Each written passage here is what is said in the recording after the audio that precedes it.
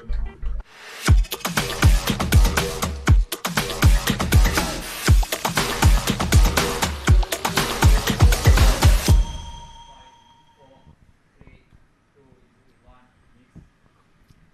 very good morning to all the viewers here from Papare.com, and it's live at the Colts Cricket Club. Another beautiful, warm, humid, sunny day here in Colombo. So the match between the New Zealand Over-50s and the Zimbabwe Over-50s. So far they have played 3 games each. Zimbabwe winning comprehensively yesterday, getting out the Namibians for 98 with an impressive performance, bowling performance by Nalaka Fernando, picking up 5 wickets for 23 runs, and that was their first win yesterday. And prior to that, they lost 2 games.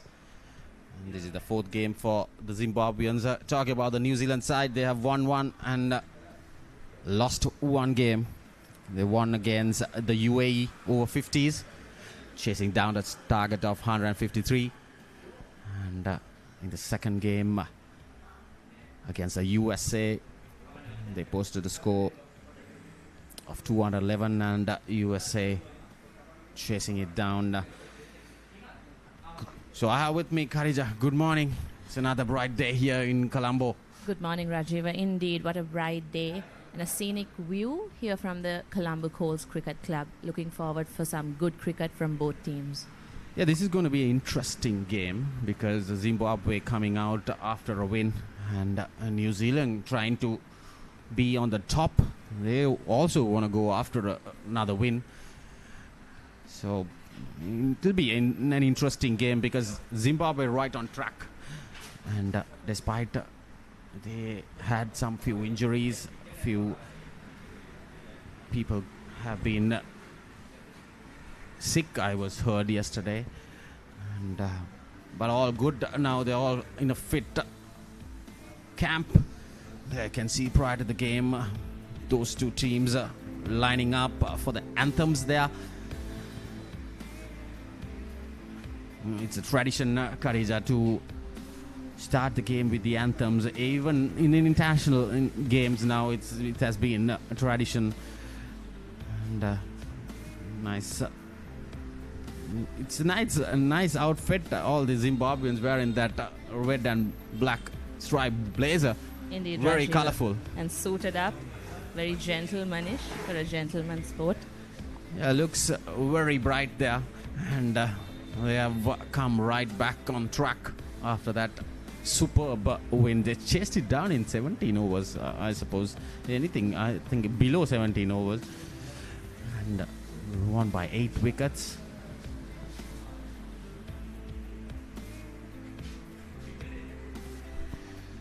So we will go back to the center now. We have Nathan Coggins there to give the expertise of the pitch report today. A very good morning and welcome to the Colombo Colts Cricket Club's ground here in Havelock Town. I'm here for the pitch report of the IMC Over-50s Men's World Cup fixture between New Zealand and Zimbabwe. Bowling up from the Park Road end, looking at the right-handers off stump. There's a bit of a patch here. Should be very challenging come the second innings. Spin should be the way to go at Colts today. But towards the middle of the pitch, on a good length, let's say for the fast bowler, there's a bit, it's very hard. Should be easier batting. Aim for the batsman today would be to play themselves in, and we've seen in previous matches that if you do play yourself in, get through those first few overs, you really can bat long and bat hard. Aim for the captain winning the toss today, I say, would be to bat first, as this pitch is a used wicket with a covering of grass that's been rolled in. So it should deteriorate as we move forward with the day's proceedings. Anything above 200 will be a competitive total here. Trial by spin, and I'd say 230 will be a winning score.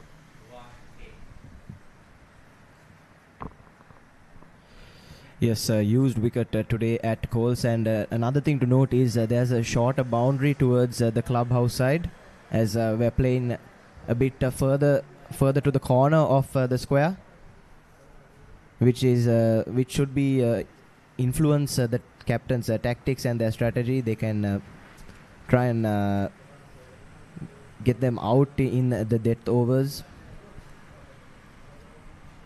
But yes, I'm 100% sure that the captain winning the toss today would want to bat first on a used surface, considering it should be more spin friendly, especially as we go on in the day. Today is a very hot day as well in Colombo. The pitch should open up. That grass on top, the grass covering should dry up, and towards the middle to the latter part of the second innings, it could even become a minefield here at Colts. Right then, let's see what our captains think of the pitch. It's back down to Rajiva for the toss. Good morning, everyone. So we are here at the toss, the game between Zimbabwe Over-50s and New Zealand Over-50s. So I have with me here the on-field umpire from Australia, Jeff Charlesworth, and from Sri Lanka, Asoka De Silva, and Brand Goodwin from Zimbabwe Over-50s, and Adil Sumani from the New Zealand Over-50s. So Adil, you have the coin, you can spin it. Heads is the call, and it's the tails. So Adil, you won the toss. What are you going to do? We'll have a bowl first. Adil, what sort of a score that you want to restrict Zimbabwe today? Oh, as low as possible, that would be great. But look, we just got to see how the wicket plays. But I think we want to try and restrict them. Anything under 200 would be great if we could. So how were the two games so far? You won one game and you have lost. The game that you won was chasing down. Yeah, look, it was, and that's probably some of the thinking is maybe chasing might suit us a little bit. Look, we obviously lost the one against the US, and look, we've debriefed on that, and there's a few things we could have done a lot better. But look, we're ready to go today, and looking forward to this one. All right, good luck. Grant, welcome back to the side. How was yesterday, the rest day for you? Not very good. I spent half the day at hospital and half the day in bed, so ready to go to. I suppose you're fit enough today? All good to go? Fit enough yesterday, mate. I was just told by doctors no. So what sort of a total that you want to give the New Zealand side today? It's very hard to pick totals, as you well know, on this, but in this competition, anything over 200, 220 on most of these grounds is a defendable score if you bowl well and bowl one side of the wicket into your field. New Zealand have played, this is their 4th World Cup, they've been in the top 4 all the time, so they're one of the king of the mountains that we need to knock off the perch, so we're going to give it our best shot. We're known as fighters, and we'll try and post 200 plus and see how we go from there. Good luck, Brian, for today. So the news from the center is New Zealand Over-50s winning the toss, and they will have a bowl first. Bit of an interesting call there from Adil Somani, the captain for New Zealand. Khadija, I suppose that's because New Zealand actually won their only game of the tournament so far, chasing. Indeed, Nathan, could be a strategy from the team. Yes, not playing to conditions, but rather playing to their strengths, which is great to see. And we look forward to what's going to happen, because New Zealand chose to bowl first, but according to the pitch expert said batting first would go, as the pitch is a spinning pitch today. Yes, taking a look at the surface again. Towards the center of the surface, actually, it was a bit harder. Colts is generally known to be a batting wicket, but since this is a huge pitch with some grass covering, there are some rough patches as well. It could be more conducive towards bowling in the second innings. And with the grass covering, there could be some seam early on, which the opening batters for Zimbabwe will have to negate. As you can see there's a nice grass covering on the pitch, rolled on with the heavy roller. Lot of problems for the batsman when facing up from the Park Road end, actually, rather than the Havelock Park end. Any right-handers batting from the Park Road end will have some serious problems for them, especially when facing up to the spinners. So we look forward to what what Zimbabwe has chosen in their batting. Yes, New Zealand actually won their first game of the tournament, and that was chasing. They lost Their last match was actually a defeat where they had 150. Their total of 150 chase down in just over 30 overs, which should be hurting them. Zimbabwe, on the other hand, I believe lost their first 2 games before winning yesterday. So both teams are equally eager to win this game. Yes, considering they both got a couple of losses on the board, this should be a must-win encounter, I would say, for both sides, especially Zimbabwe, since they played a game extra as well. Indeed, Nathan, and there were a few injury concerns for the team, so we'll wait and watch.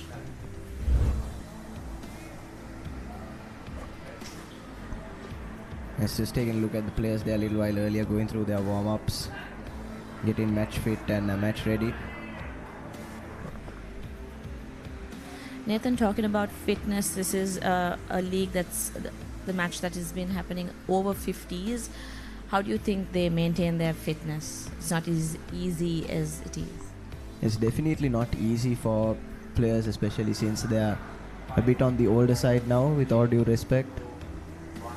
But most of these players have played first-class cricket. Some of them have played international cricket as well, so they'll know what to do. They'll know about their nutrition. They'll know about the fitness regimes they need to maintain to stay match fit.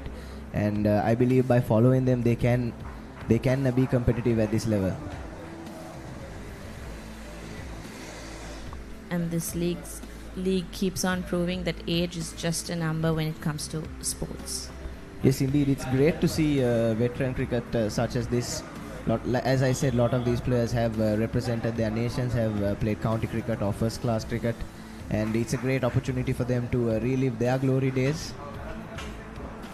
And it's some great entertainment for the fans as well. We've seen some matches so far go way down to the wire, and I'm sure all our viewers are watching in readiness to see, and they'll be hoping that we have another nail bite on our hands here at Colts today.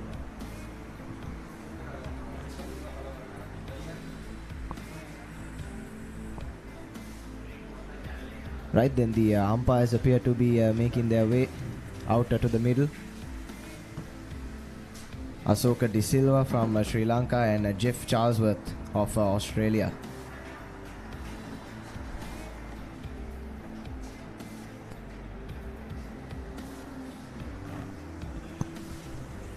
Another factor to note is Khadija, the pink ball that's been used to play this tournament. Pink ball a little harder, a more pronounced seam. And that has been helpful for the fast bowlers so far, as we've seen in the games that we've had in the past week or so. So, Nathan, with your expertise, differentiate all 3 balls. Yes, I'd say the pink ball was initially made for playing day-night test cricket. It's, as I said, much harder if you try catch it. It hurts your fingers, it hurts the palms a little more. And especially on subcontinent pitches like this, where there's not much assistance for the fast bowlers, there's a little bit more carry, a little bit more seam, a little bit more bounce, which is sort of a new challenge for the batsman, rather than if they played with the white ball or the red ball. So you say it's going to be a challenging game? Yes, especially in the first few overs. We've seen a lot of wickets go to the new ball. As we take a look at the team cards. For Zimbabwe, Brian Goodwin returns to skipper the side. Malcolm Jones, wicket keeper. Rick Jarvis, Jim White, Jason Oates, Emlyn Kuhn, Nalaka Fernando, Gavin Lindsay, Mark Warhurst, Craig Parsons and Tim Trombus. And then for Zimbabwe, we have Adil Somani, captain, Mason Robinson, wicket keeper, Richard Petre, Andrew Hoare, John Gary, Damian Grant, Scott Warren, Kelvin Scott, Greg Foster, Lee Borkowski, Vishal Dubey. Familiar surname, isn't it, Nathan? Dubey. Yes, Shivam Dubey, all-rounder for India. Performed well, I believe, in the recent T20 series against England.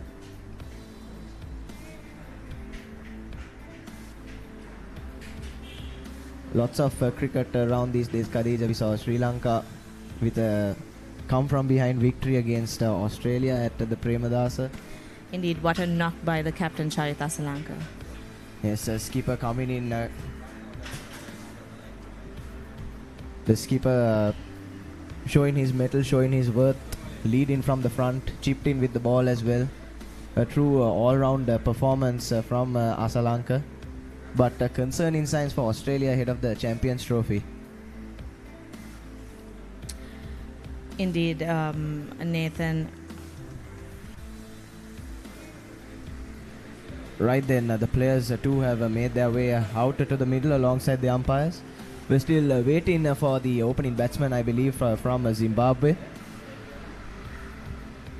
Adil Somani there alongside his bowler, just getting the field right. As I said, with the mismatch in the boundary lengths, the field setting should become more and more important. And Zimbabwe there, two openers making their way out to the middle. Jarvis and White. White choosing not to don his helmet, Khadija. Pretty interesting call. Pretty interesting. Yes, but Zimbabwe, as always, in their colourful red and yellow kit, opting for yellow pads for this tournament. Really stands out.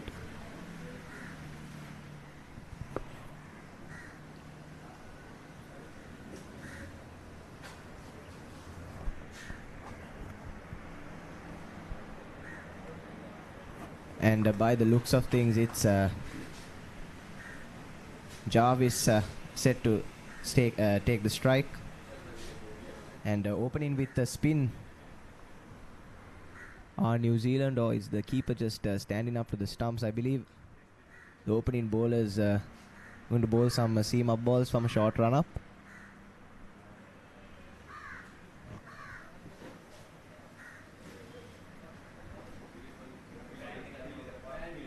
Scott for New Zealand.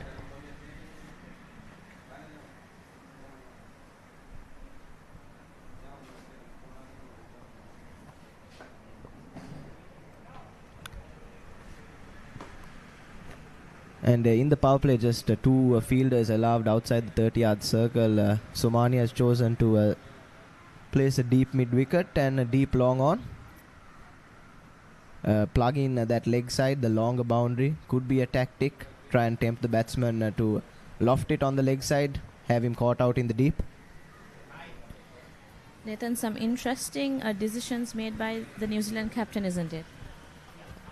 Yes, some tactical decisions, and as I said, he's playing to his strengths rather than playing to the conditions. As we have our first ball, straight away, as predicted, some movement off the seam, and with the angle, just tucked into the leg side for a single, and Zimbabwe off the marker straight away.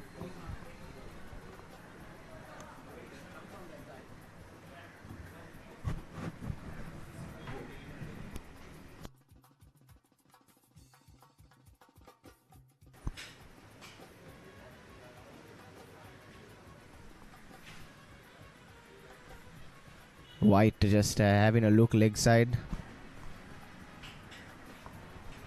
And this time Scott has sent that one down the leg side. Concedes 2 extra runs for his team. And once again, Khadija, some movement as we take a look at the replay. With the angle and off the seam. And Scott not compensating for that enough and giving away those extras. Early extras. This time gets it right. Straight into the block hole. But no damage done. Safely punched away to a short mid-wicket.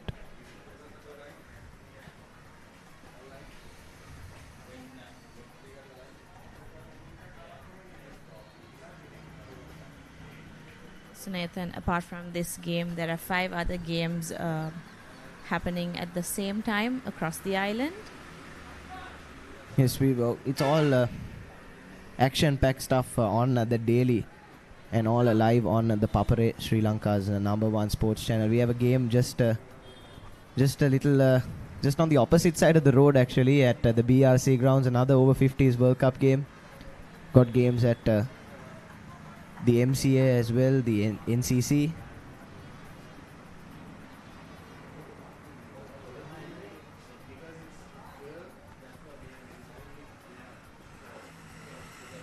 And that's a good ball there by Scott.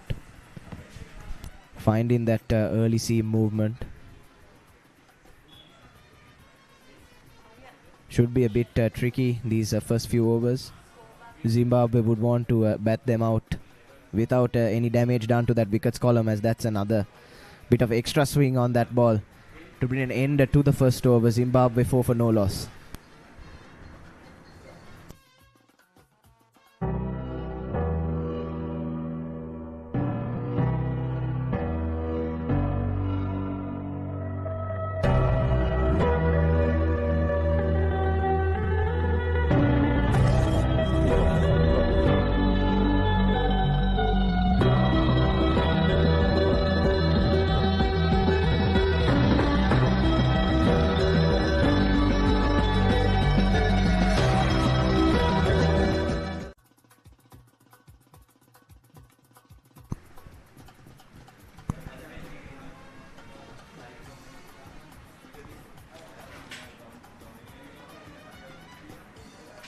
At the end of the first over, Zimbabwe 4 for no loss.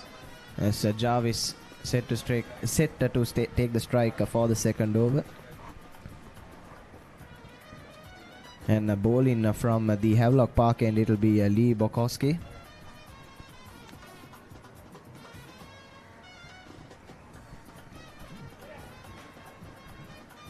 This time though, the wicketkeeper Scott Warren for New Zealand chose in to stand back. And Bokowski's got a little bit of pace about him. Some left armers. Starts with a full toss, but off the outside edge. Just to the right of slip and down to third man for a single.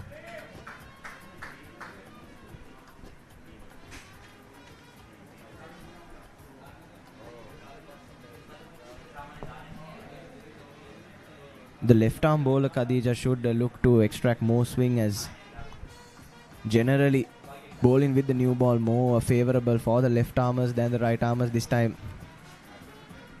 just down the leg side, once again not compensating for that swing and strain in terms of line. Down the leg side for another extra. Nathan, other early extra is going to cost New Zealand a lot. This time Magdo gets the ball spot on, right in the block hole with that late movement back into the right hand. Fortunately for White, manages to get a little bit of inside edge on that one, but early problems against the swinging ball for Zimbabwe. Here's a replay of last ball. Yes, going down the leg side as well. This time once again pitches it up. Jarvis manages to squeeze it away. But coming back to your point, Khadija, extras, yes, every run counts in any form of cricket. This time once again, ball straightens up, hits White on the top of his back leg.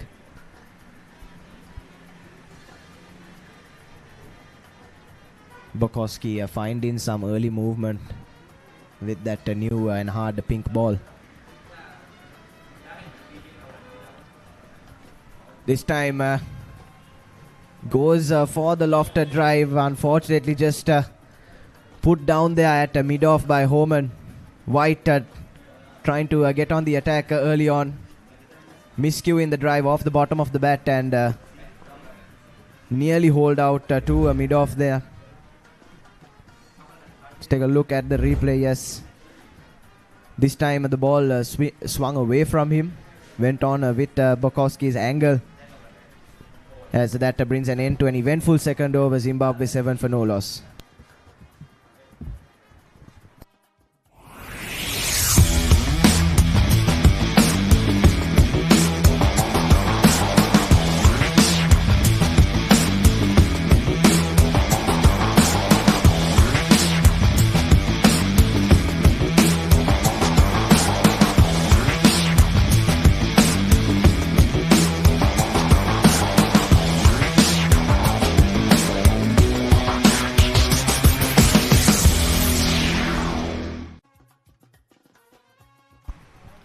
Back for the third over. It's Scott to continue from the Park Road end. This time once again White gets the drive right. Lofted beautifully over mid-off for the first boundary of the Zimbabwean innings. That'll give him a lot of confidence, Khadija. Indeed, that'll give him a lot of confidence. And here's a replay of the boundary, the first boundary of the day. Yes, attempted the same shot in the previous over, got it wrong, was put down at mid-off. And making New Zealand pay for that drop chance straight away. As he's beaten by the swing, managed to get a bit of inside edge on that one. Jarvis alert to the single on offer, and the batters have crossed over.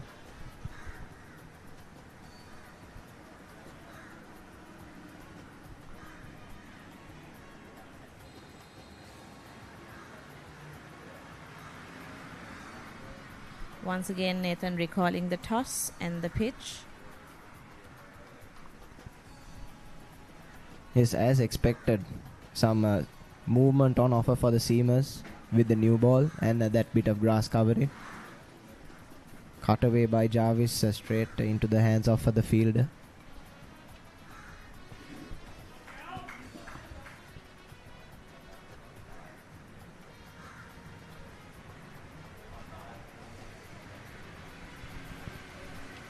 Jarvis on that occasion tried to flick that one away. Didn't make a sufficient connection. So Nathan, the Zimbabwe captain, was a bit reluctant to tell us the targeted score. What do you think should be the targeted score for today's chase? Based off my analysis of the pitch, I think anything above 200 should be competitive. I believe Adil Somani for New Zealand said that he'd want to restrict Zimbabwe to a target of under 200. Anything under 200 should be a rather comfortable chase unless we see some dramatic stuff. But anything above 220, 230 is a winning score here on this surface, especially considering that the pitch is going to deteriorate as we move further and further in this baking sun in Colombo. 12 for no loss after 3 overs. Welcome to the IMC Over-50s World Cup 2025. Experience the unforgettable moments as teams from around the globe compete for glory. 14 nations, 1 champion. IMC Over-50s World Cup 2025. Live on the Papare TV, Dialog ViU App and ThePapare.com.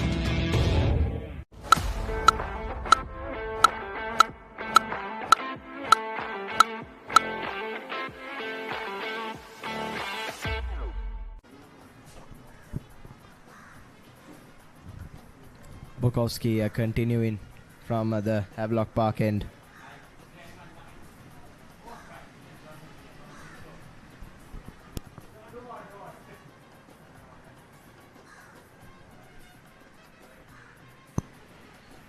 This time strays down the leg side once again. Collected by Warren. Yet another extra added to the total.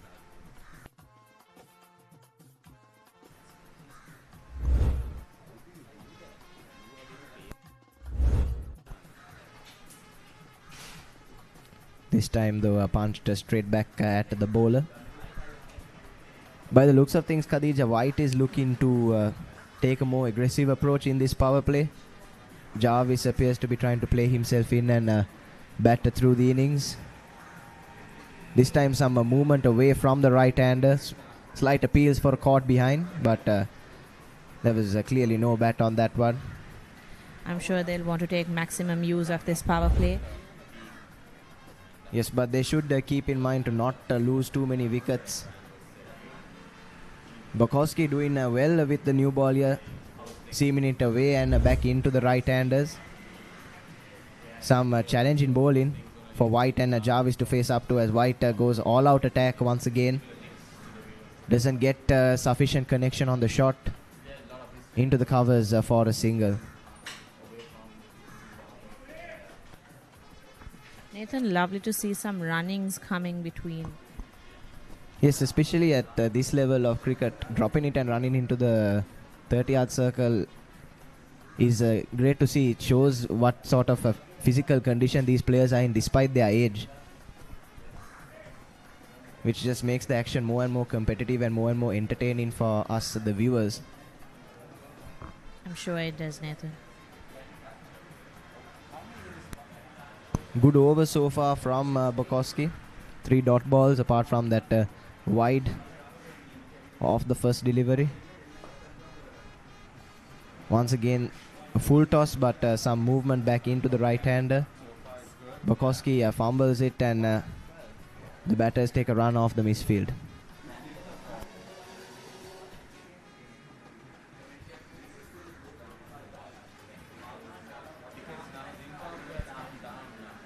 And we are here live from the Colombo Colts Cricket Club grounds. What a scenic place to play some good cricket. Yes, a good end to the over right in the block called Zimbabwe 15 for no loss.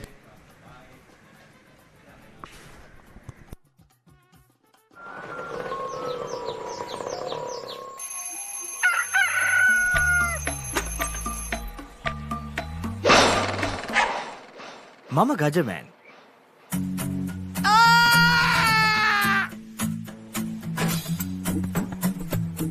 මම හැමදේම කරන්නේ බොහොම පිළිවෙල. මං වැඩ කරන්නේ මගෝරිස්තුමා. එතුමාට නම් මාව නැතුවම බෑ.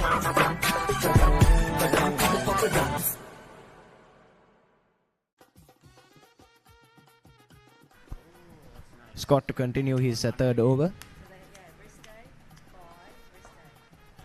Jarvis this time on the attack. Tries to loft it straight down the ground. Doesn't get all of that one. But not a catching chance since long on is deep. Batters a crossover for a single. Nathan, there's another thing that I've been noticing throughout this league, that we see bowlers back-to-back bowling, and it's not as easy as a normal cricket. This is over 50s.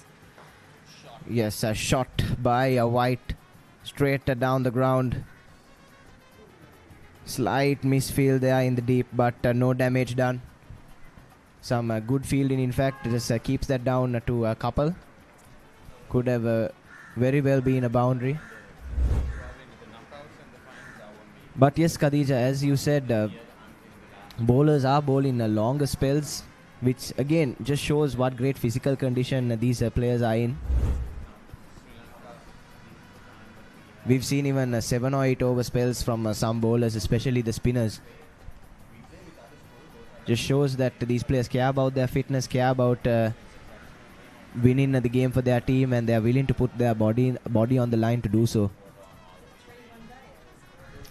I'm sure this league is gonna be inspiring for some aspiring cricketers around the world. Yes, good over so far. 4 runs off the first 3 balls. Punched into the gap at the covers. Field, brilliant shot by Jarvis. Pierced the gap perfectly. Fielder just teasing the fielder all the way to the boundary. Fielder at mid-off thought he had a chance. Probably had to make a dive to stop that one. Unfortunately, he was unable to do so.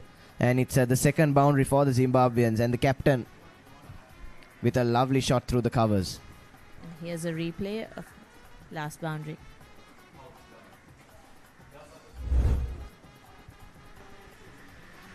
Overcompensates on that occasion, does Scott. Bowls it on the pads, and that trickles away to the longer boundary. Jarvis now underway with 2 boundaries in his last 2 balls. He moves to 13 off 15. Zimbabwe 27 for no loss with a ball to go in the 5th over. Boundary after boundary from Zimbabwe, and here's a replay of last boundary. It's going to be quite a pressure for the New Zealand side. Yes, you'd expect them to bowl a few more dot balls, especially in the opening few overs. There's still a little bit of swing movement on offer. But at the moment, these batsmen have appeared to have played themselves in and are looking rather comfortable. Negated that early movement that we saw. And it's up to them to go long for their side today. As Jarvis sends that down to the fine leg boundary off the inside edge. Could this be the 3rd boundary ball trickling away? And just stops right at the boundary edge. Fielder chases it, keeps it down to 2 runs. At the end of the 5th over, Zimbabwe 29 for no wicket.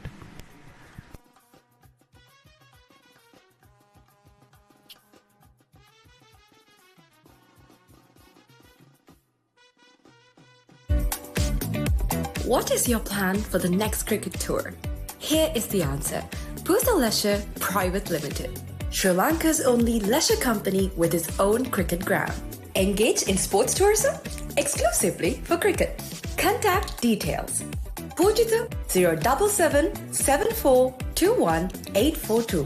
Nishani Gunasekara 076 76 17 249. So, welcome back. Zimbabwe 29 for no loss after 5 overs. So, Zimbabwe 29 for no loss after 5 overs. A very good start after winning the game yesterday. And they are right back on track now after 2 losses, and yesterday had a mighty win against the Namibians. So I have a guest with me from the Zimbabwe camp, Siobhan Goodwin, wife of the skipper Brian Goodwin. Good morning. Good morning, Siobhan. So talking about the team, yesterday you all had a massive win against Namibia, and quite an impressive performance. That's heaved over the mid-off fielder, running away to the boundary. This is a good start for Zimbabwe. And White, one of the attacking, aggressive openers I have seen in this competition. So talking about the Zimbabwe side, can you give a roundup of the players? Mostly you all are away from the country, and you have gathered here to come, and not much of a practice, I suppose, prior to this tournament. You all been away from the country, and then get together to form a team like this and coming out with an impressive performance. Where do you at the moment live, Siobhan, with Brian? Brian and I live in Noosa at the top of the Sunshine Coast, so it's just north of Brisbane in Australia. We've got 3 players from Australia. The other 2 are from Western Australia. And you're right, we come from, I think, 5 countries: Australia, South Africa, Zambia, Zimbabwe, and South Africa. Oh, so it's quite an impressive thing, because most of the other teams, they come from the same country and they form the team, they practice, they go out and do their best. But I was impressed when I was talking to Jarvis yesterday. He was saying we come from different countries, and coming around with just 3 days we got together, and he was saying that he met one of the good old mates.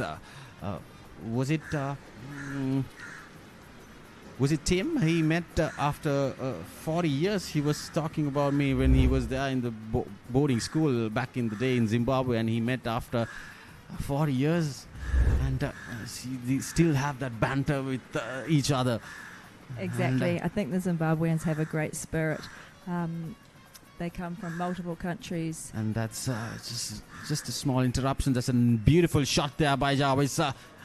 Nice cover drive. So that's the end of the 6th over. Zimbabwe 38 for no loss. England's finest return to the subcontinent. India rises to the challenge. England Tour of India 2025, 22nd January to 12th February. Live on the Papare TV HD, Dialog ViU App, and ThePapare.com.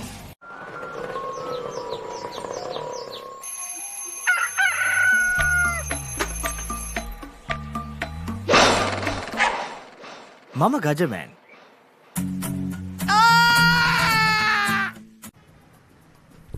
Zimbabwe 38 for no loss after 6 overs. A flying start after losing the toss. Adil Somani electing to bowl first. So talking about the different continents, you guys have come out for, not an early good start, coming out of 2 losses, but the team clicked perfectly. And now what I see, I was talking to you regarding this matter prior to this conversation earlier, that what I sense is this game is going to be very important for both the teams, and getting out with this run chase. And New Zealand will have a very good ask because Zimbabwe has some good spinners now coming from Nalaka Fernando. Kashula bowled well yesterday. And was it Wagmari?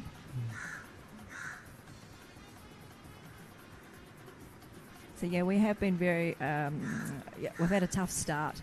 I agree with the World Cup. We can't take away from England or Sri Lanka with how strong they are. Fabulous teams, fabulous players. So good on them. But yeah, playing against New Zealand is it's going to be a tough one. But they're definitely out here to do their best and to win. We have two players we have one player, two of us that have actually got New Zealand passports. We're actually New Zealanders. I'm actually from New Zealand, and Brian Goodwin holds a New Zealand passport. Yeah, but we need Zimbabwe. It's all Zimbabwe today. We need to be putting our best foot forward and getting the big W. So we have a bowling change. Richard Petrie is into the attack from the Combox end here.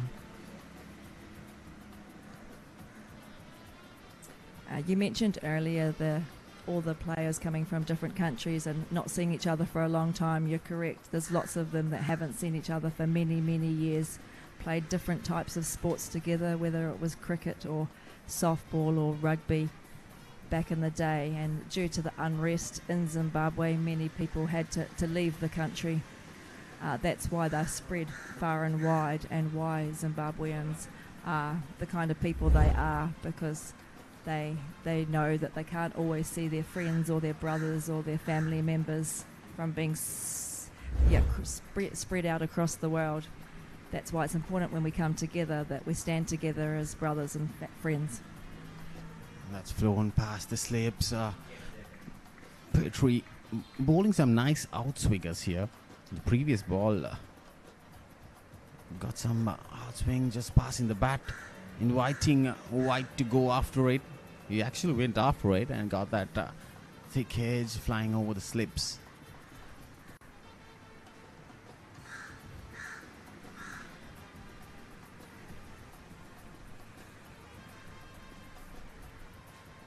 That's nicely played to the third man region for another single again. So probably that banter which these guys had back in the school days or their young teenage age. So that's the end of the 7th over, 40 for no loss.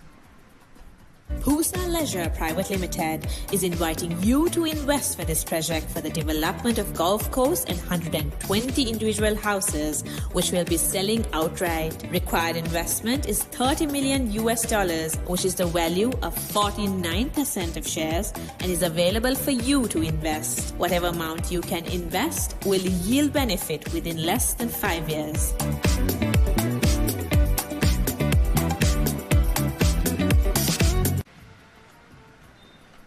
So Zimbabwe Over-50s, 40 for no loss after 7 overs. So how is Sri Lanka treating you, Siobhan? I know it's very warm, even I feel it. And it's getting warmer and warmer with the next few months to come, especially the likes of the April month is the most warmest here in the country.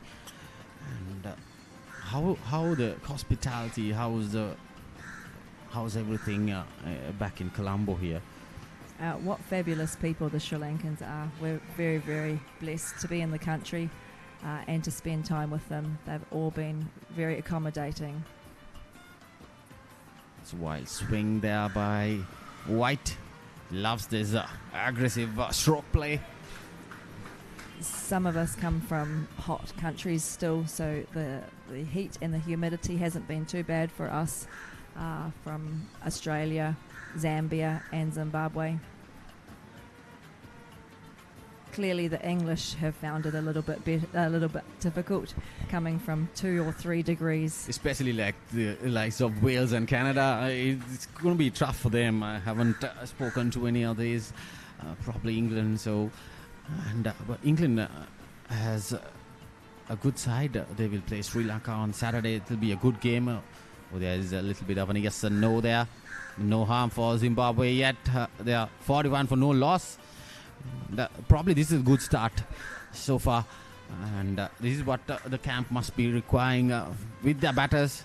Get on a good score and trying to defend that score.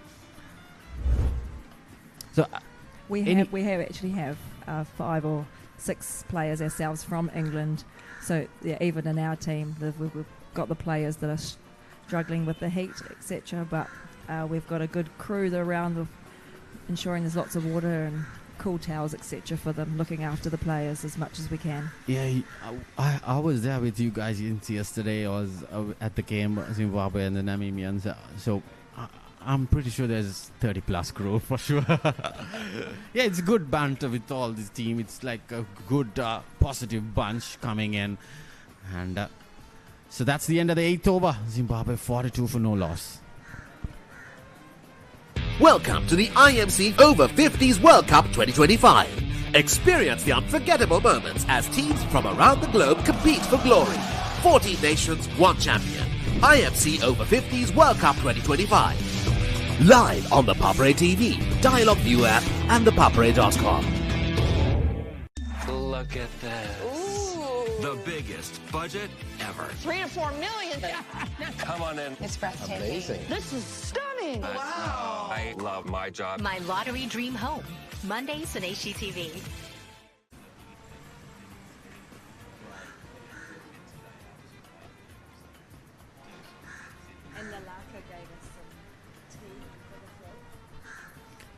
So 42 for no loss after 8 overs. Papare continues from the combox end here.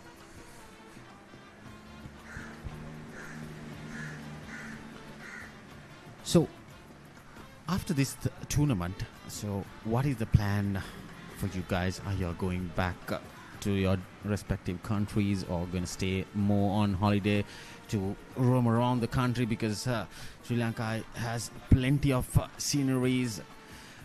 You guys can get together and go probably to the southern side of the country, which is very nice, like places like Gaul, Kandy, and probably might visit all those places, Siobhan, or just since we're hoping, yeah, we've got 3 or 4 of us that are all staying on, or 3 or 4 players that are all staying on after for a good week and visiting, and we're lucky that tomorrow it's a rest day, then we have a bye, and so our bye's in the middle and then a rest day, so we have 3 days off. So we've got some people heading to Kandy over the weekend, some people heading to Gaul over the weekend, so we can see some of this beautiful country that's here.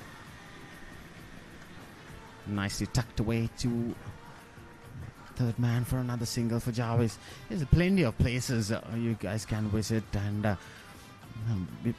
when you have 3 days off, probably it's nice to get some banter in, and probably the guys can go out to visit these places.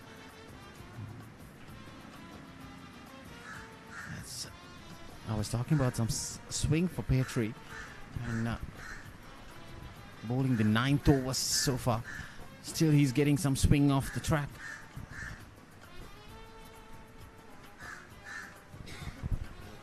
Like earlier, Nathan Coggins mentioned about the pitch report, saying it's going to be a batting track.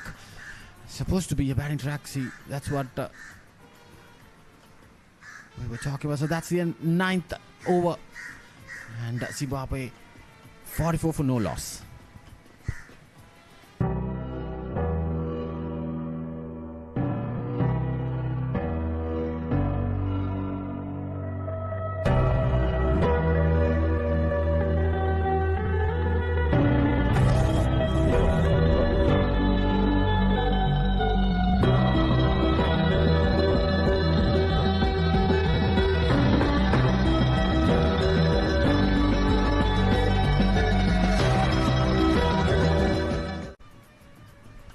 Zimbabwe's over 50s, 44 for no loss after 9 overs. A bright start here on a bright day. And Richard Jarvis on 22, facing just 23 deliveries. And Jimmy White opening the bowling for Zimbabwe. And now he's opening the batting, and he's on 18 now.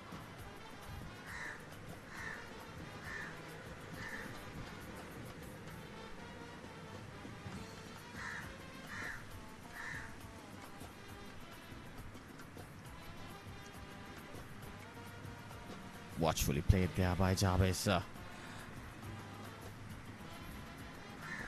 Salib Okoski bowling his 5th over. Reminds me of Neil Wagner from New Zealand. Similar kind of an action here.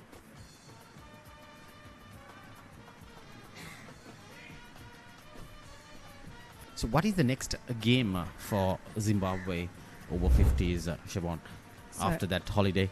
So yeah, on Monday we have UAE, which I'm sure will be another cracker game. Yeah, see, result of this game will give you guys plenty of chance.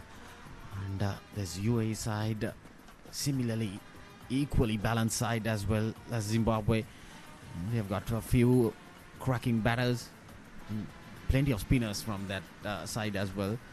So probably result of this game will bring plenty of action against the UAE side. I think I'm correct that Zimbabwe Over-50s has never played UAE at the World Cups. I was at the 2020 and the 2022 World Cup, and I'm pretty sure it'll be our first time to play them, which makes it really special. So we're very much looking. We've played New Zealand 3 times. We played half a game against them in 2020 when COVID happened, when the tournament got cancelled, and halfway through the game it stopped.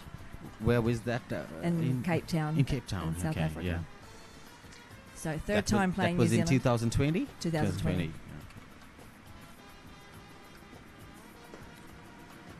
Okay. When during the COVID time, I was having a match, and the third day we didn't play because only 2 days we had to play, and that was a test match, a 3-day club match on a first-class game. So since then, there was not much cricket around for a couple of years for everyone. But right on track now with everything. So that's the end of the 10th over. Zimbabwe 46 for no loss.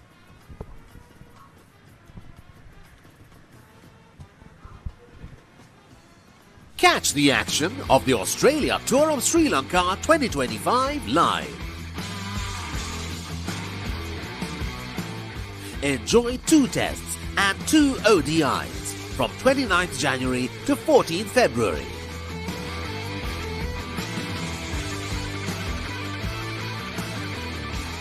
Live on Dialog Television, 10 Cricket and Sony Sports 5 HD.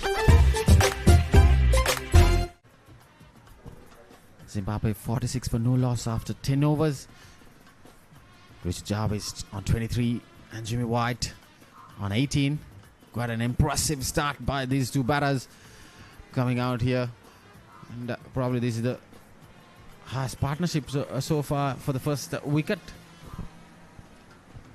for Zimbabwe Over-50s.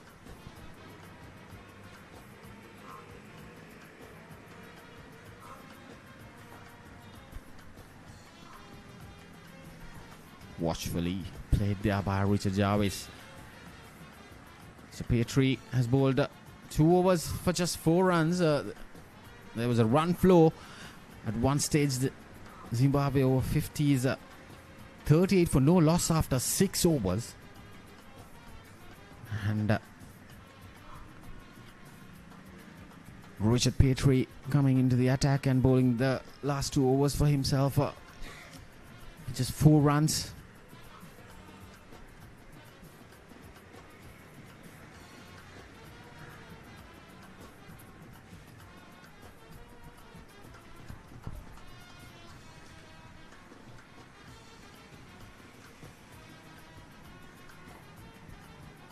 Still, Papare getting some swing off this wicket. These pink balls tend to swing a bit earlier, and probably after the 15th over it starts getting a bit of spin off the tracks mostly, but at this Colts ground it looks a very hard track, good for batting.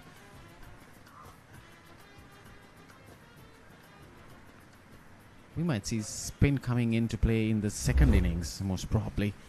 There'll be a little bit of grip off the track. Good fielding there by the New Zealand guy fielder there.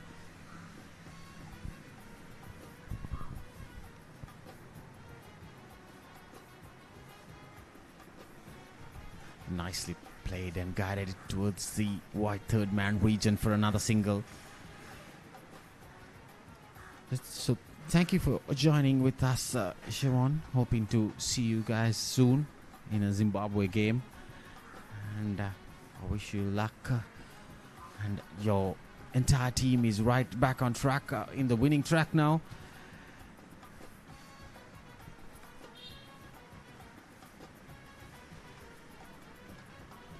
Thank you very much. Yeah. All the best to both teams. So, dot ball to end the 11th over. Zimbabwe Over-50s 47 for no loss, and we will have a drinks break now.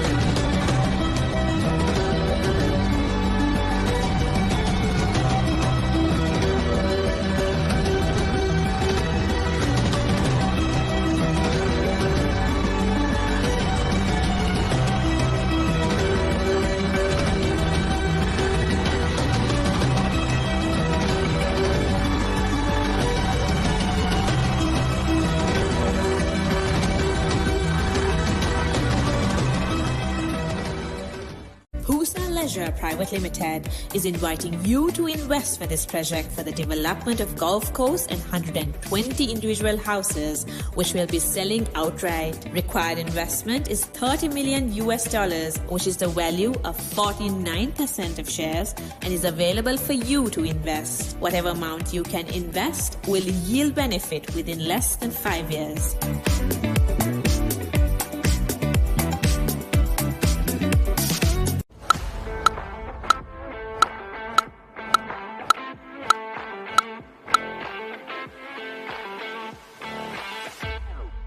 Welcome to the IMC Over-50s World Cup 2025. Experience the unforgettable moments as teams from around the globe compete for glory. 14 nations, 1 champion.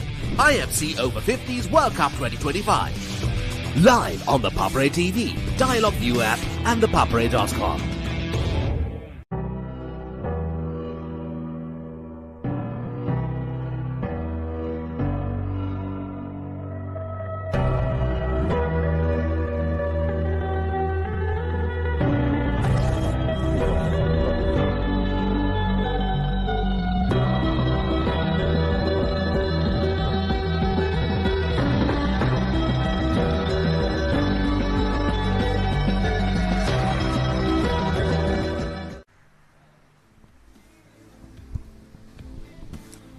So welcome back.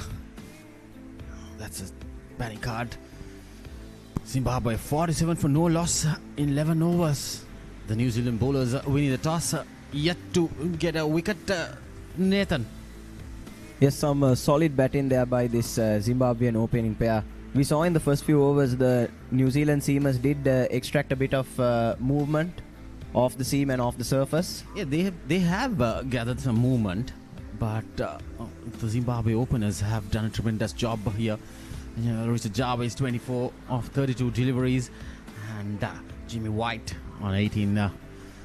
Jimmy White seems to be, for me, in the previous games, he used to attack the bowlers, but today he's watchfully, he's having that anchor role, giving that support to Jarvis.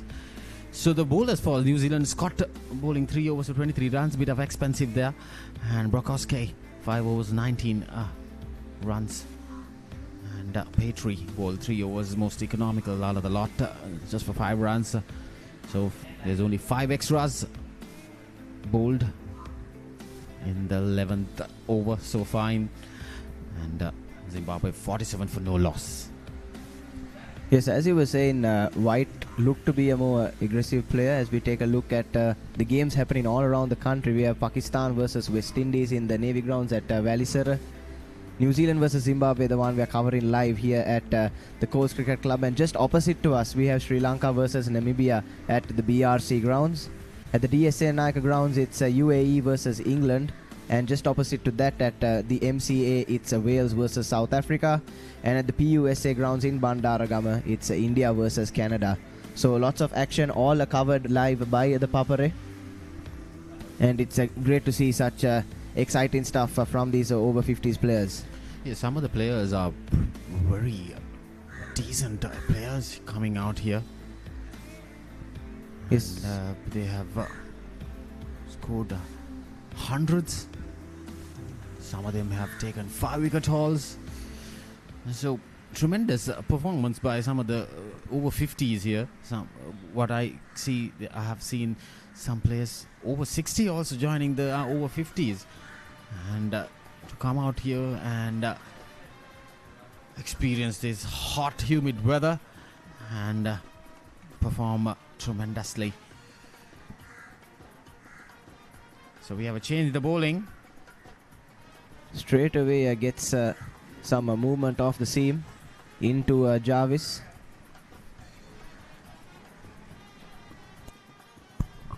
But yes, as you were saying, these players in peak physical condition. I saw in some of the games, in fact, that I went to watch live, some of the bowlers clocking even 130s, which is a great achievement at 50. That's squeezed away by Jarvis. Poor delivery, full toss. Deserved to be put away and dispatched to the shorter leg side boundary. Yeah, there's Homan coming into the attack, and this is first over. A full toss, lovely flick by Jarvis. Just raced away to the boundary for 4. No chance there for the squalic fielder. Yes, so Jarvis getting a lot of them off the middle today, Rajiv. And I think that's why White has chosen to sit back a little and play that anchor role. Yeah, White has been the second fielder. Normally he used to be the attacking role, batter for Zimbabwe. So we got 3 fielders back in the boundary line for Homan. One at long on, long off, and the other one in the boundary line at squalic region. Yes, Homan in his first over finding a little bit of movement. Shows that there's still something out there. Once again, a full toss, poor delivery. Yeah, that's a juicy full toss for Jarvis. And, driven straight to long on there.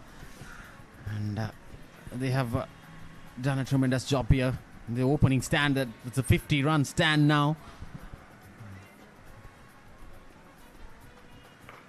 Received, not taking that ball cleanly, getting a bit of a bottom edge. So that's the end of the 12th over. Zimbabwe over-50s, 53 for no loss.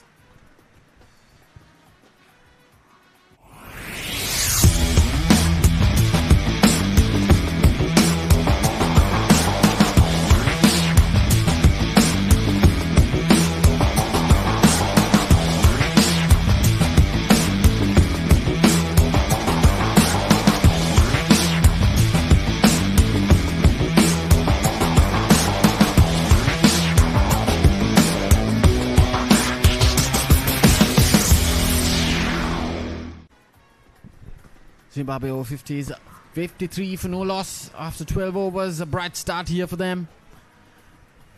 Petrie to continue from the Park Road, and he's bowled well so far.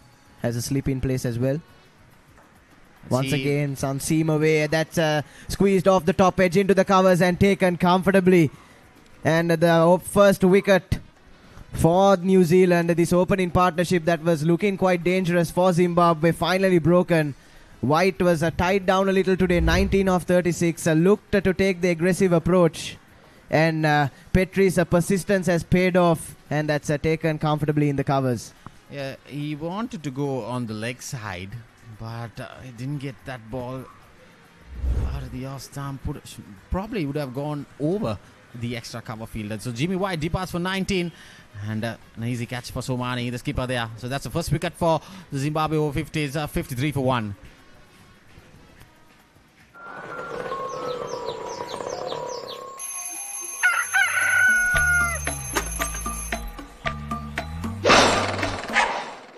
Mama Gajaman.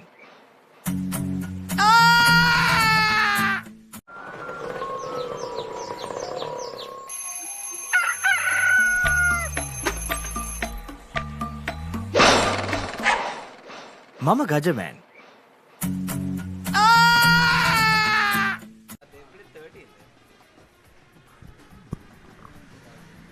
Yes, welcome back, and Zimbabwe have just lost their first wicket for 53 runs. A good opening partnership, Rajiv. They saw off that new ball, and now it's up to the middle order to capitalize on this good start. Yeah, indeed. So bright start again. I mean, that would have been the best opening stand for the Zimbabwe Over-50s, and that brings Jason Notes, the handy left-hander.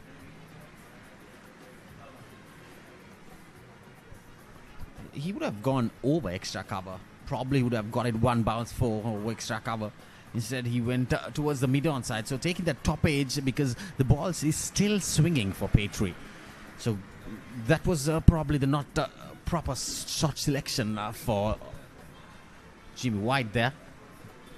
Yes, didn't anticipate that late movement of the seam, and that proved to be his downfall. As you said, Rajiv, that over the extra cover, that lofted off drive would have been a better option, as straight away Oates punches it down the ground for a single. He's off the mark. But Papare has been really good so far. He's been consistent. He's been bowling a consistent line and length. Yeah. He's been extracting whatever movement was available, and he's been rewarded for that. As we take a look here, he went after it. It was a wild swing towards the mid-on leg side region, taking that top edge. An easy catch there by Adil Somani, the skipper or New Zealand Over-50s there. Probably one of the simplest dollies. Yes, dolly, as some would say. But yes, especially going for a wild hoik there, as Jarvis punches beautifully through the covers. Ball is trickling away towards that short boundary, just dies down a little. That's what I was talking about. The swing goes away, the right hander. So go with the swing. They say when the spinner is coming, you go with the spin. If the ball is going away, go on the same side. So Jarvis is doing that perfectly. He drew that past the extra cover fielder for another 2 runs. See, what I was talking about, still we are on the 13th over, and Papare getting some swing still. Yes, that seam on this pink ball is a lot harder, and when you manage to hit that straight onto the deck, there is some sieve movement on offer for the bowlers, even I would say in the 15th over. But these are the last few overs that they can extract that seam movement. I believe once the spin comes into play, and once the ball gets a bit more scuffed and older, this that seam should disappear. Quick single there again for Richard Jarvis. So normally calls the Colts Cricket Ground, and even if it's a 10 o'clock start, normally in the club games, what I've known is that you get that swing in the first over. I mean the first hour. Plenty of swings, the likes of the fast bowlers. Probably they haven't introduced any spinners yet. You might get that spin as well because of the little bit of the dampness in the track early morning. So that's the end of the 13th over. 57 for 1.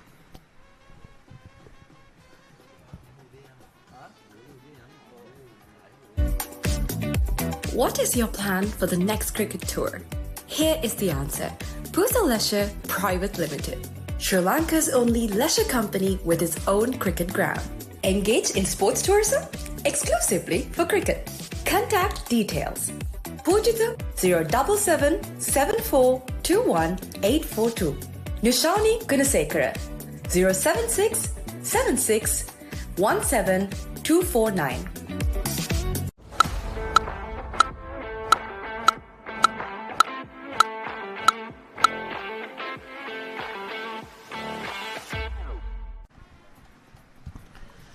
So after 13 overs, Zimbabwe Over-50s 56 for 1. Good start for them. Homan to continue from the Havelock Park end. Drops it a shot. That's a cut away by Jarvis, who's seen the ball like a football at the moment. That's a trickling away to the point boundary. Chased down by Warren. And 2 more runs added to the total. Jarvis looking in pristine touch, Rajiv. Yeah, he looks to be in top form here. He's so far 34 runs in 41 deliveries. Looks batting according to the track here now. He needs to stick in there.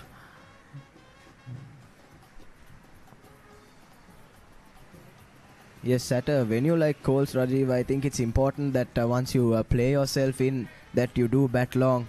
As you would know, as someone who's opened the bat in on this very ground. Yeah, I have played few games here, especially in the club cricket arena. It's supposed to be a very good batting track in the daytime when the sun hits this soil in Colts. Ball comes into the bat perfectly.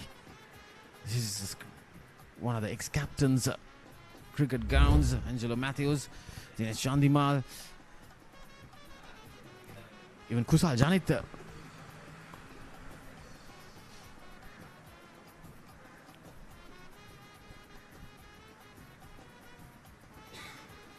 Short ball once again. Jarvis tries to guide that one between the point and short. Third man is unsuccessful. Yes, a lot of big names have played for Colts. I believe in the current setup they have Akila Dhananjay as well, the premier spinner for Sri Lanka.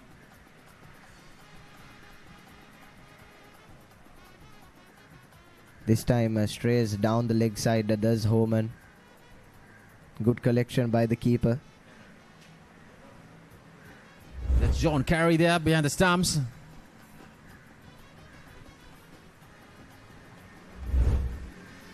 Sorry, Mason Robinson. Mason Robinson is behind the stumps. Quite a perfect leg side collection there.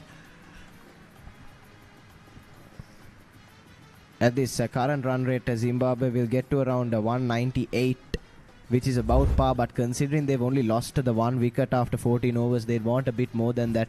And especially since Jarvis has got his eye in, they'd be hoping he carries on, gets past 50 and hopefully towards a 70 or an 80 or maybe even a century. Yeah, Jarvis needs to stick there and guide the team because he has seen the ball now. And if Zimbabwe Over-50s needs that 200 plus run mark, earlier against the USA in the second game, they batted first, managed to score 211 against the USA, and USA chased it down pretty comprehensively when they were like 53 for 4, and they have chased it down against the Zimbabwe Over-50s. Yes, defending a target doesn't appear to be Zimbabwe's strength, as that brings an end to the 14th over. It's 61 for 1. Welcome to the IMC Over-50s World Cup 2025. Experience the unforgettable moments as teams from around the globe compete for glory.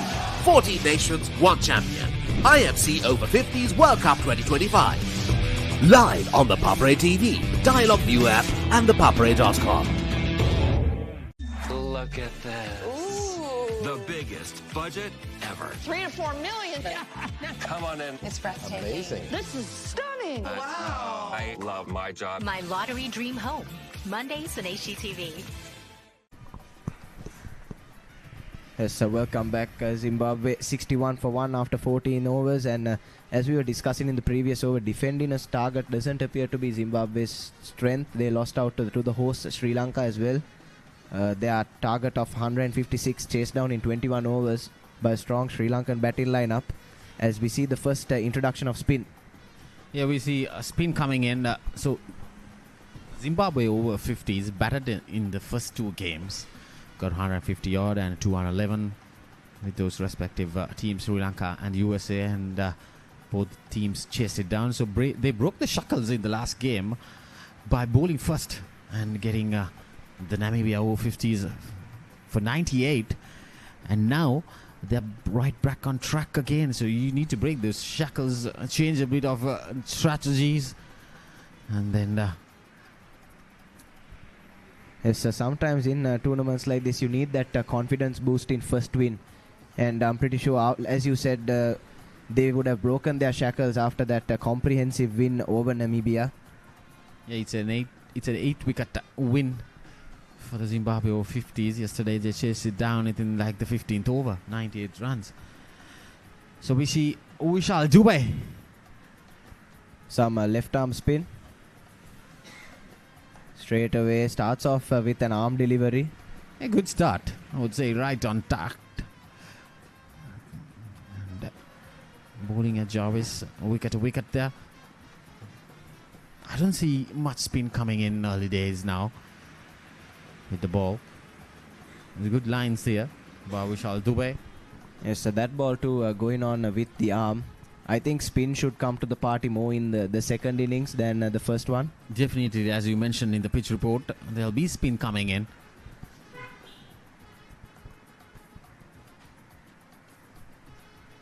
That's wide call there by the umpire, Asoka De Silva from Sri Lanka.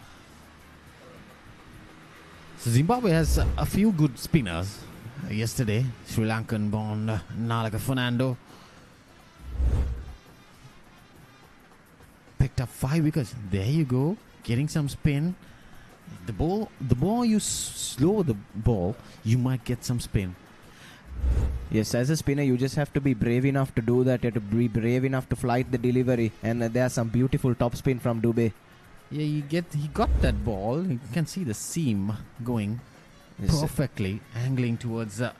There you go. I was talking about the seam going, angling towards the point region. Easy catch there by Papare. And Richard Jarb is trying to guide it towards the short third region, getting the thick edge.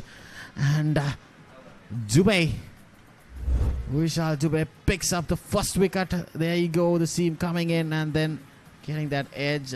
Didn't get that spin much, but the ball straightened up and getting that thick edge. And Javed Zipat for 35 in 49 deliveries. So Zimbabwe over 50, 62 for 2 now.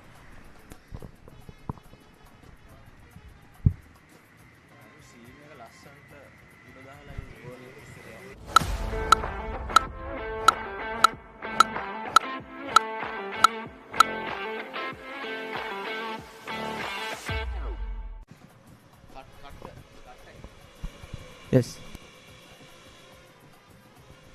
So 62 for 2 now. The Zimbabwe Over-50s, both the openers are back in the hat now. Yes, after providing a strong platform, both of them have thrown away a start which will be concerning for Zimbabwe. They would have expected at least one of them to go on and bat through the innings. Especially Jarvis, he was looking in great form. 35 of 50 balls. But some cunning ball in there by Dubey. Really using the seam to his advantage. And as we said, he's just straightened that one up. Caught Jarvis off guard and he's edged that to Petrie, who pouched it at first slip. Yeah, the previous ball of the wicket, he bowled a wicket on the stumps and got some spin and bounce. And the next ball, the wicket-taking ball, he just bowled outside the off stump. And Javed thought he might see some spin. But the ball went on straight and getting off that thick edge. And it flown straight to the first slip there by Petrie. Yes, as that brings Emlyn Kuhn to the middle. Right-handed bat.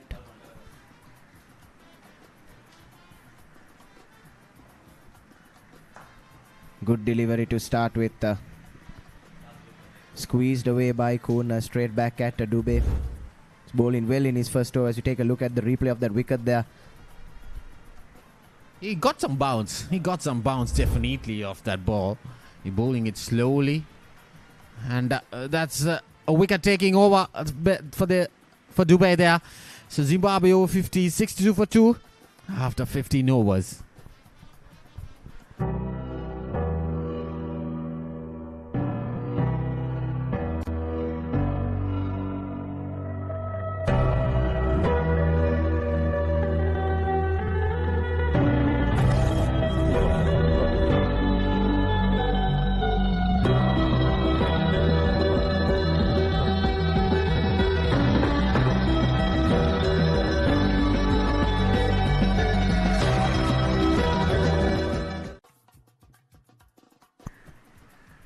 Yes, Zimbabwe 62 for 2 after 15 overs, and joining me up in the comm box now is Shamind.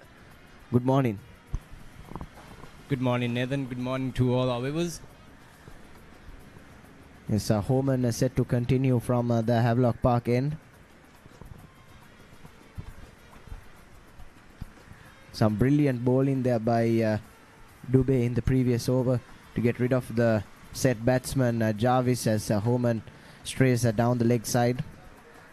A smart bowling by Dubey in the previous over. Really set the wicket up for himself. Loosener to start off.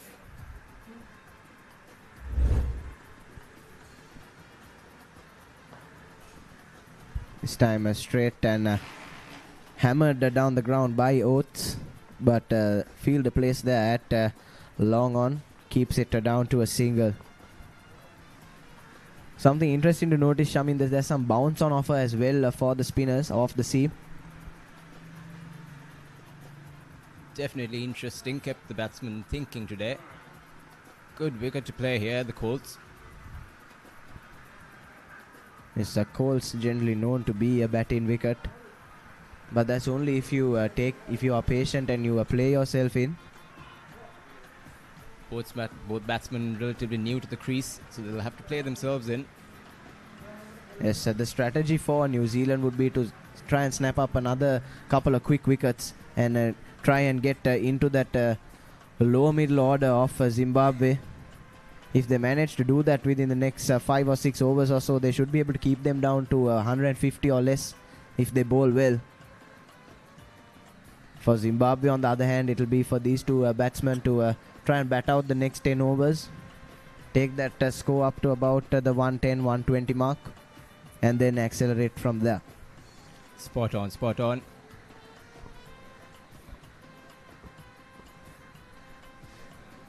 Homan comes in to bowl his second.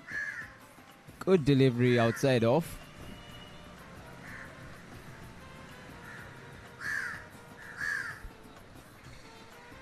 Yes, still even in the 16th over, some seam away there from the left-handed Oates. This time a dip in full toss. Oates can only squeeze that straight back at Homan.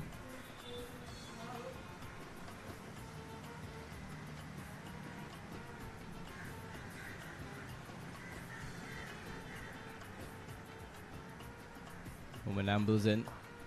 Full delivery, heaved over to long on for a single. There's some good field in there by Bukowski on the long on boundary. Brings an end to the 16th over. Zimbabwe 66 for 2. When Simon says grill, you know it's going to be fantastic. Life is good. When Simon says season, you know it's going to be flavorful. You're gonna love it. When Simon says add some cake, you know it's going to be fiery. Things are spicy in here. When Simon says cheese, you know it's going to be cheesy goodness. Blew my mind. Make it like Simon does. Simon's Dinner's cooking out. Thursdays on Food Network.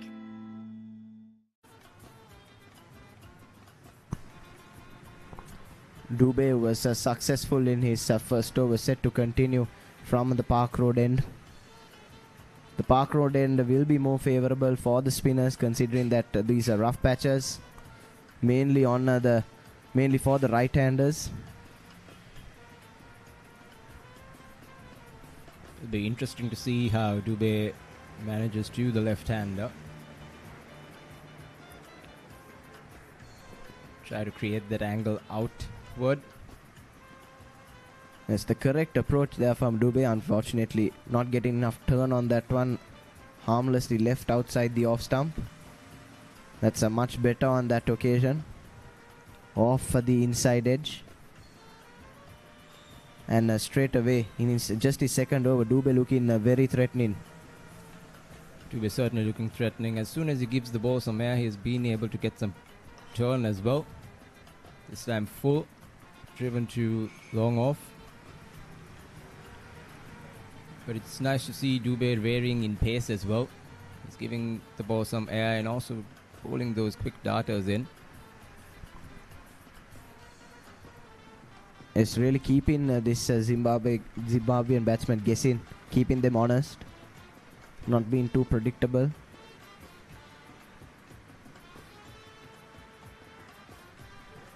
This time floated up outside the off stump, tried to make use of that rough. Defended well by Kuhn.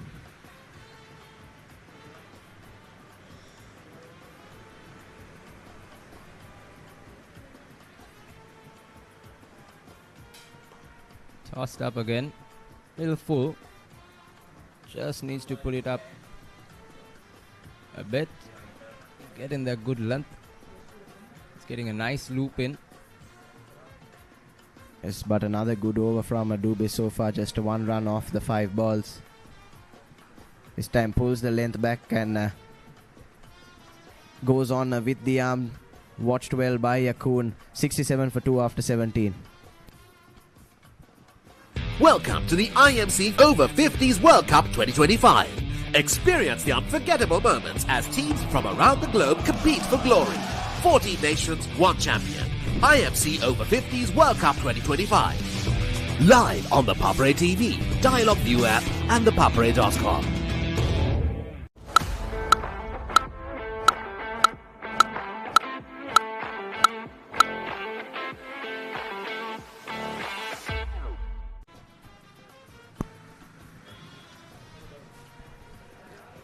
Homan to bowl his 4th.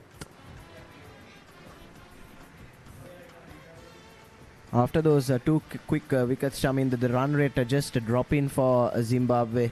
They've only scored 21 runs in the last 7 overs. They were 46 for no loss after 10. So good little period for New Zealand. As that seems away from Otsu, lets it go outside his off stump. Yeah, Oates and Kuhn both are relatively new to the crease. So still playing themselves in, but Dates has taken the brunt of the deliveries. Full toss this time, punched into that vacant extra cover region. And Oates gets his first boundary. That'll bring him a lot of confidence. The total moves up to 71. Brilliant shot by Oates, taking full use of that loosener.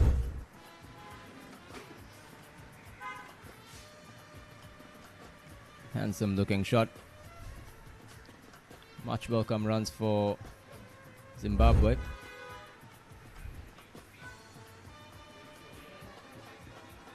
Homan down the leg side this time. One added to the extra tally. Homan has been relatively loose today compared to his other bowlers.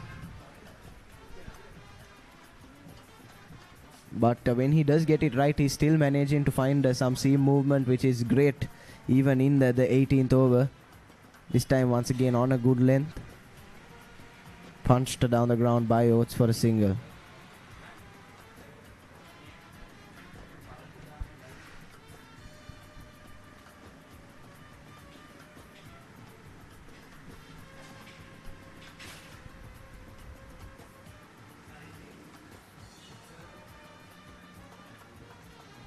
Strategy most likely by New Zealand to get this pace on from one end to create some rough patches and get Dube really in the game from the Park Road end.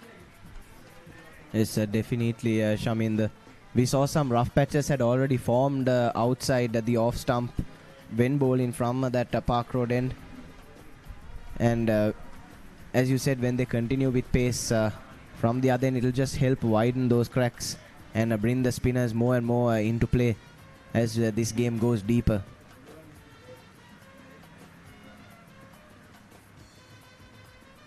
But I doubt that the Zimbabwean spinners will be complaining too much because they have a second use of this surface. It'll help them even more than it's helping this New Zealand attack so far. For sure, we're just about to mention about the second inning to come. And knowing the Zimbabwean line, do have good spinners up their ranks. So encouraging signs. But either way, right now they'll need to put their heads down, get a decent score on the board. As the 18 comes to an end, Zimbabwe are 74 for 2.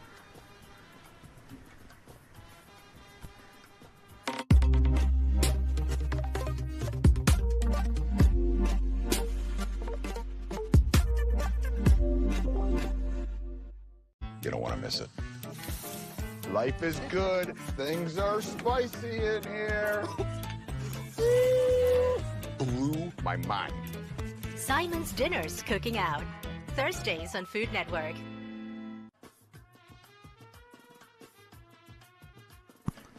Dubé to continue with his third.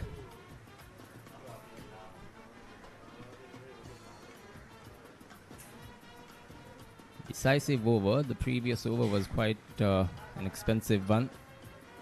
8 coming off it. So Dubé would really want to run the runs dry. Good start there, pitching outside Oates' off stump. As you said, Dubé will look to drag a few runs back in this over. Oates are trying to counter that spin by using his feet. Dubé alert to it and just shortening his length. Another dot ball.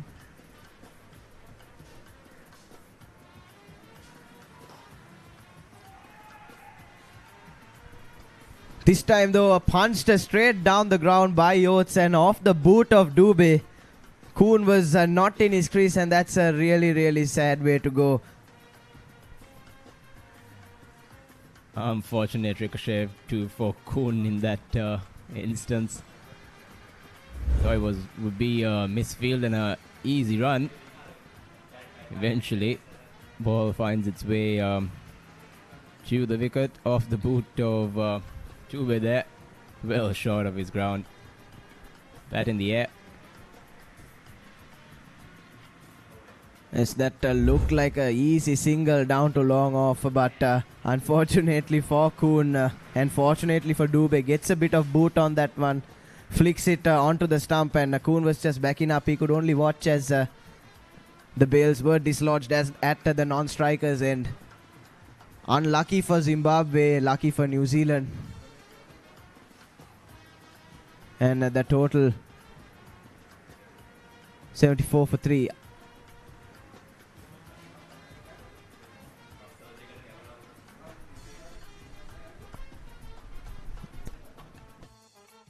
Pusa Leisure Private Limited is inviting you to invest for this project for the development of golf course and 120 individual houses, which will be selling outright. Required investment is $30 million, which is the value of 49% of shares, and is available for you to invest. Whatever amount you can invest will yield benefit within less than 5 years.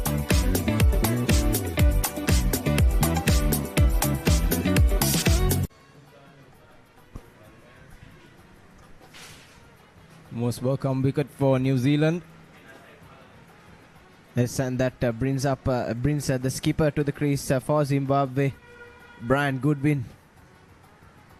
He'll be at the non-strikers end.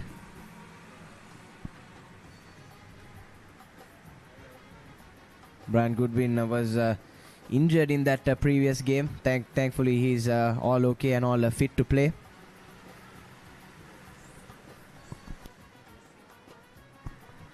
I beg your pardon, he was out with illness rather than injury. Thankfully, he's all ready to play. He's padded up and at the non-strikers, and he'll have to perform a bit of a rescue act for his side. 3 wickets in quick succession. This time punched down the ground by Oates. And the batters change ends for a single. Goodwin now to take strike off his first ball.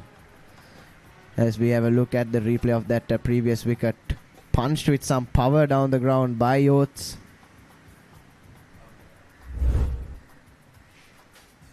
And unfortunately for Kuhn, just off the boot of Dubé. Not the way we expected to see a wicket go down here, Shaminder. Not at all, but most welcome. New Zealand will take it. Brings the skipper to the crease. Skipper of Zimbabwe to the crease. So the skipper is welcome. Is now met with the vice captain. So lots of responsibility on these two leaders. Yes, and this pair will have to lead from the front if Zimbabwe are to post a competitive total. They'll have to bat out the next 5 to 10 overs or so without any further damage to that wicket column. As Kuhn once again confidently punches down the ground. Oates is looking in good touch. He's on to 11 off 18. That's an end to the 19th over. Zimbabwe 77 for 3.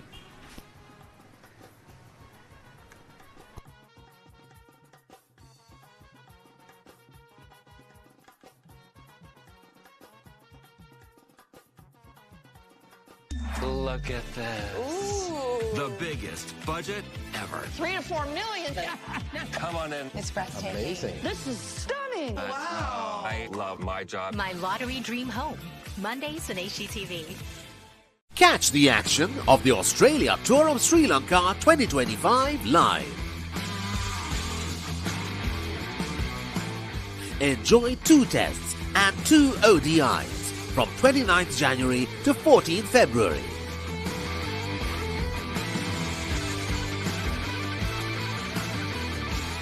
Live on Dialog Television, 10 Cricket and Sony Sports 5 HD.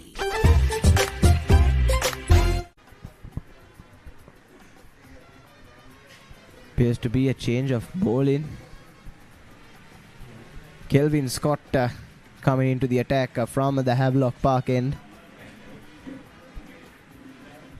Somani just getting the field right.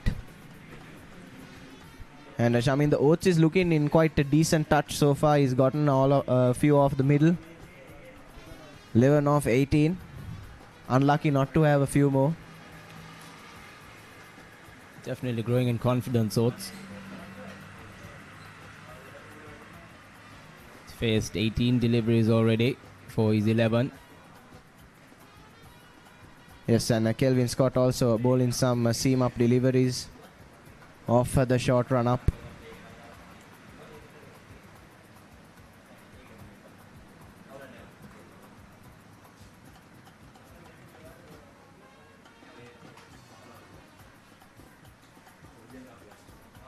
New Zealand keeping to the seam spin variation on the 2 ends.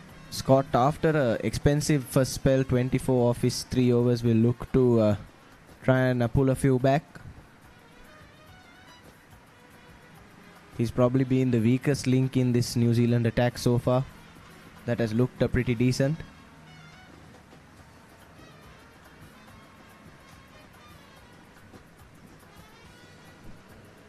A change of ends for Kelvin Scott. He opened the ball in from the Park Road end. Second spell from the Havelock Park end. As that's squeezed away by Goodwin straight to the field at mid-wicket.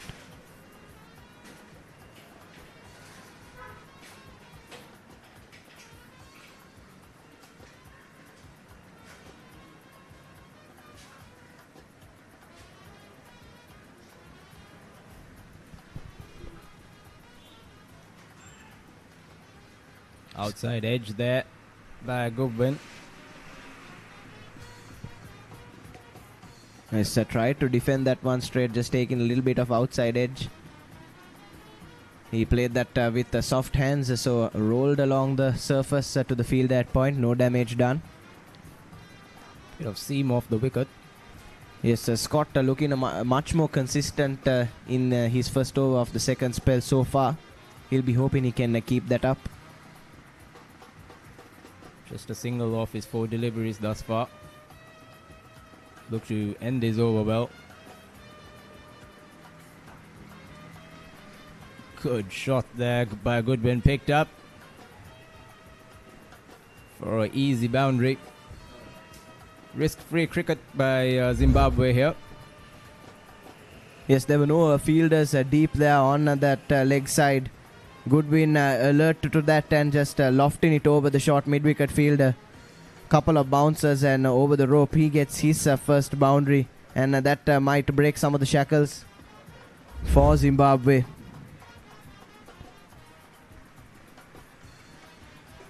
Five runs so far off Scott's 4th over. He'll be under a bit of pressure as well.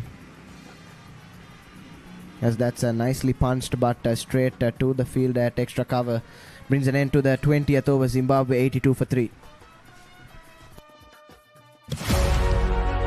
Catch the excitement real time. Be up to date with it all. Let us capture your milestones. Get it sizzling hot off the turf. Hear the experts break it down. Dig deep into the nitty-gritties. Be inspired by their greatness. Relive all the scintillating action.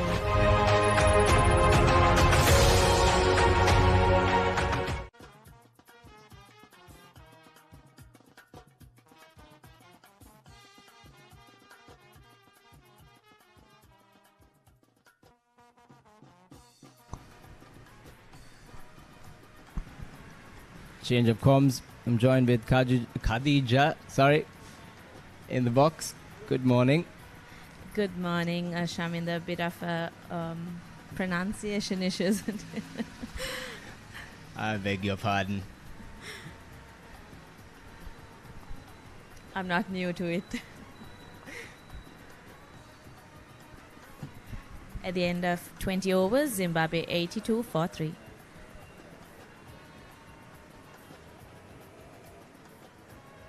Dubé to continue from the Park Road end.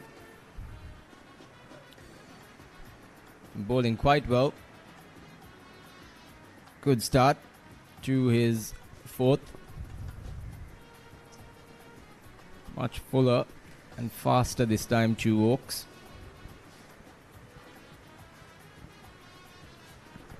Again, darts it in just outside off. Oaks have to leave it alone.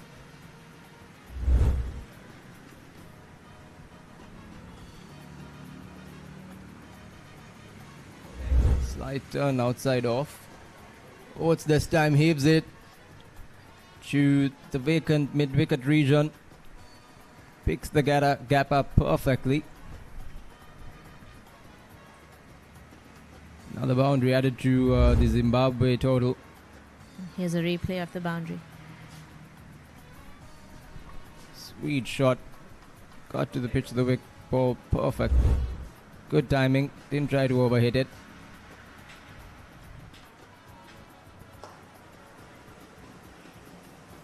Very next ball. Punches it off the front foot to cross over for another single. So 5 runs off the first 4 deliveries. Shaminder, having a looks of the pitch today and the day and the game, seems like a spinner's dream, isn't it? Good wicket for the spinners. Quite decent for the paces as well, though. Got some seam off the wicket. Slight variation in bounce as well. Hasn't been completely easy for the batters today. Also, Shaminder recalling last wicket, what an unfortunate way to get out. Very unlucky there. Brings us to the end of the 21st over. Zimbabwe 87 for the loss of 3. What is your plan for the next cricket tour? Here is the answer. Pusal Leisure Private Limited, Sri Lanka's only leisure company with its own cricket ground. Engage in sports tourism exclusively for cricket. Contact details. Pujitha 077 7421 842. Nushani Gunasekara 076 76 17 249.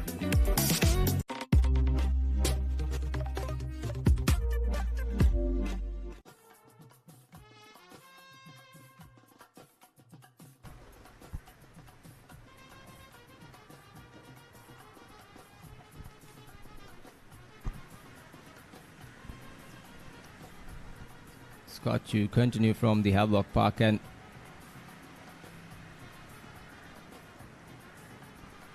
seam up delivery to start off. Rather expensive over the previous one of Scott.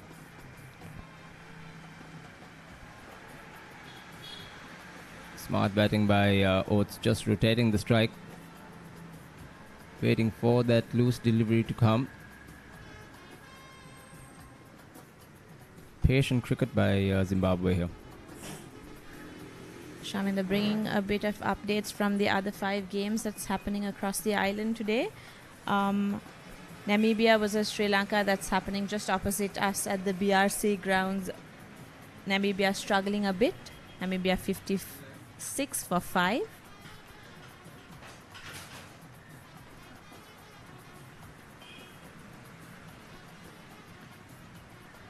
Wales versus South Africa, that's happening at the Colombo Mercantile Cricket Association. Wales 63 for 2.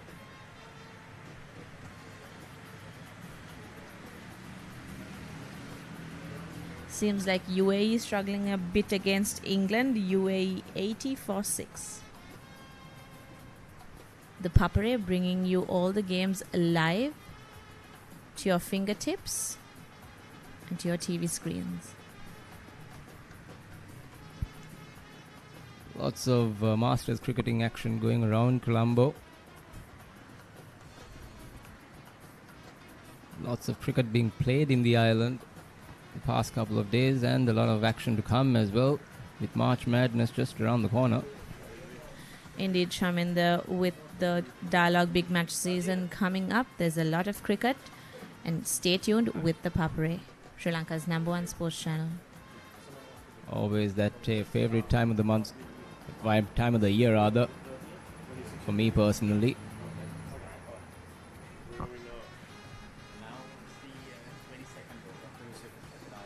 Thick outside edge by Goodwin there. Brings the over to the close 6 of the last over. Zimbabwe, we're going for a quick drinks break as well. So at the end of the 22nd, Zimbabwe 93 runs for the loss of 3. Catch the excitement real time. Be up to date with it all. Let us capture your milestones. Get it sizzling hot off the turf. Hear the experts break it down. Dig deep into the nitty-gritties. Be inspired by their greatness. Relive all the scintillating action.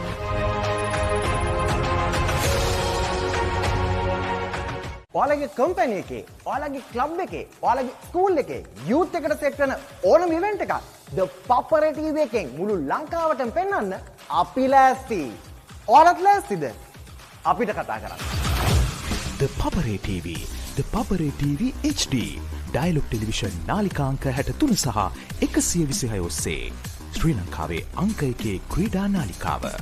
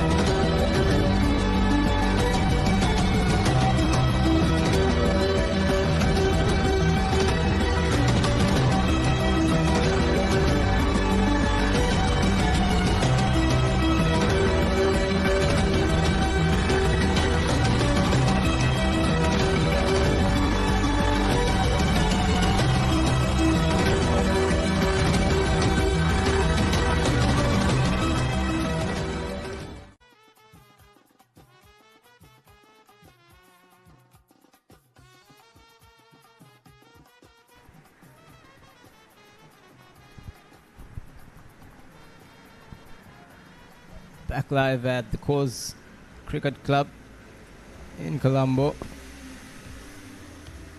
See the points table of Group A up on screen. Sri Lanka leading the table quite comfortably, 2 points ahead of England. New Zealand in third, taking on the same spot with same points rather with Zimbabwe, the UAE and USA. Namibia, a single country with without a win thus far.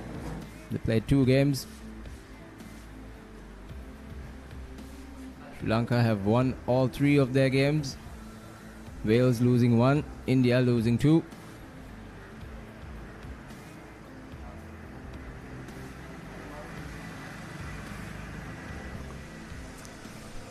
I'm sure Namibia and South Africa are eager today for a win.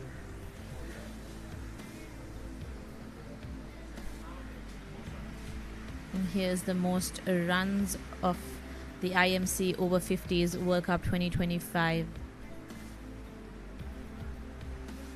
Gills Eccleston from England at his highest score of 109 and 181 runs. Most wickets in this IMC Over-50s World Cup. Ali Bukhari of Wales. Pick up the bowlers. Picked up 9 in his 3 games. Ivan Rees of Wales picked up 8.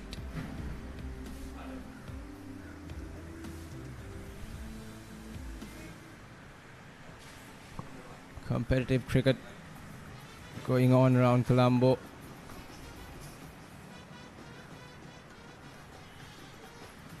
At the end of the 22nd over, Zimbabwe 93 for 3.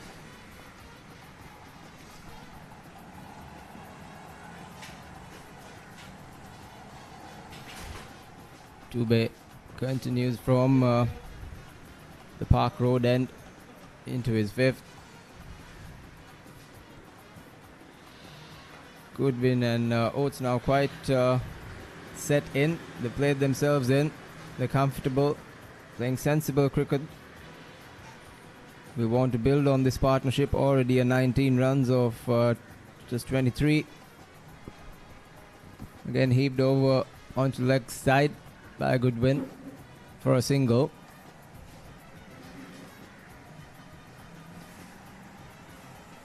Shaminda, as we were talking earlier regarding the big match season, the Dialog big match season happening in Sri Lanka, and we have viewers across the world. Give them a small insight on it.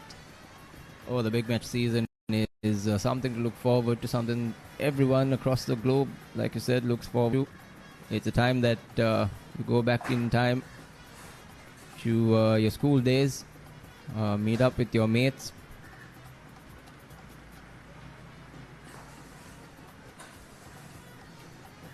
Smart shot played onto the offside. 2 runs added to the board.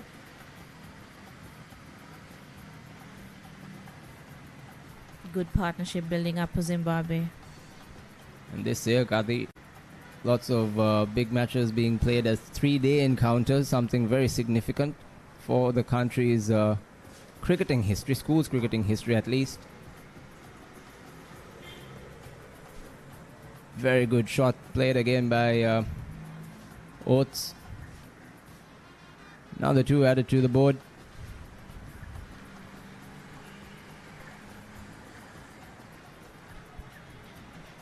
Zimbabwe maintaining a very good run rate at the moment. Almost at a 5 per over. And loving to see these guys not missing the chance to run.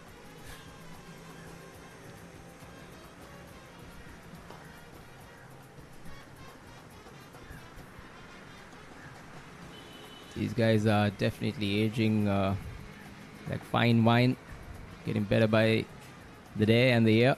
As we come to the end of the 23rd, Zimbabwe 1 short of a century, the loss of 3. Husa Leisure Private Limited is inviting you to invest for this project for the development of golf course and 120 individual houses, which will be selling outright. Required investment is $30 million, which is the value of 49% of shares, and is available for you to invest. Whatever amount you can invest will yield benefit within less than 5 years.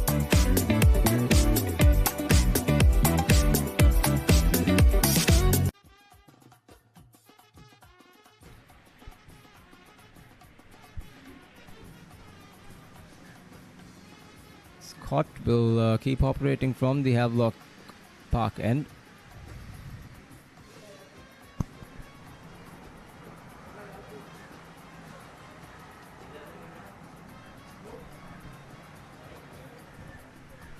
Zimbabwe keep at this rate, should be an easy 170, 180 plus.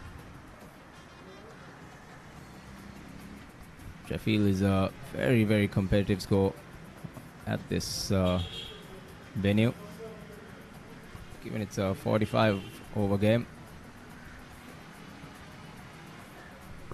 Won't be easy batting second here at Colts as well.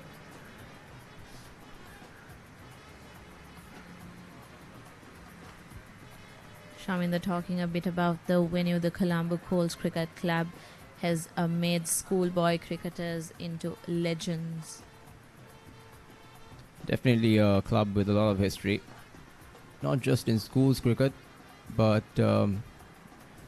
for Sri Lanka cricket as a whole. As the batsman ambled down for 2 runs. Good running between wickets by Oates, brings the 100 up for Zimbabwe as well.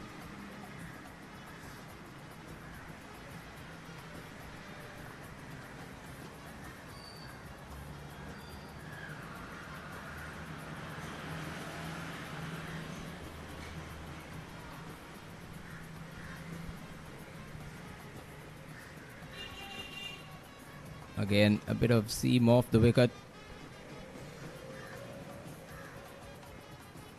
Wisely defended by Oates.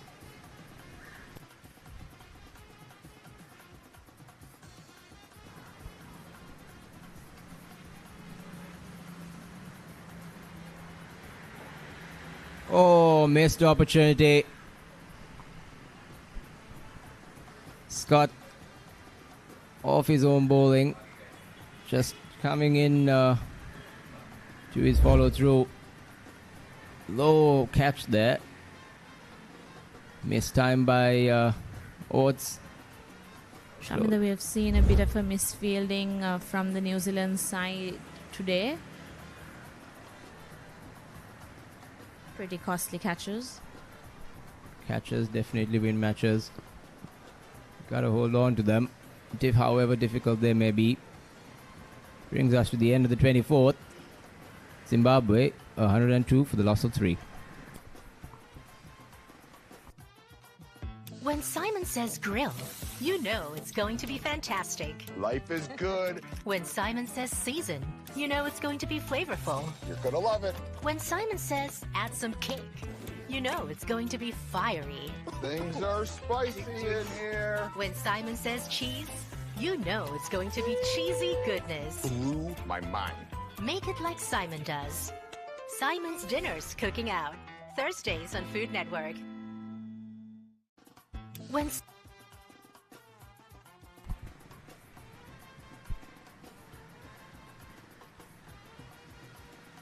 It's a chance going a begging there in the previous over by Scott.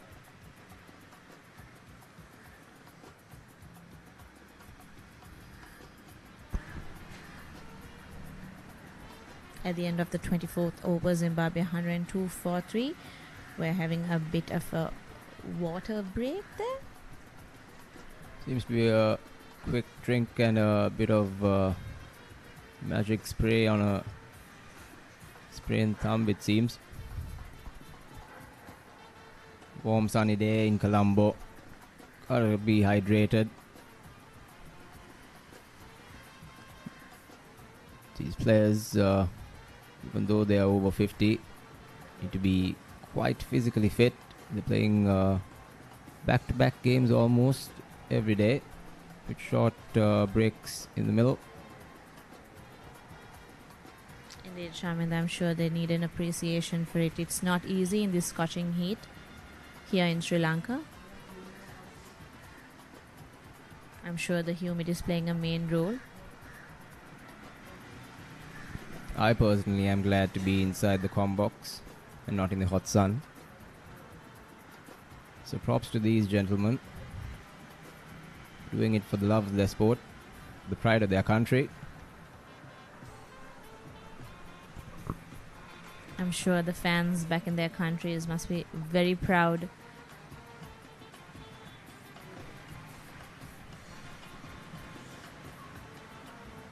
Family, friends of players, shout out to you guys too. Do stay glued to your screens as we see a change of bowling from the Park Road end as well. Dubé out of the attack.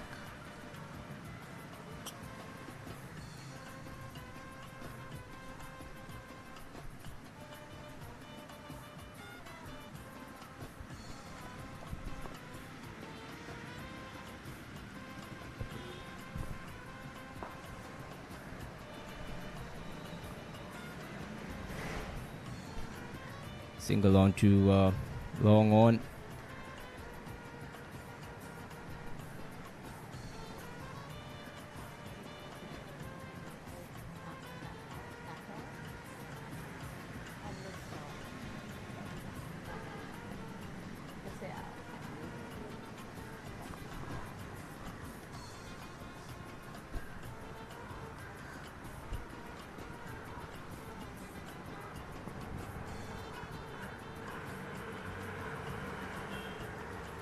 New Zealand winning the toss and electing to put Zimbabwe into bat.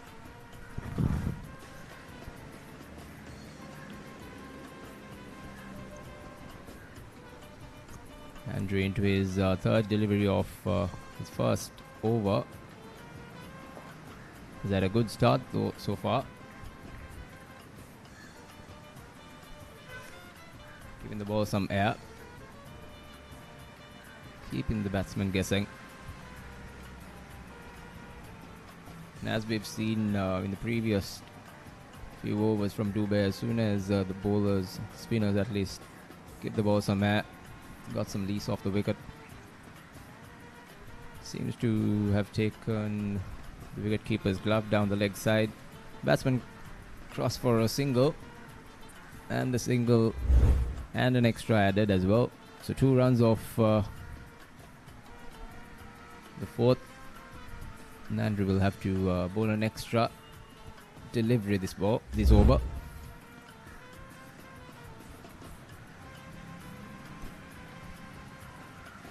And the current partnership is 30. It hits 30 out of 39 balls.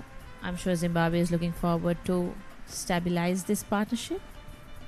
They want to build on it for sure. Look to go to bat the next 5 overs and then switch gears. Here are the projected scores. For the current run rate, it's 192. What do you think, Shaminder? Will 192 be easy for a chase down? Definitely not. They want to push for a 200.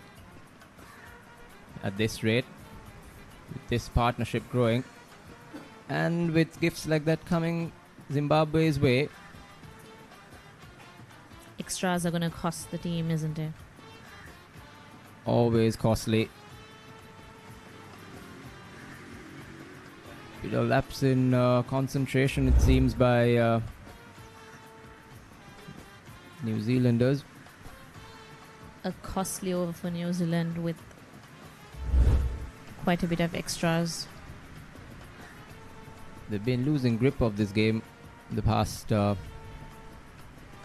overs, I would say. We've had a couple of lucky chances, but Zimbabwe have been very smart in their approach. Indeed they have. Risk-free cricket. Taking singles, rotating the strike. Good delivery outside off to end the 25th. Zimbabwe 109 for the loss of 3.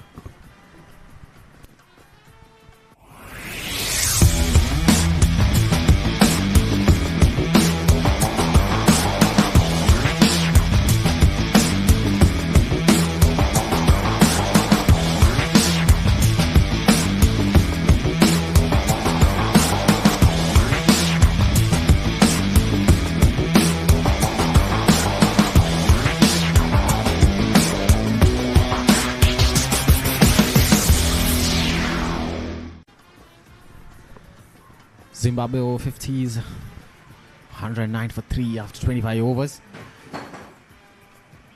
Jason Oates on 31.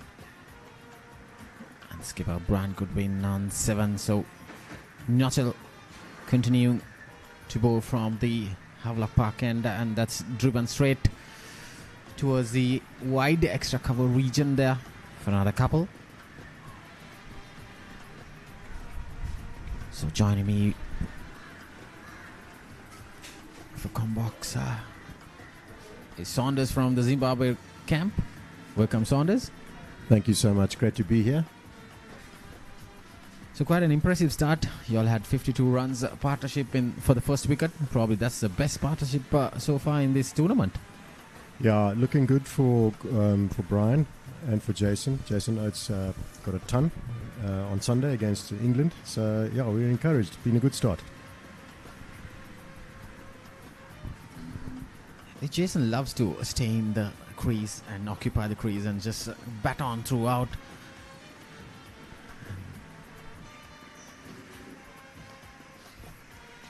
That's officially played straight to mid-on for another single. Yeah, So- he does. He enjoys people batting around him, and it's great batting with him. He gives you a lot of confidence and is a great talker. He loves to nudge around those singles and doubles to tick the scoreboard ticking. Absolutely, yeah. Well, you see, we're in, I think, 26 now, and I think that will start to happen. Advice has always been play yourself in 45 overs. Is it's not a 2020, Yes. obviously. So, but I think they'll want to kick on shortly. So 20 overs left. What sort of a target that you think the Zimbabwe Over-50s need to put on the scoreboard? What I feel is anything over 210, 220. Yeah, exactly. That's what we've been talking, and hopefully we'll get there. A good platform from the opening stand of 52 runs. The two openers batted brilliantly there. So nicely flicked away to the squalid region for another single there.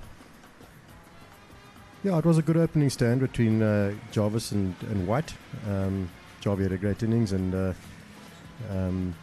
Jim White has opened for us in all the games so far and done a great job. Opens the bowling as well. Yeah, I was talking about Jim while he was batting. He opens the bowling, opens the batting as well for the Zimbabwe Over-50s, and doing an all-round performance Absolutely. throughout for the team. Absolutely. Jim from Zambia, hails from Zambia at the moment, but representing his country proudly. Has his wife Karen here with him.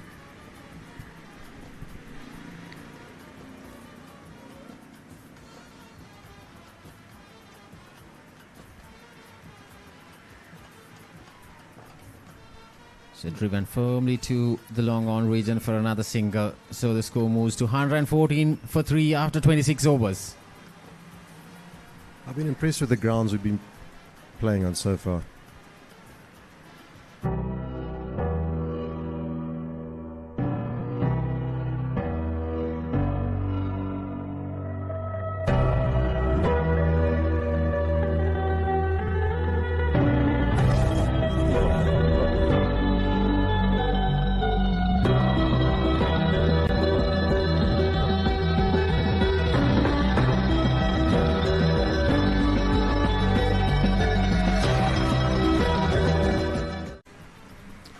Saunders talking about the conditions here. It's quite humid, but you're talking about the grounds. You've played in a couple of good grounds so far. Couple of lovely grounds, and all the staff and the people, the officials have been incredible. We played in I can't remember the name of the field, about an hour out of town, owned by one of the over 50 involved in the over 50s. And they named a tree after Jason when he got a ton there. I'm not sure what the ground was called, but wonderful experience.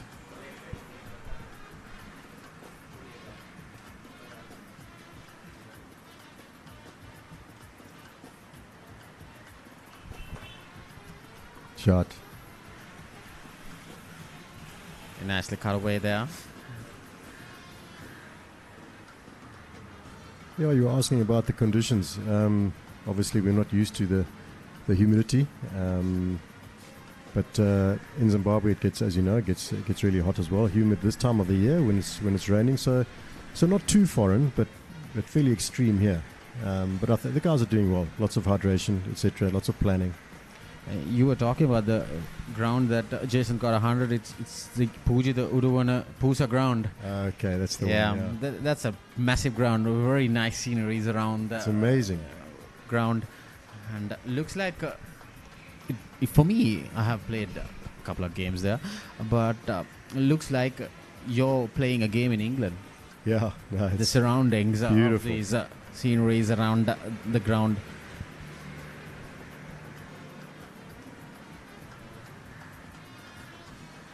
Got some spin there. This is interesting for the Zimbabwe camp here. Post a good score, get your spinners in. And the likes of Nalaka Fernando is in top form, picking up 5 wickets yesterday. Is Wagmar? Oh, he dropped the ball and dislodged the stumps off his hands there. Is Wagmaria playing today? Is he on rest? Sorry, who's that? Wagmaria? No, he actually tweaked a hamstring yesterday. We call him Dash, but Dash. He tweaked a hamstring sadly. He picked up 3 wickets yesterday, so unfortunate. For he bowled a pretty decent spell really yesterday. Well. Gave some good support to Nalaka Fernando. There was a good partnership between those two bowlers because at one stage.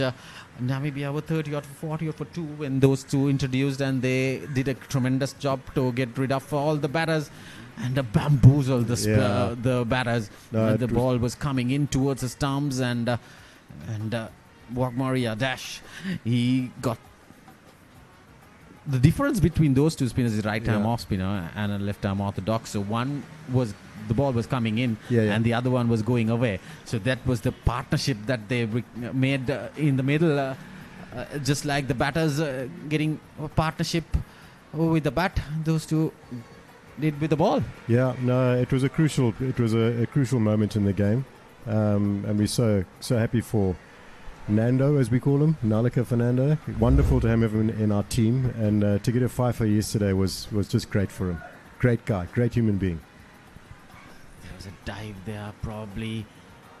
Oh, that is Adil Somani. That looked sore. I think the ball just knocked on his face. Right on the face. Yeah. Bad bounce probably, because that's the wickets. It's right on top of the turf. So those are the side wickets in the square. And got that awkward bounce. Yeah, shame. It looked like it bounced off his shoulder onto his face, maybe.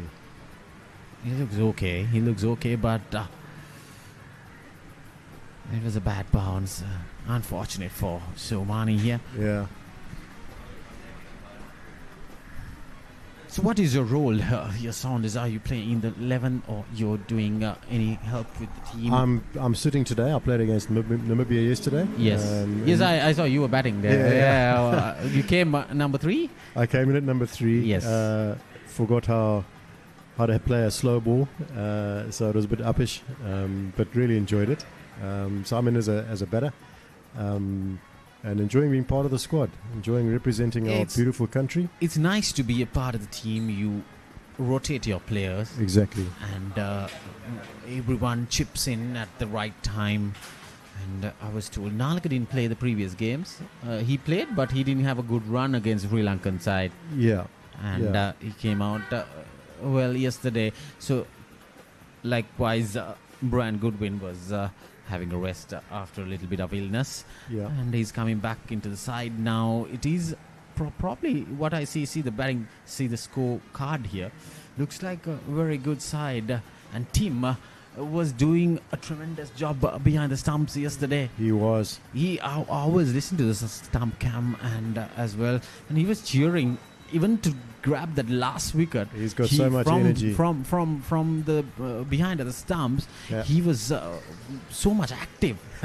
There were a lot of I was talking about this. I was there with the comms yesterday. There were 28 extras. That was the highest score for Namibia. Oh, really? Yes. We better tell that. We better tell that to Tim. I think we should record that online to say. Because he was left and right. He was diving and took 2 stumpings and a brilliant juggling catch, which he held at the end. So it was a tremendous job. I was talking about him, and he did a good job, and he was so active. He was all around. He was cheering up the bowler, even to grab the last wicket. And Kashula bowled a brilliant spell yesterday. Yeah, and Cash was excellent. Yeah, I was telling at commentaries yesterday that he deserves a wicket, and this is the over that he will definitely get the wicket, and the 5th ball he got it. So I was sensing that because of the instincts I had, I was sensing that this is the wicket that he should, because in his allocated overs, 9 overs, 8.5 overs, he's picked up 1 wicket for just 13 or 14 runs. 1 for 14. I spoke to him about it afterwards. He was delighted, and he deserves it. He's, he's up earliest every day in the team, in the gym. He ran 6Ks before breakfast the other day. He deserves all of his success, old Stewie. Yeah, when you play cricket, it doesn't matter being your age. You need to be fit enough at any cost. Yep. Zarpishly played, and slight misfield cost another run for Zimbabwe Over-50s, and Brian Goodwin makes it to double figures now. Despite your age, you need to be fit enough. I like that attitude, that a positive approach to the game. Even before a game, you need to hit the gym or get some your energy. The blood flows flowing in your nerves. Get that warmed up. Absolutely, particularly at our age. What I see is since it's over 50, there are people from over 60 side as well. Yeah, we've actually got 2 guys that in our team that train with the over 60s back in Zimbabwe. So, and they both did very well yesterday. Close one, that. Yeah, probably going down leg side. Yeah.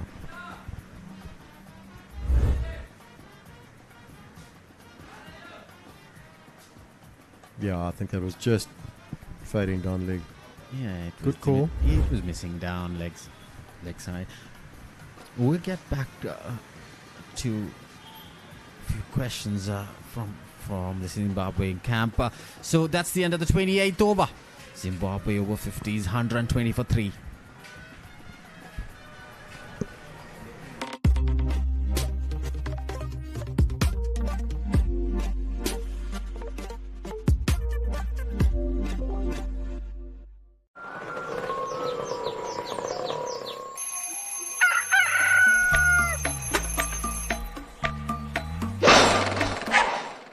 Mama Gajaman.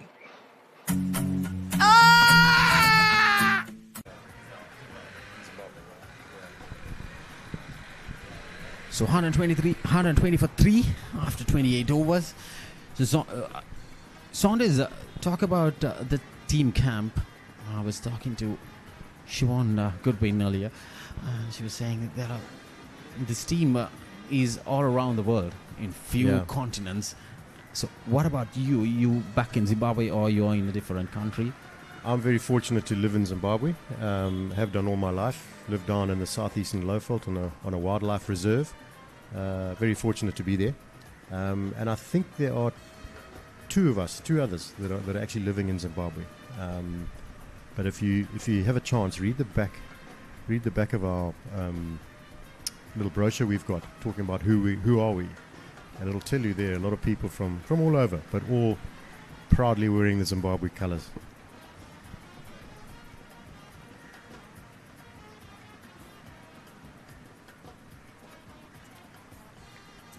Tucked away there by Jason Oates. Yeah, they say diaspora can refer to the movement of the population from its original homeland in the post-1980s.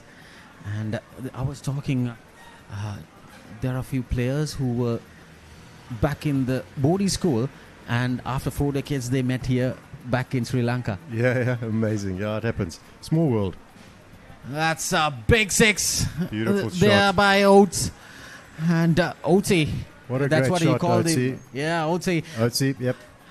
And I was talking to him today, in the morning at the toss, before the toss. That's a big hit there. Beautiful strike. Just straight over the bowler's head for a 6. That's the first 6 for Oates. I was talking to him. I was thinking they were planning to bat anyways today. We were planning to bat. Correct. Yeah, because I was telling, yes, Oates, you broke the shackles yesterday because you lost 2 games by batting first. Yeah. But you broke the shackles yesterday by bowling first and getting the side all out for 98. So now you need to come back on track, bat first, post a total, and get your spinners in play. Yeah. So that's what he was talking to me. So he's doing the perfect job here. He's on 46. Is he 46 already? Yes, Wow. he's 46. That's edged round past the short third range and flying to the boundary. Just pulled up short. That's Dubey. Yeah, he actually infuses a lot of confidence in our team as well. He's a great talker, great thinker, and yeah, he's really leading from the front, isn't he? Brian having a good innings so far after resting yesterday. Yeah, he's doing that support. He's giving his 100% here. Exactly. For Oates. So that's the end of the 29th over. 10 rounds of it. Zimbabwe 130 for 3.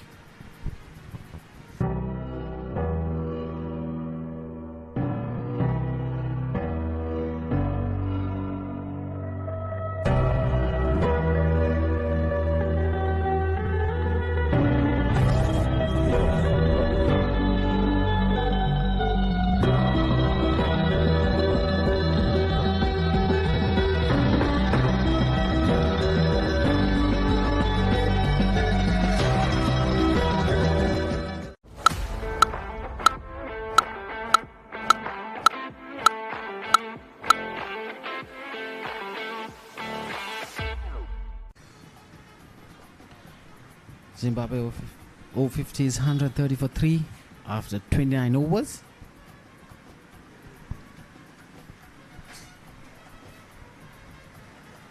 Just want to give a shout out to one of our stalwarts in Zimbabwe in over 50s, or the whole overage category, if you will, to Greg MacDonald. Greg has been a stalwart for many, many years, junior and senior cricket. Shout out to you, Greg, if you're listening.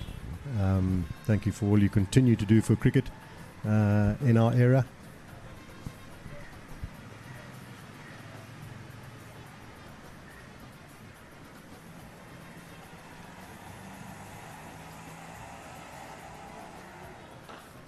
Well struck.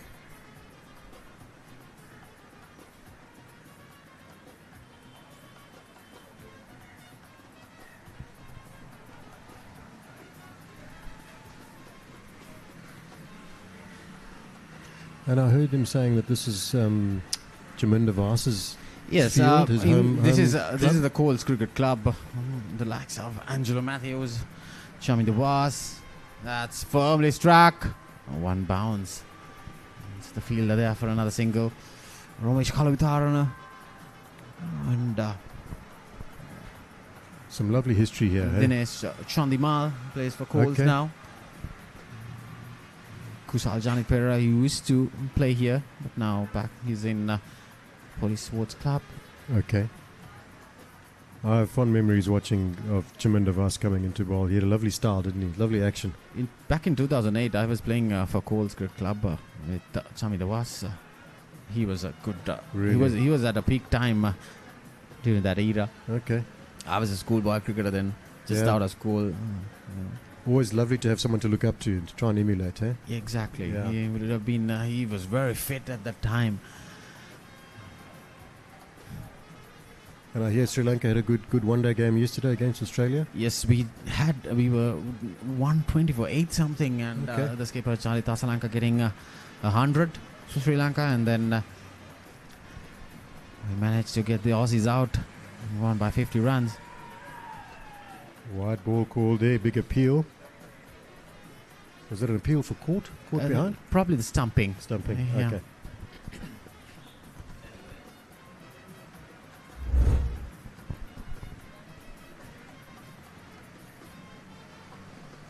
There you go, stumping out. Otsi was right on the crease, and he had at most of the time, so he never lifted his back leg there. Yep.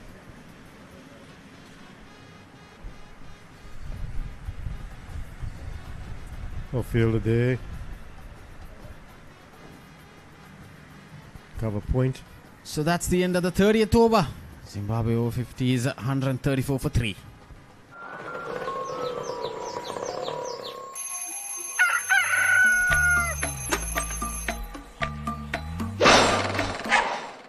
Mama Gajaman.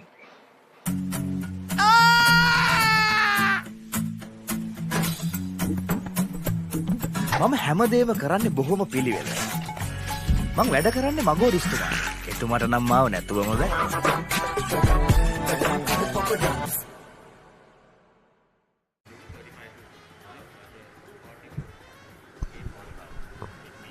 So Kelvin Scott finishing off his spell. He finishes 9 overs, none for 49.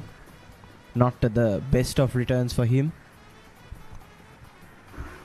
And a 60-run partnership of just 69 balls. Oates looking in fine form. He's on a 47 off 57.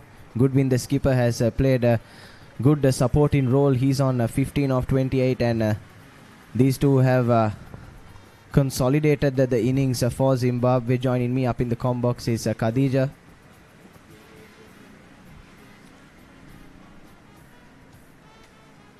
Nuttall to continue from the Park Road end. Hi Nathan. What interesting cricket we've been witnessing here at the Colombo Cricket Club. Great partnership built by Zimbabwe. Yes, they are taking their side towards a competitive total. Now we are into the last 15 overs or so. 135 for 3. If they can add another, let's say 100 more runs here in the next 15 overs, that should be a winning score on this surface, I reckon. Indeed, Nathan. Oates 3 runs short for his half century. Yes, he's looked in fine form from the moment he walked out into the middle. He'll be a little disappointed, unintentionally ran out Kuhn, his partner. That was the last wicket to fall as he squeezes that one away. Moves on to 48. Recalling that wicket, Nathan, what an unfortunate way to get out. Yes, any batsman would consider themselves unlucky to get out in that fashion at any level of cricket. It's not how you want to go. It's no one's fault at the end of it. But such are sports, and you have to sort of cope up with it when things don't go your way. As Nuttall is getting through a decent over so far, just the 2 runs off it, 2 deliveries to come. At this current rate of 4.43, they'll get up to around 199, which is a decent total. But considering this partnership, considering how good Oates is looking, they'd want to get to at least 230, 240. Indeed, Nathan, and Goodwin has been a good anchor for this partnership of over 60. Yes, definitely Goodwin, the skipper, returning into the side, consolidating for his team.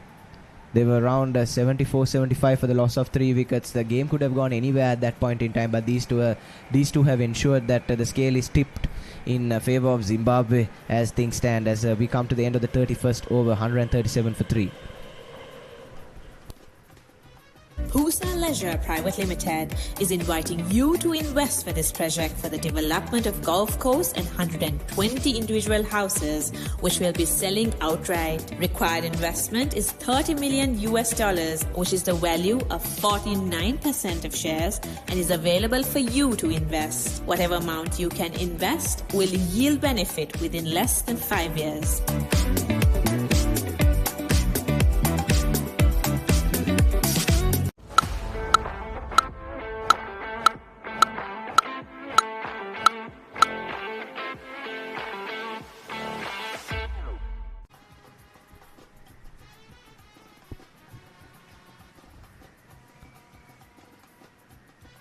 It's 31 overs, Zimbabwe 137 for 3. It's a solid foundation laid by Oates and Goodwin.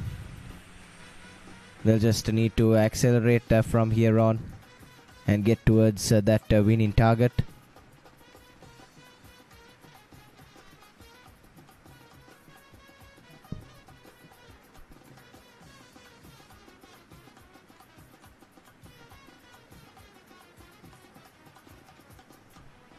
As we see a change in bowling from the Havelock Grounds end.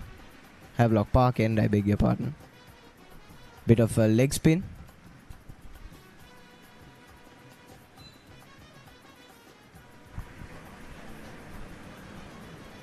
Straight away a spin for the skipper. Adil Somani brings himself on into the attack.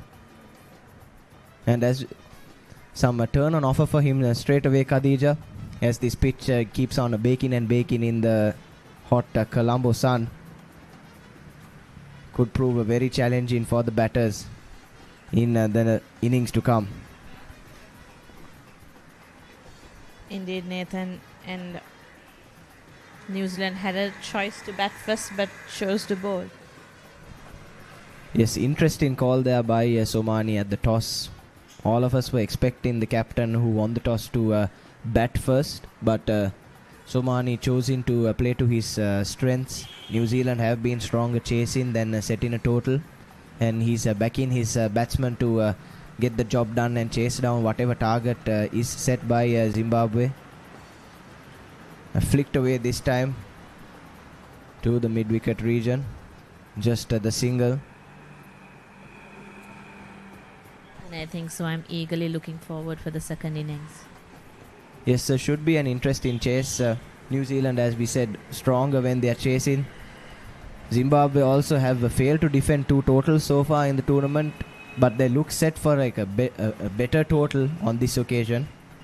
And they seem a lot more confident after their convincing victory over Namibia yesterday. And their skipper being back. Yes, to this game. that also should bring them a bit more strength.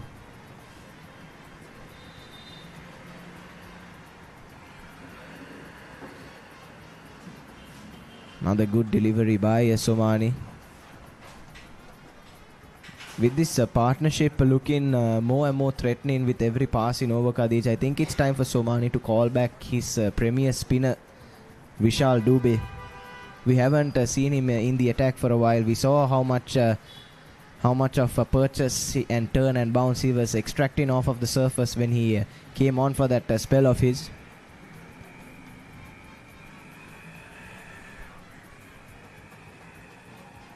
Nathan, is the pitch going to be a spinning paradise even in the second innings? What should Zimbabwe's captain look into? Yes, with the newer pink ball, there still be, even though the pitch is a bit old now, there'll still be some movement off the seam. As we said, it's a harder ball, harder seam, so the ball should move around a little. So probably would open up with the pacers, but spin will come into it very quickly, I'd say.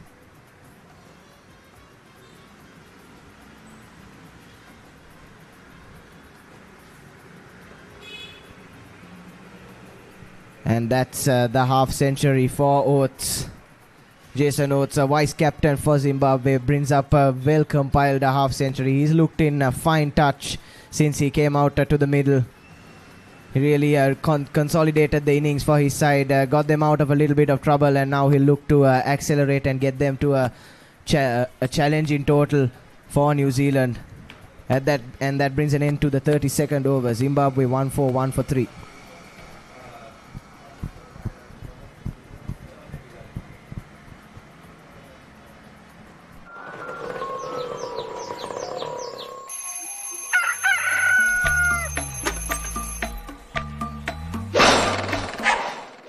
Mama Gajaman.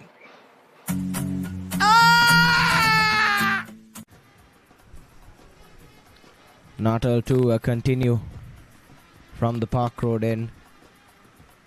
Oates just reached at the 50-run mark, and he'll be definitely looking to kick on from here, Khadija, and start being a bit more aggressive.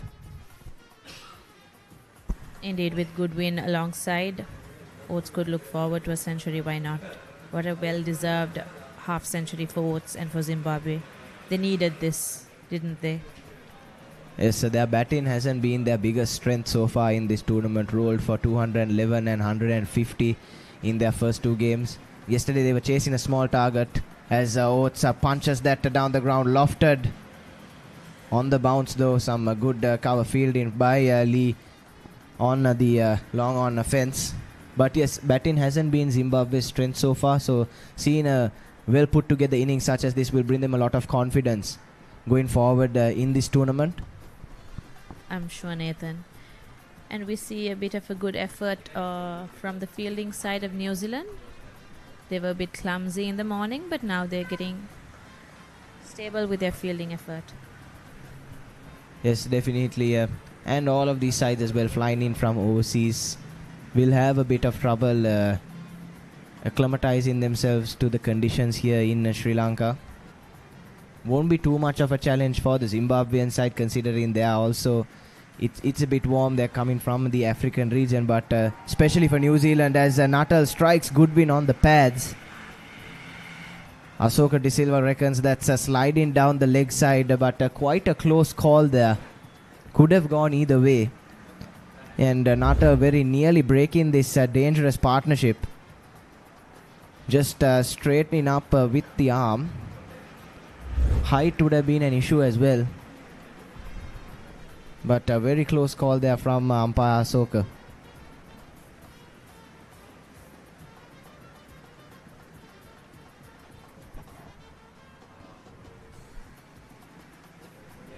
Nathan, going back to the weather, not as easy as sitting here and commentating. Yes, we are finding it quite difficult from up here in the comm box as well. Quite warm in here, but I'm sure it's 100 times worse for the players out in the middle. As that single closes out the 33rd over. 1-4-3 for 3 Zimbabwe.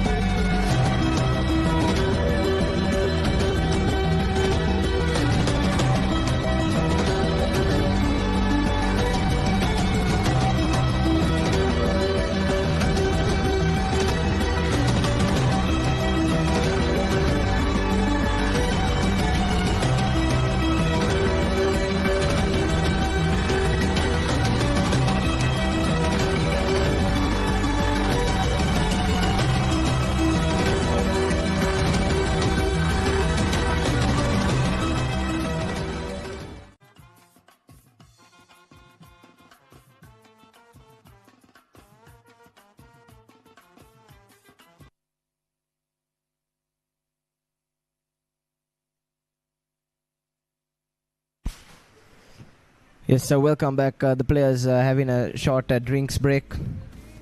The heat has gotten to them, Khadij, as we were discussing in the previous over. 143 for 3 Zimbabwe starts for the top three. Jarvis 35 of 49, White 19 of 36. Oates still not out, the star batsman for them so far. He's on 51 of 64. An unlucky day for Emlyn Kuhn. A run out at the non-strikers end off Dube's foot. He went for 1 of 10. Goodwin, the skipper, playing himself in nicely. He's not out on 20 of 39. 17 extras as well in that total, which is concerning for New Zealand. Indeed, Nathan, the extras are costly.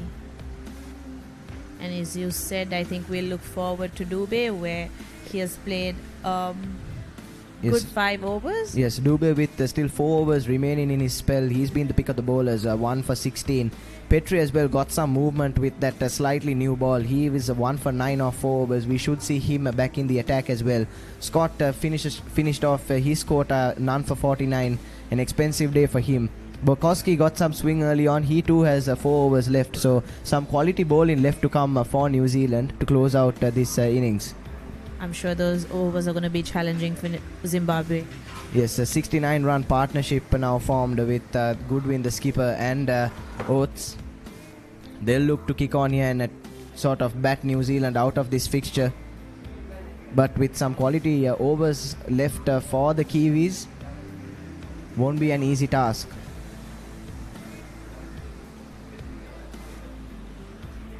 Bit of a resting and stretching happening there.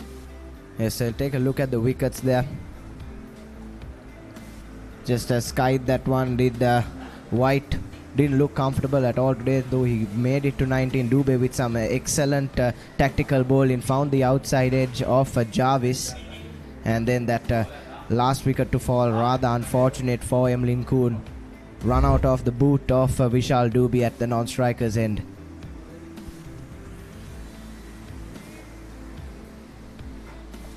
Ground staff as well just running some repairs on the surface.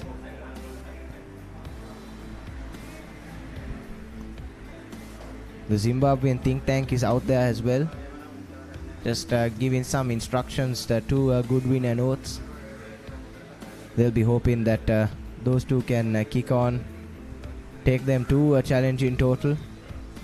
Because in venues like Colts, Khadija, it's important that batsmen play themselves in, and once they do get their eye in, it's important that they capitalize.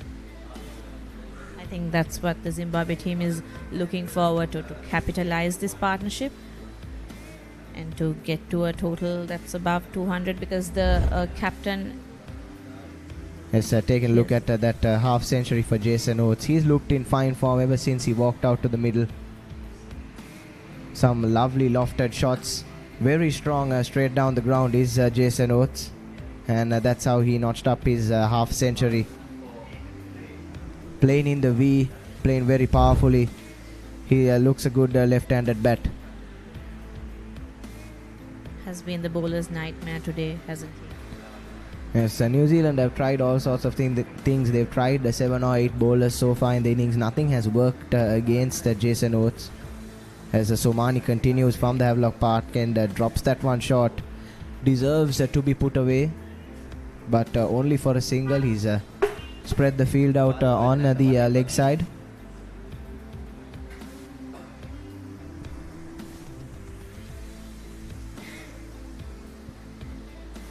It's important for the batsmen to not lose their head, especially after a drinks break. Those short lapses could get them to lose their concentration somewhat, and they'll need to be a bit watchful for the next couple of overs or so, and not to lose their wickets. And just as I said, that Oates defending that one straight back at Somani. And Nathan's 70 on board for this partnership. Not shorter for 100. Yes, they'll be eyeing that century stand just 30 runs away. Again, will be a welcome partnership for Zimbabwe. Tries to paddle that one, was going down the leg side. Umpire Charlesworth signals a wide. An extra again. Extras has been costly for New Zealand this innings. Yes, 18 extras so far. That's something they'll need to look at as a bowling unit. Ideally in a 50, as that one turns back sharply, but a bit too much height to make it a contender for LBW. And the batsmen take the run. But yes, as I was saying, it's a cause for concern for this New Zealand bowling attack. Ideally, I'd say in a 50 over game, you'd want to keep the extras column at 10-15 runs or less. Extras after extras doesn't look very promising for New Zealand. Nathan taking this opportunity to appreciate the effort from the Papare team, the production team, the videographers out there. Yes, as that's lofted down the ground by Goodwin for a single. Yes, it's if we are finding it tough here up in the com box, it's even harder for our team out there on the ground, our videographers, our photographers. They are out there in the baking sun, helping bring these lovely pictures, this live coverage, all on Sri Lanka's #1 sports channel, the Papare. We've got 6 games live at the moment, island-wide, of this IMC Over-50s World Cup.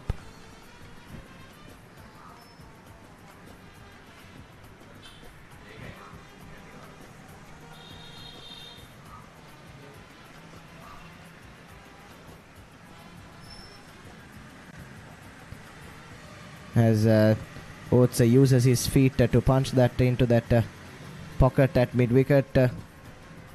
And they do well to take 2 runs there. A bit of a push at the end there for Goodwin, but just manages to make it in time. Good run in from this pair, 148 for 3 after 34.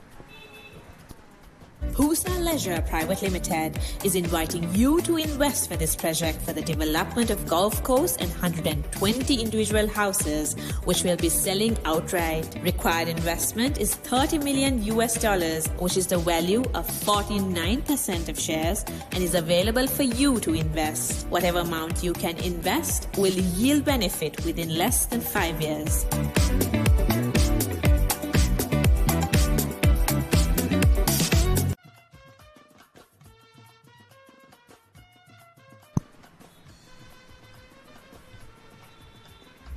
Somani consulting some of his players there as we take a look at the replay. Last ball of the previous over. Goodwin had to stretch himself a little bit to try and make it back in time. And interestingly, his bat seems to be up in the air there, just as he enters the crease. But of course, happening in real time, it's quite difficult for umpires to spot stuff like that, with no third umpire facility as well available. But it's quite a close call. But Goodwin seemed to have made his ground, but only just.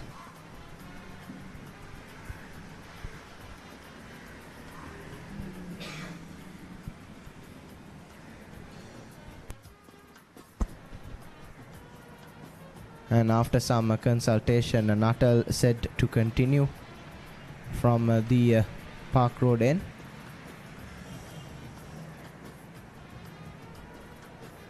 That time going straight on with the arm, grabs the inside edge of Goodwin's bat. Nuttall back for his 6th over. He's been quite decent so far.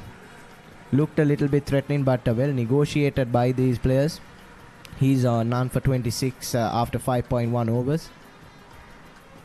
As you said, Nathan, well negotiated. Yes, it hasn't been the easiest of batting surfaces, as the 150 has come up for Zimbabwe. We've seen some movement of the seam early on in the first hour or so, and we've seen spin come into play in the last 20-25 overs, but these Zimbabwean batsmen have been making it look quite simple, especially Jason Oates. Nathan, with the running, they're not missing a chance to run, as I said earlier, even in the last over, the last ball. Yes, these Zimbabwean batsmen never missing the opportunity for a quick run. We've seen them drop and run into the 30-yard circle, onto the square on numerous occasions, as Oates attempts a little reverse paddle there, unsuccessful. But yes, just shows that these players are still have that match awareness, that game awareness, the agility, and the physical, and they're in good enough physical condition to be able to take those quick singles, which is great to see at this age, as Oates this time connects the reverse paddle, but straight to Somani at point, just a single. Quite impressive, isn't it, Nathan? Yes, definitely, Khadija. You wouldn't expect players like at this age to be able to move about like that on the field, but as we said, these are all former professional players, and they know what sort of fitness regimes and nutrition that they need to follow in order to maintain themselves and to give their best for their nations in this tournament. As Goodwin on the attack finds the field. He moves to 24 off 43.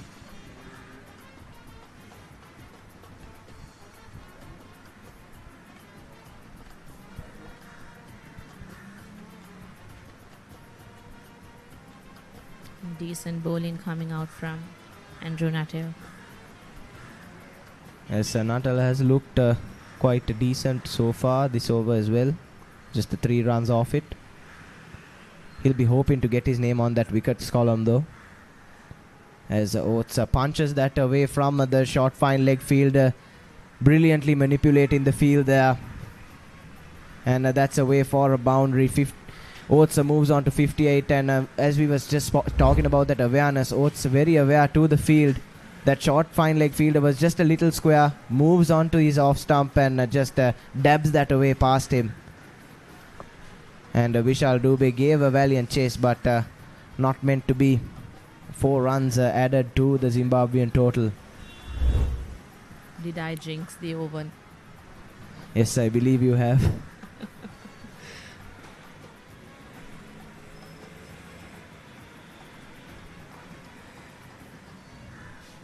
And that's punched straight back at Nuttall. Closes out his 6th over. Zimbabwe 156 for 3.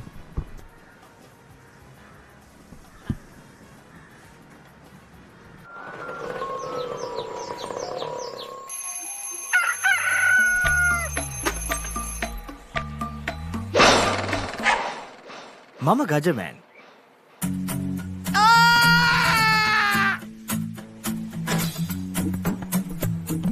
මම හැමදේම කරන්නේ බොහොම පිළිවෙල. මං වැඩ කරන්නේ මගෝඩිස්තුමා. එතුමාට නම් මාව නැතුවම බෑ.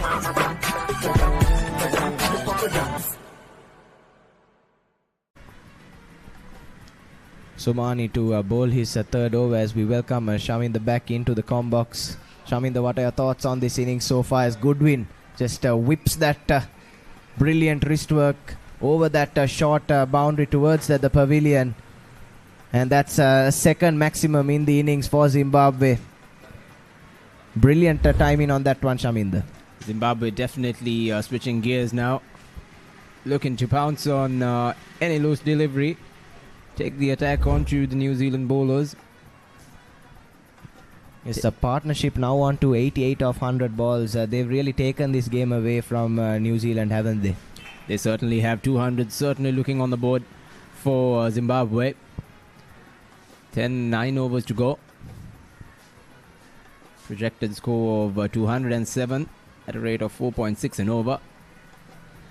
If they are certainly looking to switch gears up. Oh, snuck one in there, Somani. Yes, Goodwin just not getting his foot to the ball on that occasion. Swings and misses. Thankfully for him, doesn't take off stump with it on its way to the keeper. Lucky to have some spin there. Top edge. Simple dismissal there. Somani tossed up.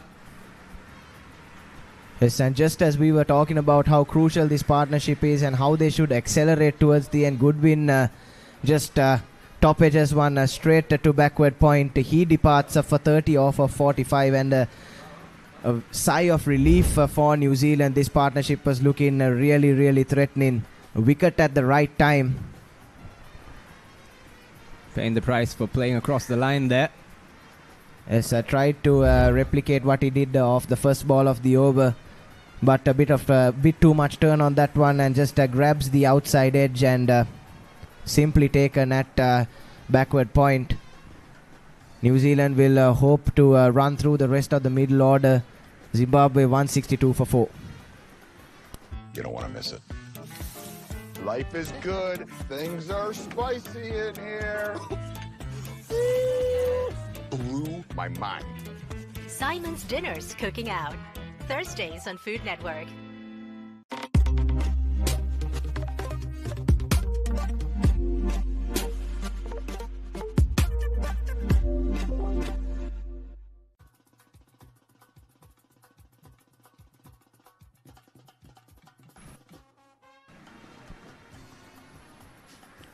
Yes, welcome back. Now, I'd say the game once again in the balance. Shaminder, Zimbabwe 162 for 4, just about 9 overs or so to come. And a new batsman at the crease. And you'd expect Zimbabwe to slow down a little here as he plays himself in. Zimbabwe will definitely want to slow things down with this breakthrough. crucial wicket for them. Took a while, but now since they've made inroads, they want to maintain the discipline, cut back on runs as much as possible, because Zimbabwe were just starting to switch gears and put on a fearsome score on the board. Yes, as Fernando comes out into the middle, Nalaka Fernando, left-handed bat of Sri Lankan origin, so he'll probably know these conditions quite well, Shaminder. Bit of a homeboy advantage. A lot will depend on Oates now. As if Oates is dismissed here, it could be a pivotal moment in the match. If he manages to continue and see himself bat through to the end of this innings, Zimbabwe could get up to that 220-230 mark. But if he goes now as well, it's just going to it's all going to come falling apart for Zimbabwe. As we see another look at that catch, quite a simple catch at backward point for Petri.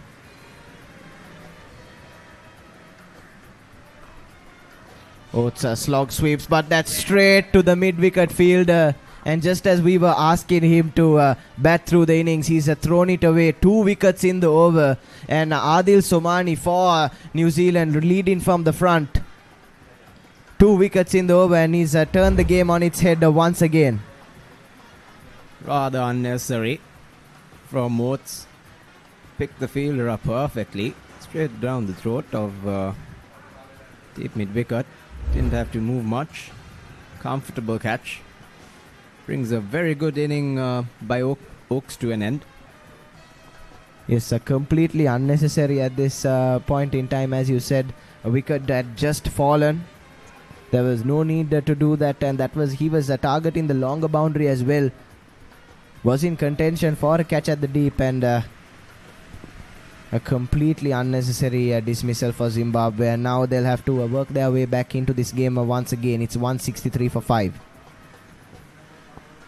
Welcome to the IMC Over-50s World Cup 2025. Experience the unforgettable moments as teams from around the globe compete for glory. 14 nations, 1 champion. IMC Over-50s World Cup 2025. Live on the Papare TV, Dialog ViU App and ThePapare.com.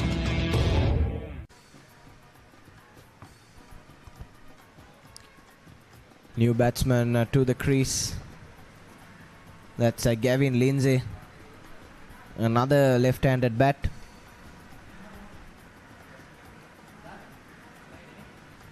Two left-handers in the crease now, two new batsmen for Zimbabwe. They'll have to play themselves in. It's Adil Somani, man with the golden arm for the Kiwis. 2 wickets in the over, and that closes out, I would say, a match turning over. Zimbabwe 163 for 5.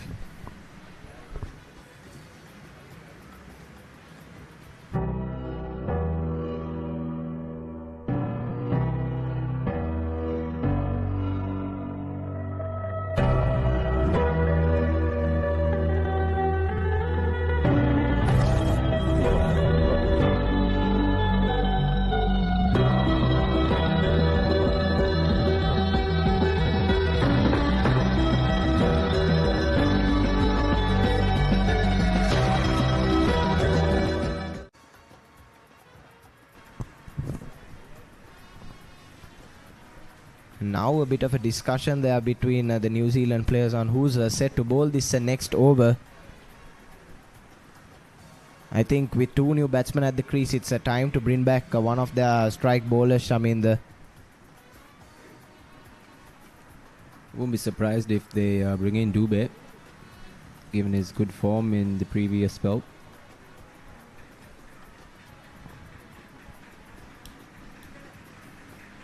The 2 left-handers.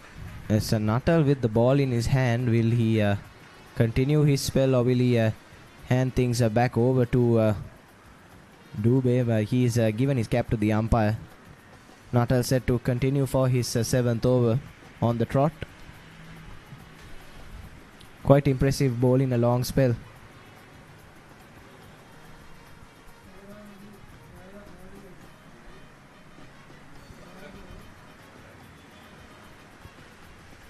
Good ball there, defended down the track by Fernando.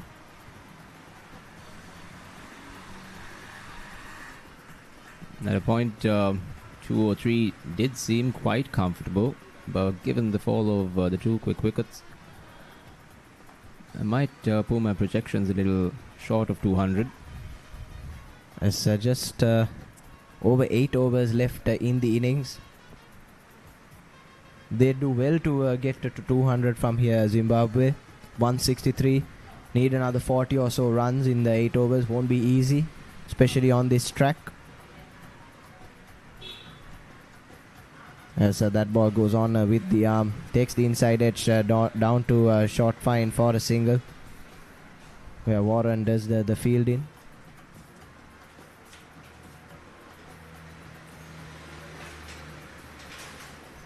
New Zealand honestly haven't seemed threatening from the start. Zimbabwe have seemed to be a bit more comfortable in their approach, and I'd like to see a bit more pressure from New Zealanders, given that they right now have a good chance of getting back in the game. Oh, good delivery. Just misses the outside edge of Lindsay. Faster through the air by Nthal.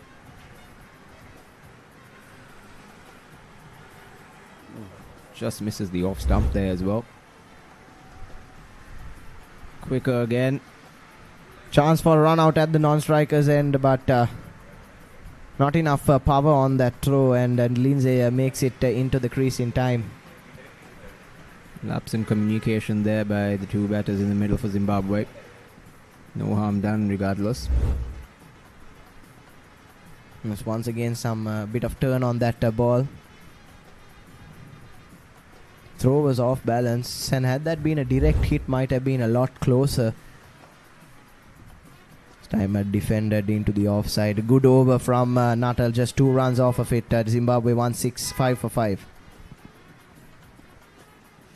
ඔයාලගේ company එකේ, ඔයාලගේ club එකේ, ඔයාලගේ school එකේ youth එකට set වෙන ඕනම event එකක් The Papare TV එකෙන් මුළු ලංකාවටම පෙන්වන්න අපි ලෑස්ති. ඔයාලත් ලෑස්තිද? අපිට කතා කරන්න. The Papare TV, The Papare TV HD. Dialog Television නාලිකාංක 63 සහ 126 ඔස්සේ ශ්‍රී ලංකාවේ අංක 1 ක්‍රීඩා නාලිකාව.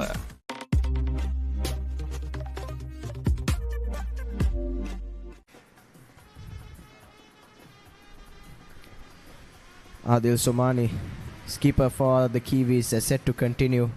2 wickets in his previous overs. That's lofted into the leg side by Lindsay. On the bounce to the fielder.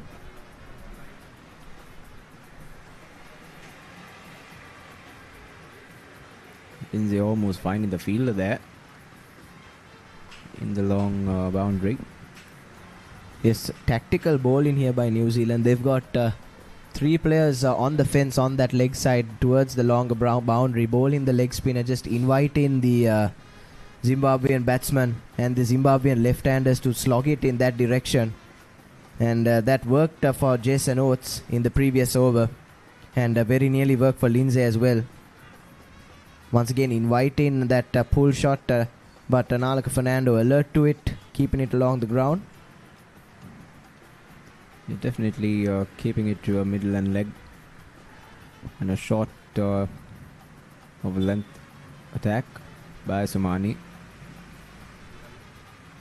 enticing the batsman. Fuller this time. Yes, trying to tempt Fernando to go for that slog sweep, but he's been very alert so far to keep his strokes along the ground. This time dabs that one away. Won't beat the man at short third though, just the single. Quick call by Lindsay. As 2 deliveries to come in this over, Somani will be hoping to tempt Lindsay to go for another slog. try and get him to haul out as well. 3 catches waiting on the leg side. Floated up this time outside off stump. And some significant turn as well, Shaminder, which I would say is a worrying sign for New Zealand, as they'll have to make second use of this wicket.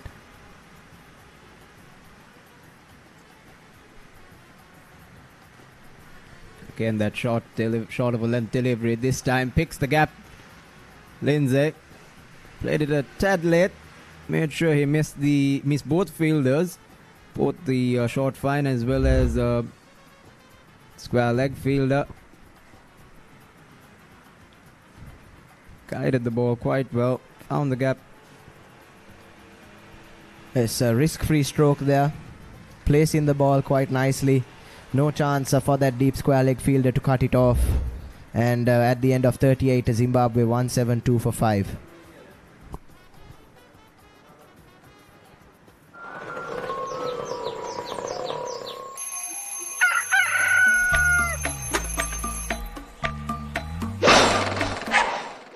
Mama Gajaman.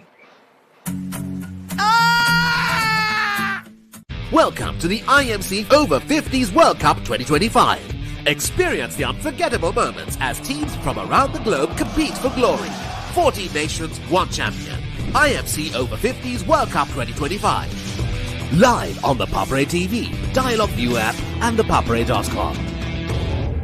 Pusa Leisure Private Limited is inviting you to invest for this project for the development of golf course and 120 individual houses, which will be selling outright. Required investment is $30 million, which is the value of 49% of shares, and is available for you to invest. Whatever amount you can invest will yield benefit within less than 5 years.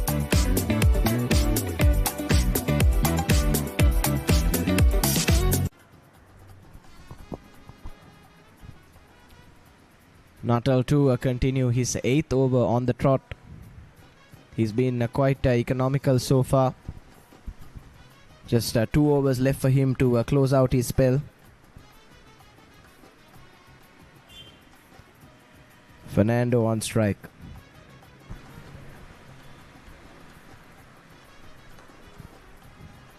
Flicks that one away, but straight to the field at short mid-wicket.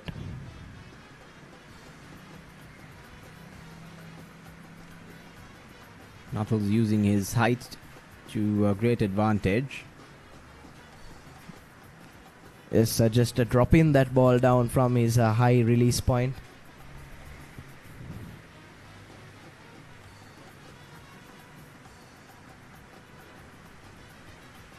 Floated up this time and inviting Fernando to loft down the ground, and he accepts. Doesn't get sufficient connection on that one, and probably to his luck, as not enough time or distance for the fielders to make their way and take that catch. No harm done, just a single added to the total. Big boundaries here at the Colombo Colts Cricket Club.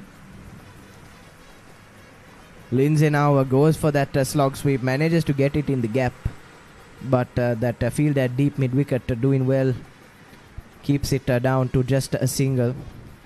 Good start to the over by Nuttall. Then the intentions are clear by Lindsay to go after the bowling, and it seems now Fernando might play the anchor. Might be smarter for them to rotate the strike just for now, play themselves in, because so far they've just tried to heat the ball and haven't made good connect yet, at least.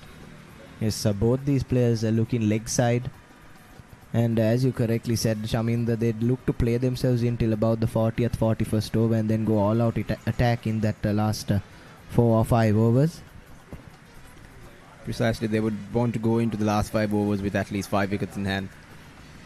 As Fernando attempts another slog, again not enough connection on that to take it to the boundary, just a single added to the total.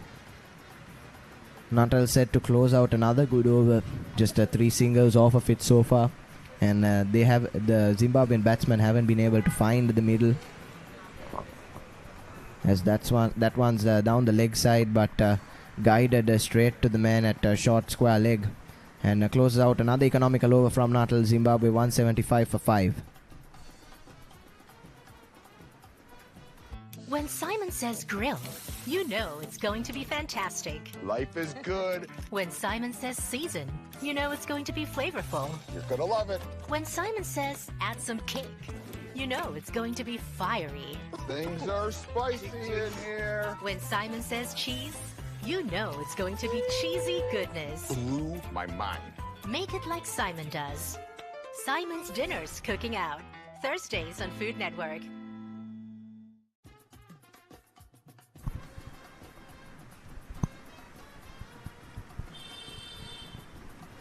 Change of bowl in from the Havelock Park end.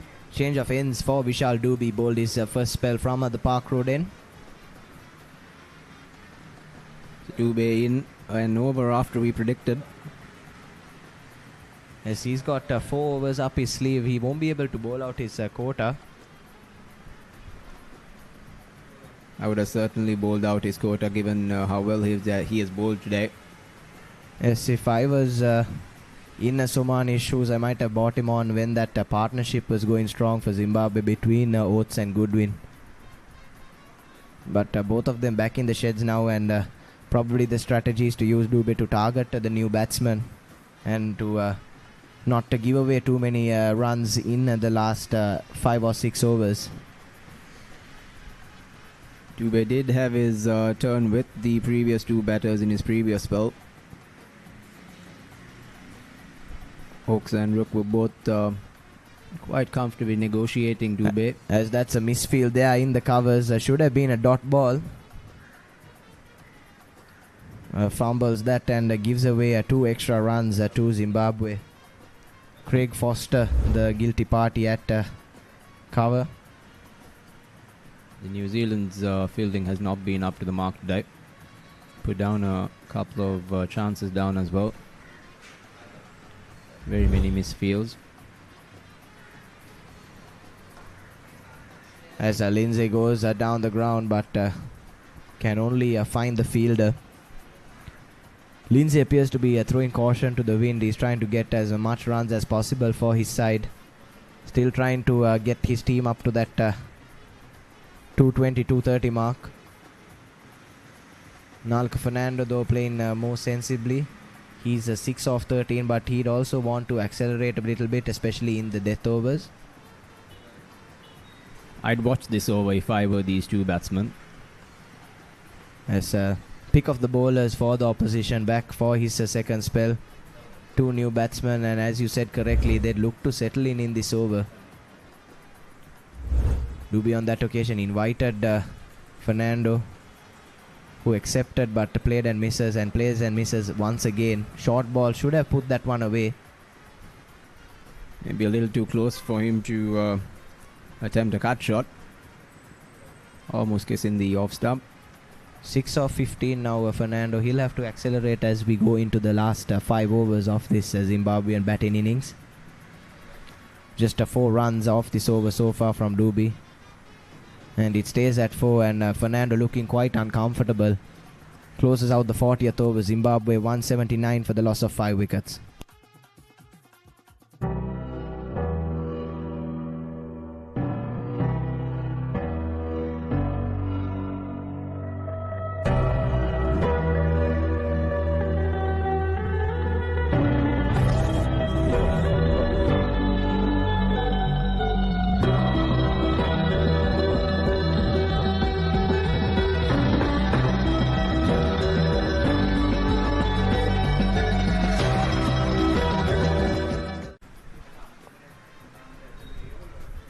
Zimbabwe 179 for 5 after 40 overs.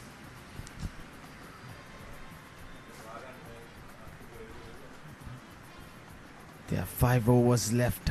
30 runs will get them to 210. I'm sure they're trying to push it to 220. Shamida, what do you think? My bet's on a 200, Rajiva. Unless these 2 batsmen play shots like that, sensible cricket, Yeah, that's a nice short delivery. Cut away. Surprising there is no fielder at the sweeper cover boundary there. For an instance, I thought there was protection there as well. Took me by surprise when I got my eyes off the screen. Yeah, they can keep 5 fielders outside the 30-yard circle. So instead they had only 4. So probably Somani getting that number incorrect of the fielders. Another quick single. Here we see a change of field. He has that sweeper position now. So he dropped that fielder back to the boundary, which makes more sense. Given that Zimbabwe will want to accelerate now and get as many runs as possible in these 5 overs. I feel 220 would be a good score. Down the track by Nalaka Fernando. Not getting clearly off the blade there. Getting that inside edge. Fernando hasn't seemed too comfortable for his 6 runs that he's made. Been quite lucky. Tried to be a little cautious at the start, but now he's clearly understood that he needs to switch gears and he completely misjudged that short delivery. Should have pulled it away. A slow short delivery by Nuttall. Bowling his last over. Hasn't got any wickets into his tally here. Bowled 8.4 overs, given away 42 runs. Down the track and heaved over mid-wicket for a single. Trying to go for a double, but a good return there. Good fielding in the boundary there. It's Craig Foster at the deep mid-wicket boundary. He has a nice shade at mid-wicket there, just opposite the pavilion. Pretty much the only shade in this all of this ground. Apart from the pavilions and the combox. Definitely would have been where you would have fielded Raju in your day. Definitely I would have.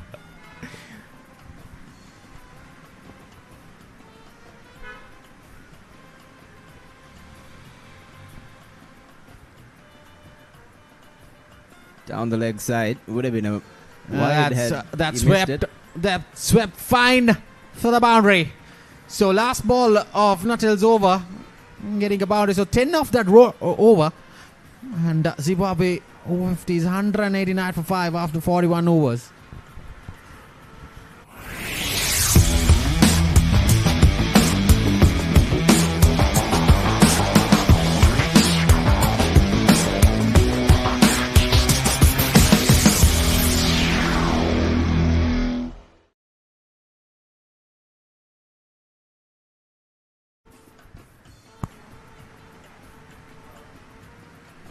The last over of Nuttall going for 10 runs. Lindsay moving on to a 19 runs off 13. Fernando still on 7 off the 19 he's faced. I think Nalaka Fernando needs to get Lindsay on strike. He needs to get that single. The first or second delivery. It's got away. Straight to point fielder there for no run. Pretty spread out field as well for Fernando. Just needs to nudge it in the gut. Switch ends. Lindsay seems to have played himself in now.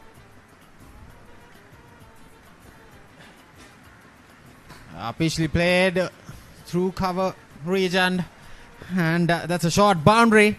So Nalaka Fernando is on the perfect aggressive mode here. Gets off a boundary on the second delivery. It was short and cut away upishly through the cover region there. Bit of an outside edge there. Thick one. Lucky he missed the backward point fielder. That completely misjudged that one. Tossed up.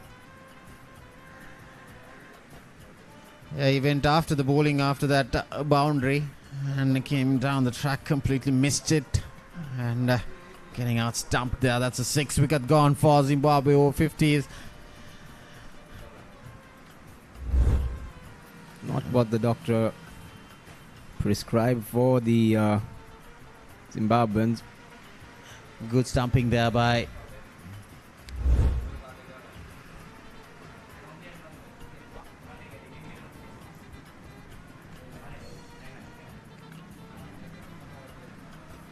feel that's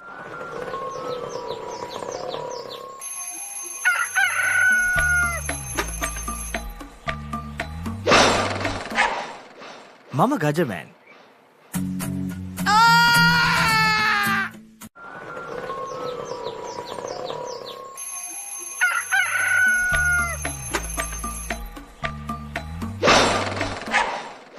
මම Gajaman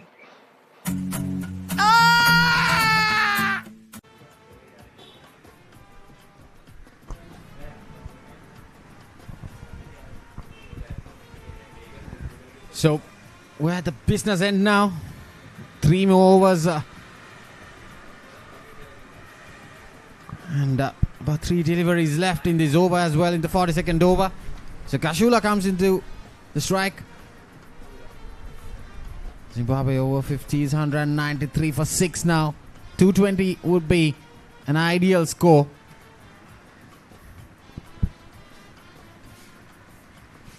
Because Zimbabwe Over-50s have a few good spinners. And this wicket might come into play with some spin in. You can see right now it's not easy for the spinners. If you give some air, you try to slow the ball up, you might see some spin coming in. The wickets definitely dried up and slowed down as the game has progressed.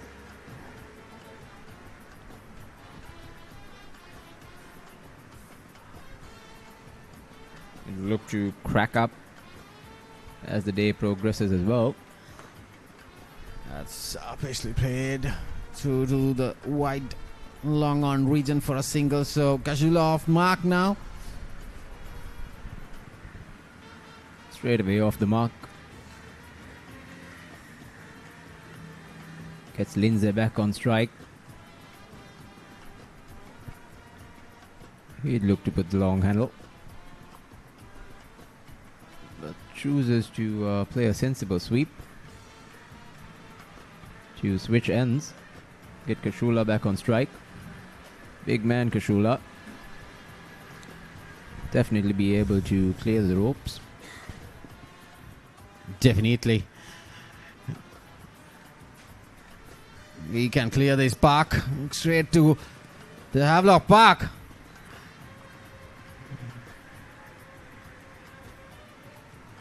Misfield allows the batsman to take 2 to bring the end of Dubé's 7th. At the end of 42 overs, 196. What is your plan for the next cricket tour? Here is the answer. Pusa Leisure Private Limited, Sri Lanka's only leisure company with its own cricket ground. Engage in sports tourism exclusively for cricket. Contact details. Pujita 077 7421 842. Nishani Gunasekara 076 76 17 249. So 97 for 6. 200 certainly on the board. Rajiv was 210. Definitely on the board as well.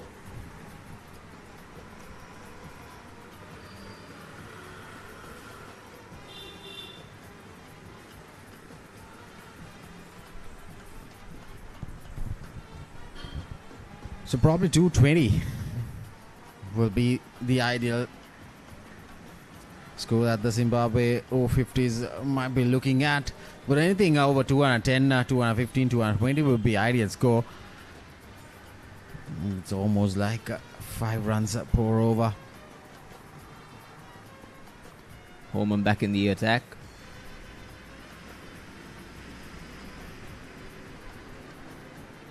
Switches into the Park Road end. Has edged straight to the short third region there, Dubai.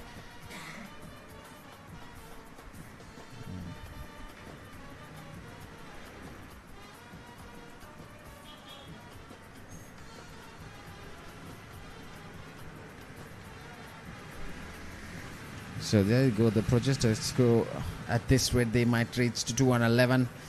With 6.7, they might reach to 217. So probably that's what they are targeting at.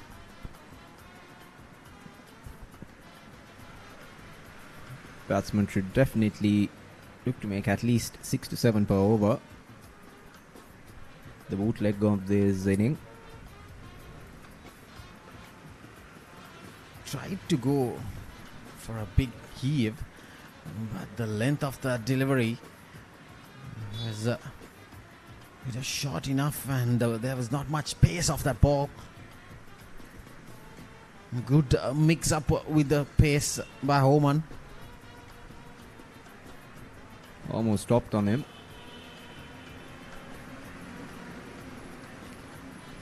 That's high up in the air. Skyrocket takes the dolly.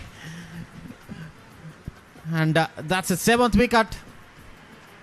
And Casuala departs with a short stay at the crease there. There you go, that's a replay. Slow delivery coming in. Casuala going after it, a wild swing. And getting off that skyrocket straight to Scott Warren there. So Casuala departs for 3. Zimbabwe Over-50s 198 for 7.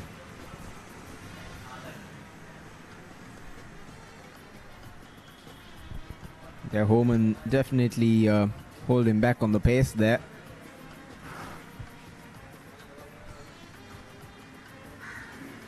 Both these New Zealand bowlers have tried to take pace off. Yeah, what the new batter has to do is get the strike to Lindsay. Get that single coming in. Get Lindsay up in strike. It's a good over. Just conceded 1 run off the 4 deliveries by Homan. And this is where the experience comes in. Last few overs, get your experience batter in. Watchfully played. Quick single there. Good running by Lindsay. Yeah, Lindsay back on strike now. Crucial man for Zimbabwe at this point. Wouldn't want to lose his wicket right now. That could mean costly for Zimbabwe. Show me that Lindsay needs to get on strike most of the time.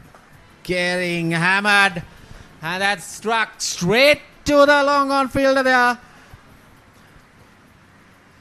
So Lindsay departs for 21, and that's the 8th wicket gone for the Zimbabwe Over-50s. So 1 by 1.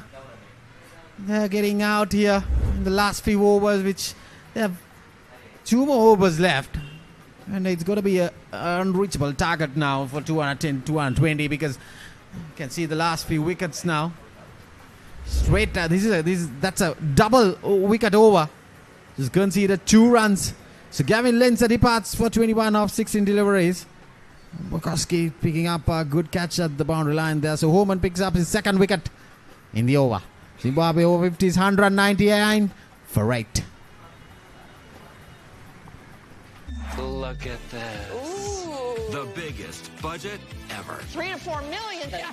Come on in. It's breathtaking. Amazing. This is stunning. Wow. I love my job. My lottery dream home. Mondays on HGTV. Catch the action of the Australia Tour of Sri Lanka 2025 live. Enjoy 2 tests and 2 ODIs from 29th January to 14th February.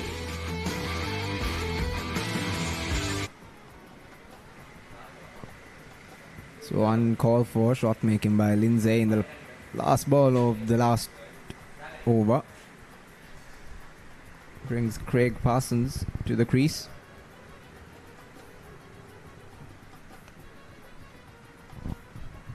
Lindsay just needed to get a single off that last over, which would have brought him on strike this over. Yeah, and go after Dubey. He bowls a left arm spin and would have had a crack at him in his penultimate over. And looks like it's going to be unreachable, that 200, even the 210 target now. Because Dubey is bowling,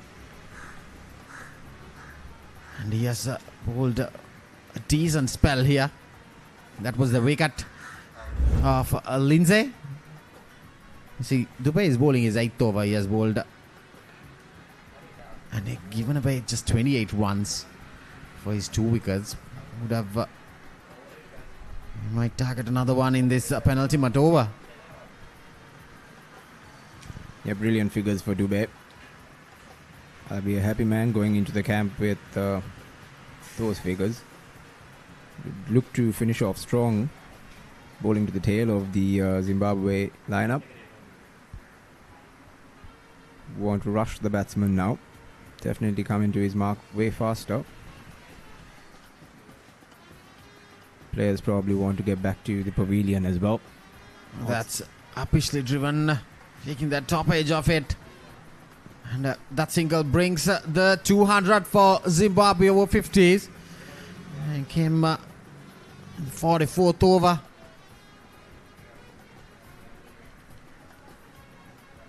So currently the 200 for 8. And the 44th over now. They've got 8 balls to get as much as they can. They have 2 wickets in hand.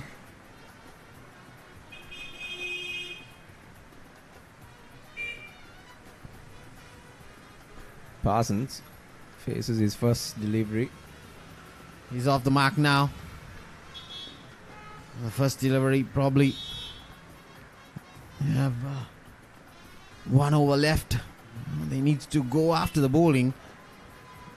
Probably bat on the 45 overs. You get runs. Need to be sticking there. But what I felt was should get off the strike and get the strike to Parsons.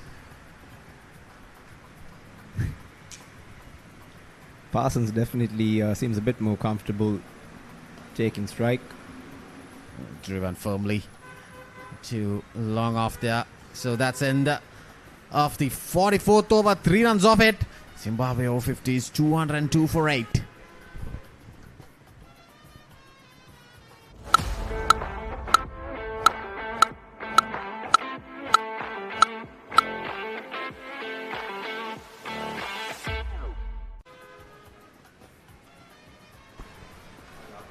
So here the last over of the Zimbabwe inning.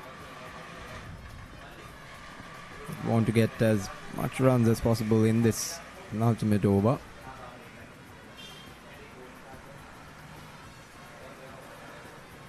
Seems like it'll be Homan to wrap things up for the Kiwis.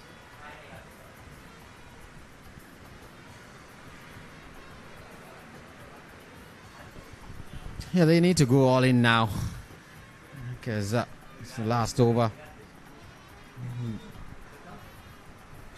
So we have Homan to continue. He picked up 2 wickets for just 2 runs in the previous over. And taking those 2 wickets, the prize wicket of Gavin Lindsay as well.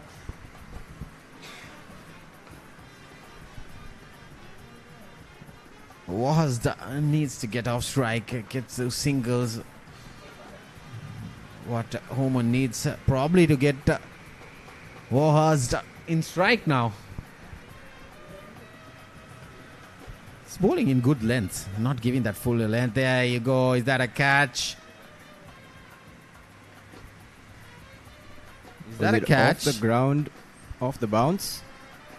Interesting to see this replay as well. War is standing his ground. Is it off the boot? Yep. Yeah, if there's an ache on the bat, that's straight to the boot. So probably that's the end of Warhurst. Yes. So Oman coming in a brilliant spell here. He has picked up 3 wickets to dismissed Warhurst again. Now that is the 9th wicket falling for the Zimbabwe Over-50s. They are 2-2 for 9.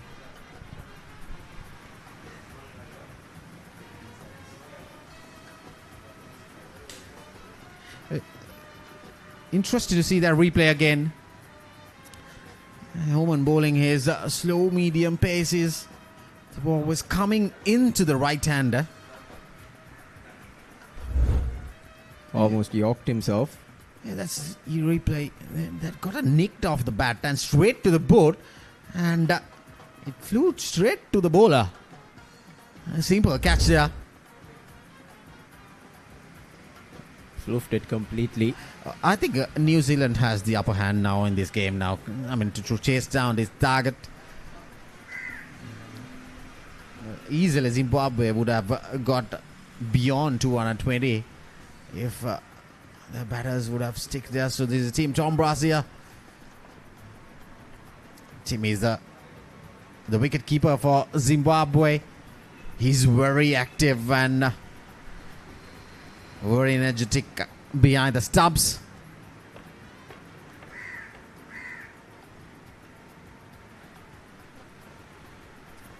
This is turning out to be a good spell. Good end to his bowling spell. Prior to this couple of overs, he has figures of 4 overs for 21 runs. So the previous over he gave just 2 runs away and picked up 2 wickets. And now so far he yet to get off any runs in this over. Quick single there. Yes, for the past 10 balls by Homan, he has just given away 10 runs and picked up 3 wickets, the tail of Zimbabwe Over-50s. So this last 2 overs by Homan is going to be crucial for the New Zealand Over-50s. So because he's restricting so much runs. So, context of the now era of the game, and 9 balls you can score 30 runs. But even with these Over-50s, at least half of it. So that's what I'm saying. This context of the game, this spell, the last few deliveries of Homan has been more effective, more suitable for the New Zealand run chase, because he's restricting and not giving away those boundary balls and helping the cause of the team. So last ball coming up of the Zimbabwe Over-50s innings. Homan certainly tightened the screws and brings the end of the 45 allotted overs of Zimbabwe. Zimbabwe ending at 205 for 9. Yeah, at one stage they had like 15 runs to get to 210 in the last 3 overs, and Homan coming in, bowling the last 2 overs of his spell just for 2 runs and picking up 3 wickets. So impressive bowling here by Homan, and the likes of Dubey picked up 2 wickets. So eventually Zimbabwe Over-50s 205 for 9, and where they would have easily got close to 220. So what I feel is, Shami, that 20 run shot, definitely 20 run shot for this run chase. That's the batting card. Zimbabwe Jarvis getting 35 with White. Had a good opening stand, 52 runs in the opening stand. White getting 19, and Jason Oates getting the highest number of runs there for Zimbabwe Over-50s, getting 30, along with Goodwin. He had a good partnership. Goodwin got 30, Nalaga Fernando 11, and Gavin Lindsay getting 21 in the latter part of the middle order there. Apart from that, there's not much of batting, so the extras of 20, even every single game you get a lot of extra, Shamita, because these are over 50 lads. They are not playing cricket every day, so you need to expect this kind of inaccuracy of the bowling. So that is the bowling card for New Zealand. Scott bowling, opening the bowling along with Brokowski, and didn't pick it up, pick any wickets. So Petrie coming in, bowling an economical spell. Just 1 wicket for just 9 runs. So Homan, pick up the bowlers for me, came in the death overs and picking up 3 wickets for 26 runs in his 6 overs. So Dubai picking up 2, as well as the skipper Somani picking up 2 wickets. There's a partnership. The first wicket for 53 runs. Since then, the second was 62, and the third wicket was 74. And the best partnership was the runs of 88 runs posted by Goodwin and Ote. And since then, the wickets have been tumbling for the Zimbabwe Over-50s. So they made 205 runs at the end of the 45 overs. So the target will be 206. So this is the highlights of the innings. Yeah, New Zealand started off quite well. Yeah, they had a cracking start. 6 overs, 38 runs at the start, and then they were hammering Brokowski and good stroke play all around the wicket. They batted brilliantly, and alongside that was the first wicket. Petrie getting that wicket off. There you go. That's departure of Jarvis. That was the unfortunate wicket. And since then, Goodwin, the skipper, Brian Goodwin, coming into bat, and then they had a good partnership of 88 runs for the 4th wicket. And managed to build up that score. That foundation was given by the 2 openers, and then they cracked it down brilliantly in the middle stage and brought the team into a decent score. But the finishing touches of the Zimbabwe Over-50s wasn't that impressive, Shamin. That's the top edge of Goodwin's wicket. Yeah, Zimbabwe definitely had a good spell of middle overs, but couldn't capitalize it. Yeah, last stage, the last 5 overs has just given away 15 to 20 runs only.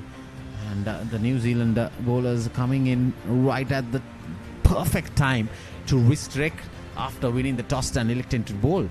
So they held their nerves till the last moment, and that was the inside edge wicket, the last wicket falling for the Zimbabwe Over-50s, and eventually they made 205 for 9 after the 45 overs. So New Zealand Over-50s needs 206 runs to win in their 45 overs.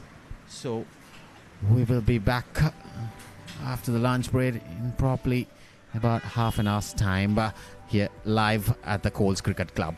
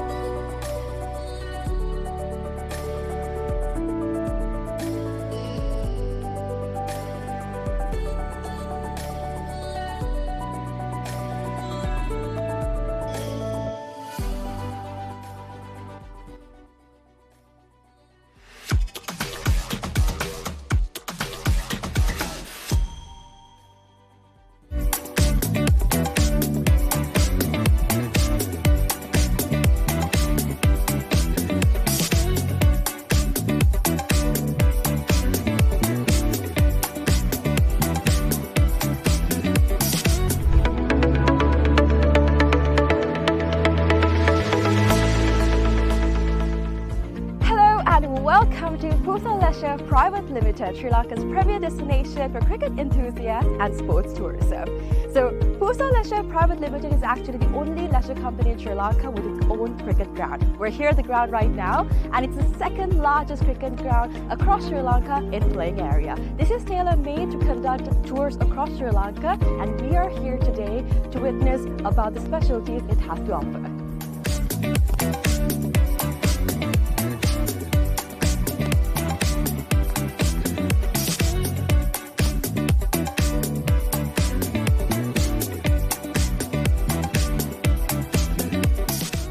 It's only natural for you to ask, what's so special about this ground? Well, let me list out a few reasons as to why it's special to cricket, right? So this is situated in a 30-acre land, meaning you have plenty of space to walk about, have a look, and relax yourself.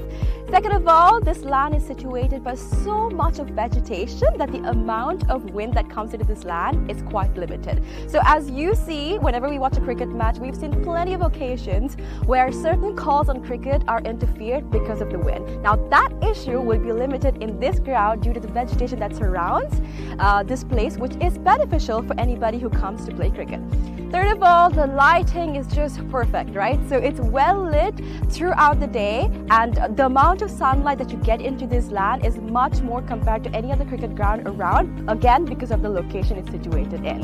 And another specialty about this cricket ground is its grass, right? So usually whenever you go to any other cricket ground, the grass is quite smaller compared to the grass that you would be seeing in this special cricket ground when you come here. It's because we have actually taken a grass that is quite special to Sri Lanka. Why? Because it's easy to maintain, we know how it works, we can make sure that it's well watered, well cut. All of this is easily maintained because of the fact that this grass is special to Sri Lanka. So these are just a few specialties as to why this cricket ground is special for you.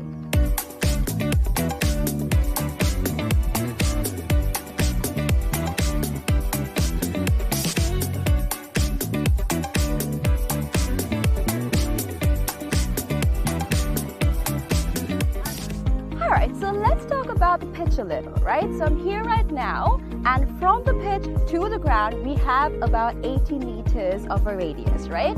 And something special about the pitch is that it's elevated, meaning that anybody from anywhere on the ground can see the pitch properly because of its elevation. So even if you stay in that corner of the ground, the pitch very clearly because of the elevation that it has.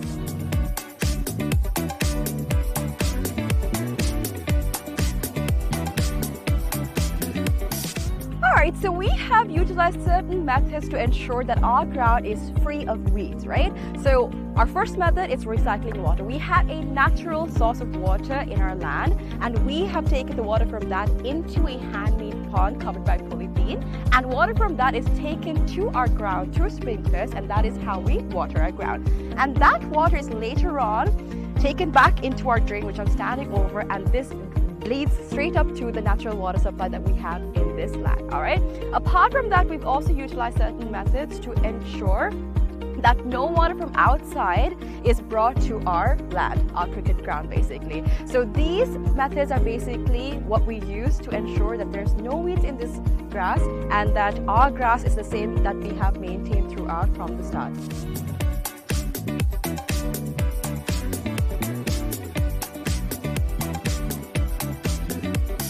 Alrighty, so another specialty about this ground and how we're connected with nature, right? A fun fact. So if you hit a century in this ground, one of these surrounding trees will be named after you. So if you can see, this entire ground is surrounded by vegetation and plenty of trees. So whoever hits a century in this ground will get one of those trees named after them. So this is actually something quite unique. It's not done everywhere, and it's actually a nice opportunity for you to get a tree named after you. So this is something special that's happening here at the ground, and so far only 8 cricketers have actually hit a century and gotten a tree named after them. So if you want to come here and hit a century and get a tree named after you, this is the place for you.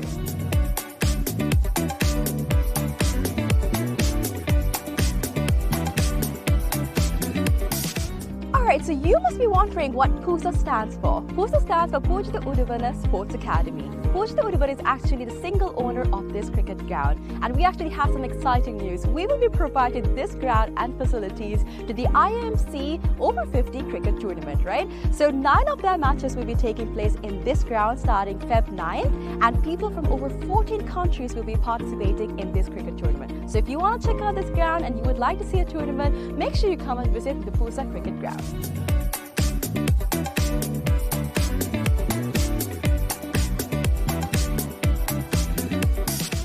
Alright, I know this looks digital, but it's not, alright? We operate this scoreboard manually. How?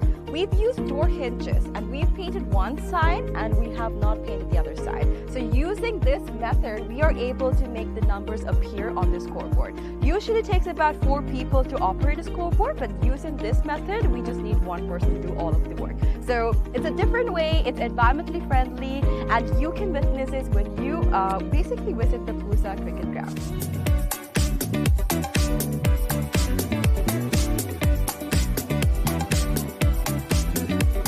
Alright, so you must be wondering where the side wickets are. It's going to be built right over here. It's still under construction, but we are expecting 12 strips to be made very, very soon.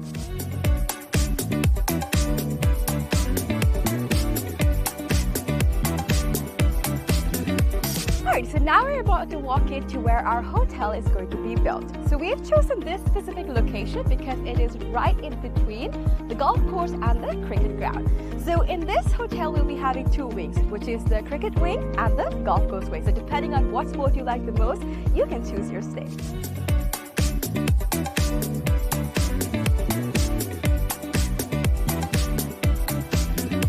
Alright, so another exciting part of our 30-acre land is this golf course. So the golf course isn't built yet, but I'm currently walking into the land that's dedicated for it. So on this road that we see over here, there will be an array of houses that will be built with a backyard facing this very golf course. So if you're interested in becoming an owner of these properties, make sure you invest right away so that you can have a house with a backyard facing this amazing golf course. So people that actually walk on the streets will not have a clear view of the golf course except for the owners that actually reside in these houses. It will be exclusive just to y'all, so make sure you come and invest today.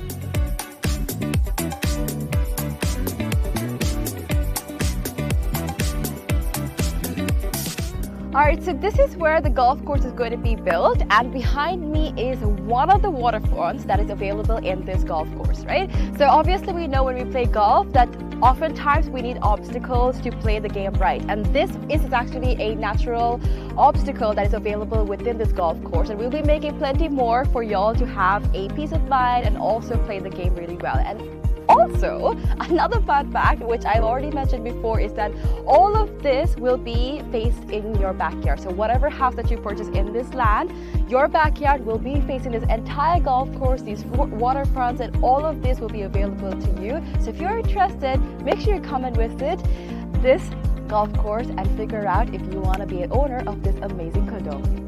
Alright, so today we've spoken about how we can leisurely spend our time at Pooja Leisure Private Limited.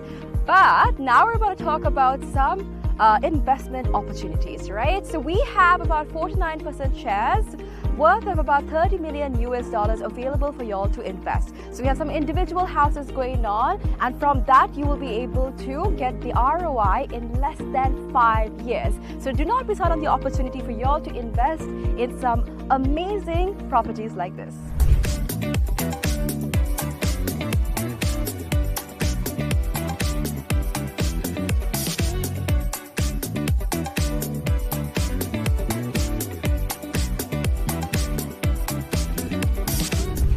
Alright, so this is Pooja Leisure Private Limited. Over here we have our very own cricket ground, we have our golf course, we have condos, we have a hotel, we have so much to offer to y'all over here. So make sure you come and visit Pooja Leisure Private Limited and grab an opportunity to invest, have some leisure time, and all that you need over here. Do not forget to come visit us.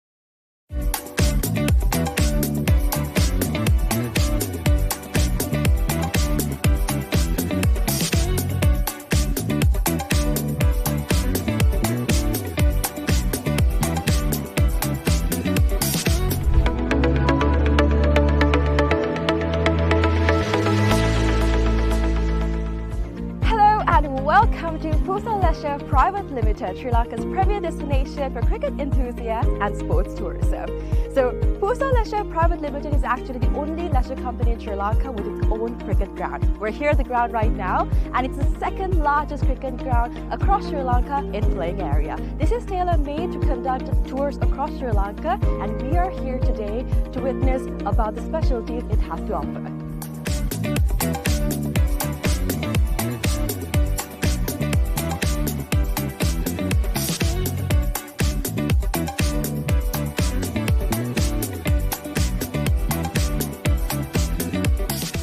It's only natural for you to ask, what's so special?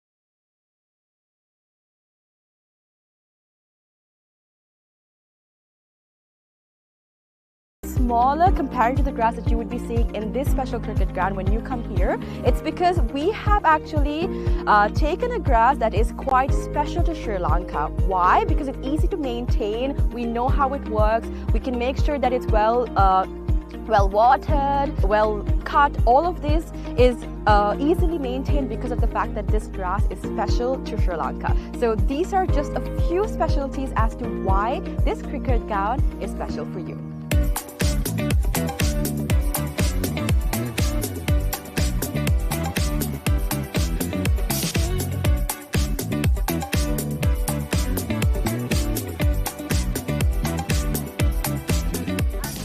Alright, so let's talk about the pitch a little, right? So I'm here right now, and from the pitch to the ground, we have about 80 meters of a radius, right? And something special about the pitch is that it's elevated, meaning that anybody from anywhere on the ground can see the pitch properly because of its elevation. So even if you stay in that corner of the ground, the pitch very clearly because of the elevation that it has.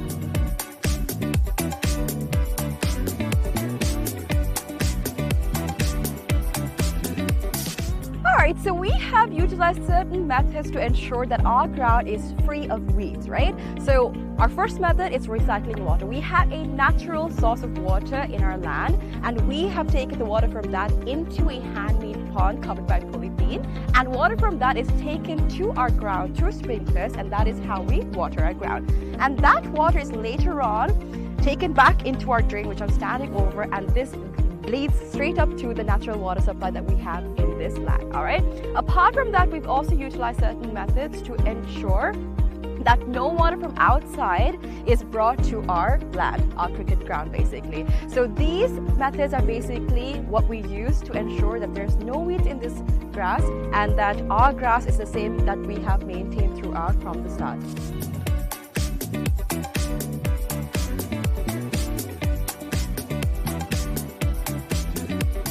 Alrighty, so another specialty about this ground and how we're connected with nature, right? A fun fact. So if you hit a century in this ground, one of these surrounding trees will be named after you. So if you can see, this entire ground is surrounded by vegetation and plenty of trees. So whoever hits a century in this ground will get one of those trees named after them. So this is actually something quite unique. It's not done everywhere, and it's actually a nice opportunity for you to get a tree named after you. So this is something special that's happening here at the ground, and so far only 8 cricketers have actually hit a century and gotten a tree named after them. So if you want to come here and hit a century and get a tree named after you, this is the place for you.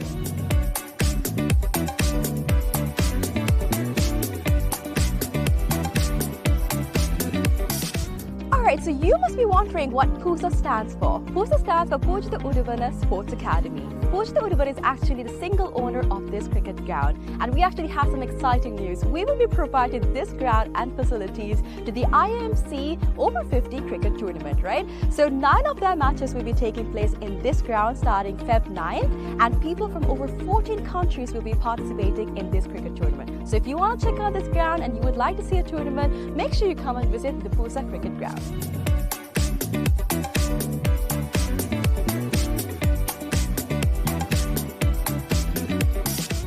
Alright, I know this looks digital, but it's not, alright? We operate this scoreboard manually. How? We've used door hinges and we've painted one side and we have not painted the other side. So using this method, we are able to make the numbers appear on the scoreboard. Usually it takes about 4 people to operate a scoreboard, but using this method, we just need one person to do all of the work. So it's a different way, it's environmentally friendly, and you can witness this when you basically visit the Pooja Cricket Ground.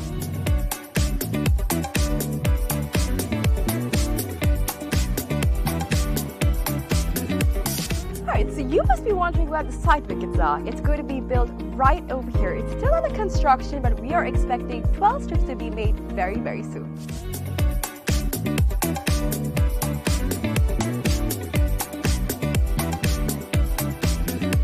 Alright, so now we're about to walk into where our hotel is going to be built. So we've chosen this specific location because it is right in between the golf course and the cricket ground. So in this hotel, we'll be having 2 wings, which is the cricket wing and the golf course wing. So depending on what sport you like the most, you can choose your stay.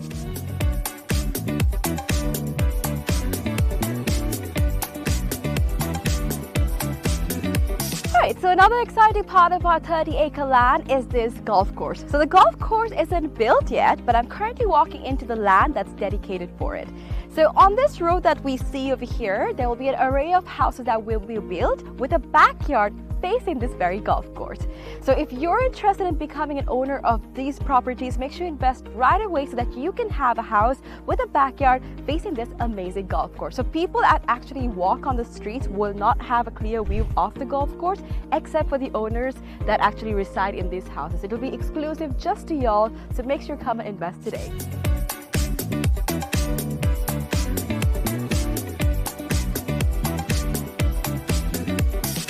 Alright, so this is where the golf course is going to be built, and behind me is one of the waterfronts that is available in this golf course, right? So obviously we know when we play golf that oftentimes we need obstacles to play the game right, and this is actually a natural obstacle that is available within this golf course, and we'll be making plenty more for y'all to have a peace of mind and also play the game really well. And also, another fun fact, which I've already mentioned before, is that all of this will be faced in your backyard. So whatever house that you purchase in this land, your backyard will be facing this entire golf course, these waterfronts, and all of this will be available to you. So if you're interested, make sure you come and visit this golf course and figure out if you want to be an owner of this amazing condo.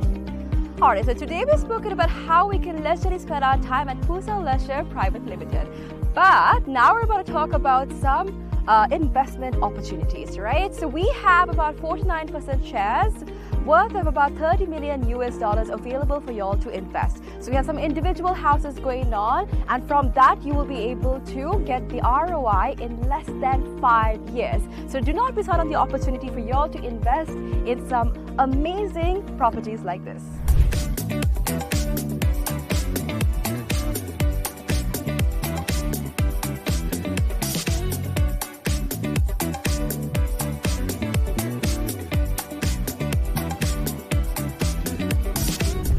Alright, so this is Pooja Leisure Private Limited. Over here we have our very own cricket ground, we have our golf course, we have condos, we have a hotel, we have so much to offer to y'all over here. So make sure you come and visit Pooja Leisure Private Limited and grab an opportunity to invest, have some leisure time, and all that you need over here. Do not forget to come visit us.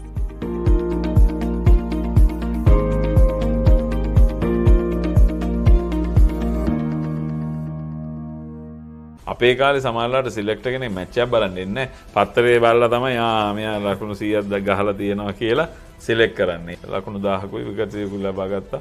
පාසල් cricket season එකේ ක්‍රීඩාවක් කරද්දී හැමෝටම තමන්ගේ රට නියෝජනය කරන්න වෙන්නේ. අනිත් එක ශ්‍රී ලංකාවේ ක්‍රීඩා කරනවා නම් මේ හැම දෙයකටම මුහුණ පාන්න සිදු වෙනවා. අපිට හිටියේ කෝච්ලා. අපිව වෙනස් කරන්න හැදුවේ නැහැ. මුරලිට බෝල් කරන්න හම්බුනේත් නැහැ. පියලුයි රුවනුයි බෝල් කරද්දී. මැච් එකේ ෆස්ට් ඩේ එකේ පළවෙනි පන්දු යවන්නේ ස්පිනර් කෙනෙක්.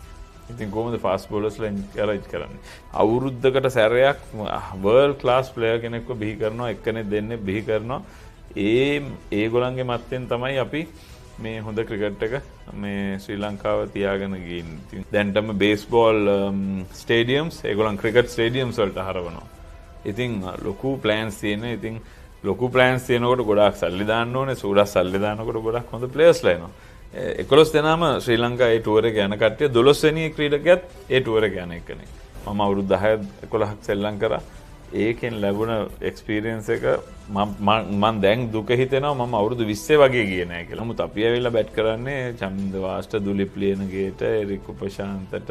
ඉතින් ඒ වගේ කට්ටියට පන්දුට පහර දුන්නාම මේ ප්‍රැක්ටිස් වලත් අපි යූස් මේ වගේ කට්ටියට පන්දුවට පහර දීලා පොන්ටින් ලද වෝන් ලද ලාරලද හැම කෙනෙක්ම එක්ක මං ක්‍රීඩා කරලා තියෙනවා. වසීම් අක්‍රම්ලා වකා යුනුස්ලා ඒ හැම ඔයා වුණත් පටන් ගත්තේ ඇයි ගැහුවේ නැත්තේ කියලා. ඉතින් ওই ප්‍රශ්නෙට මම උත්තර දීලා ඇති මිලියන ගාණක්.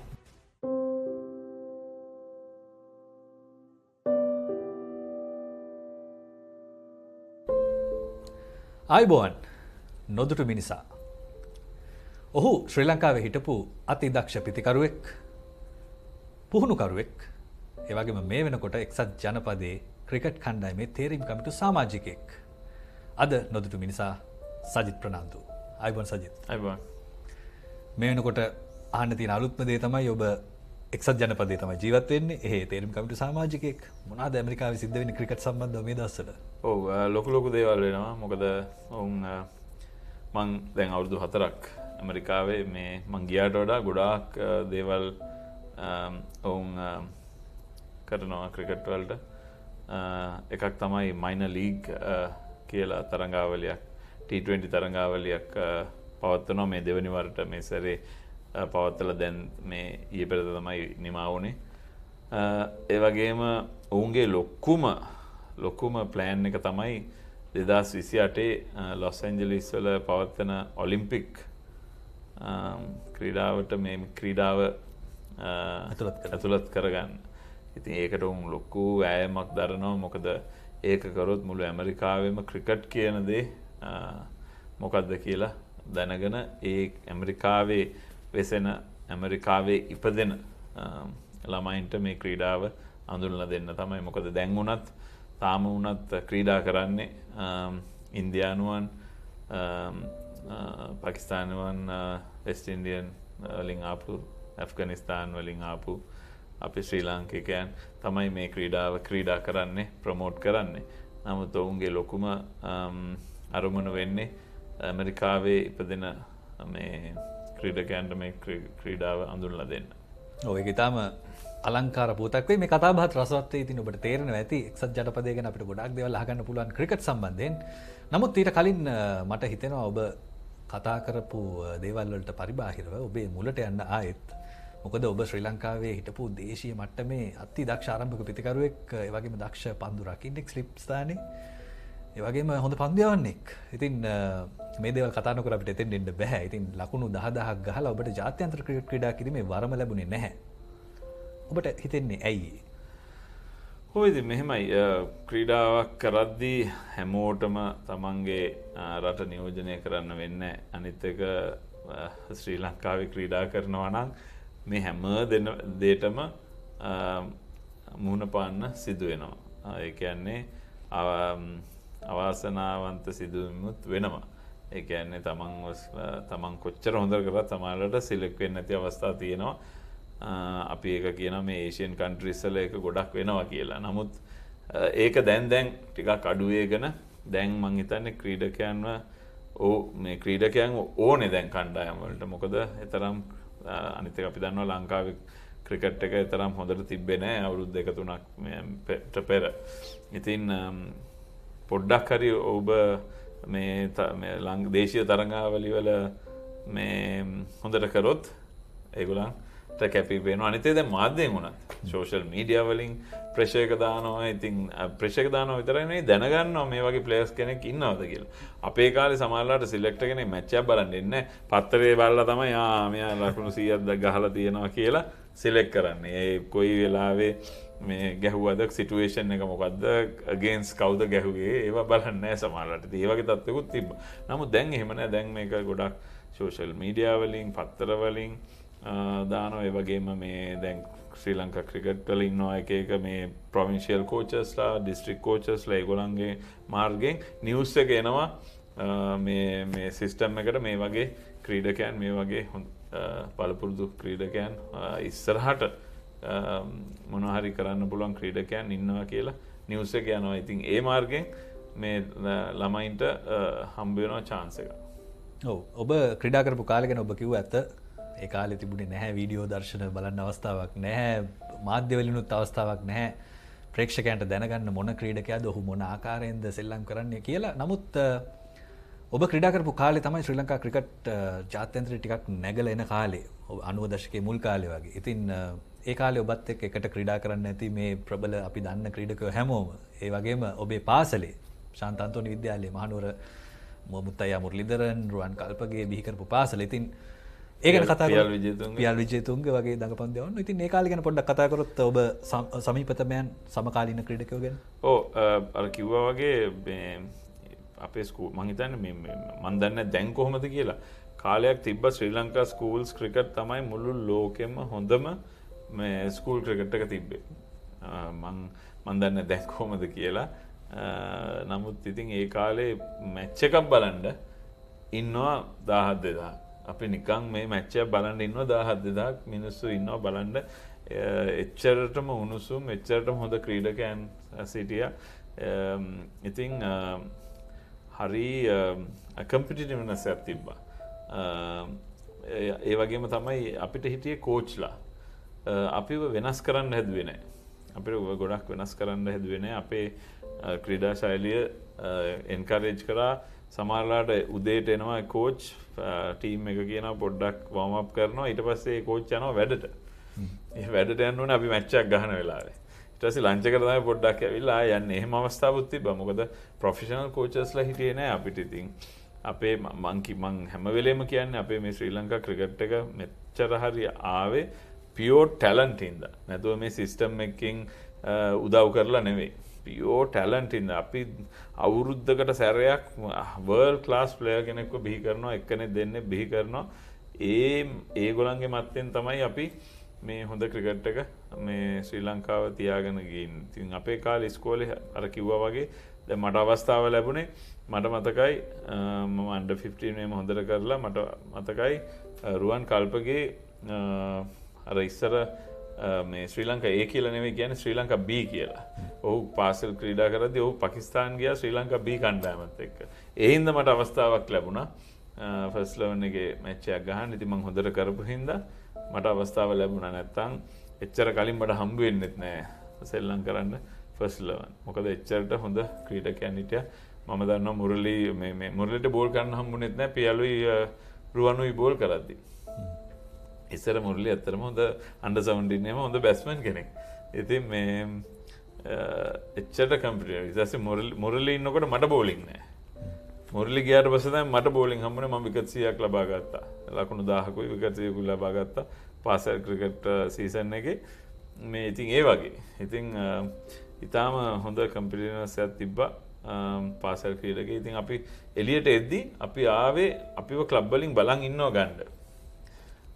අපිට මට ගොඩාක් ක්ලබ් වලින් එන්න කිව්වා. ඉතින් ඒ වගේ මම 92 all island school boy cricket වුණා. අන්ඩර් 19 ටුවර් එකක් ගියා එහෙම. ඉතින් ඒ වගේම අපි එනකොට අපි ආවේ නැෂනල් ප්ලේයර්ස්ලා 4-5 දෙනෙක් ගහපු ටීම් වලට.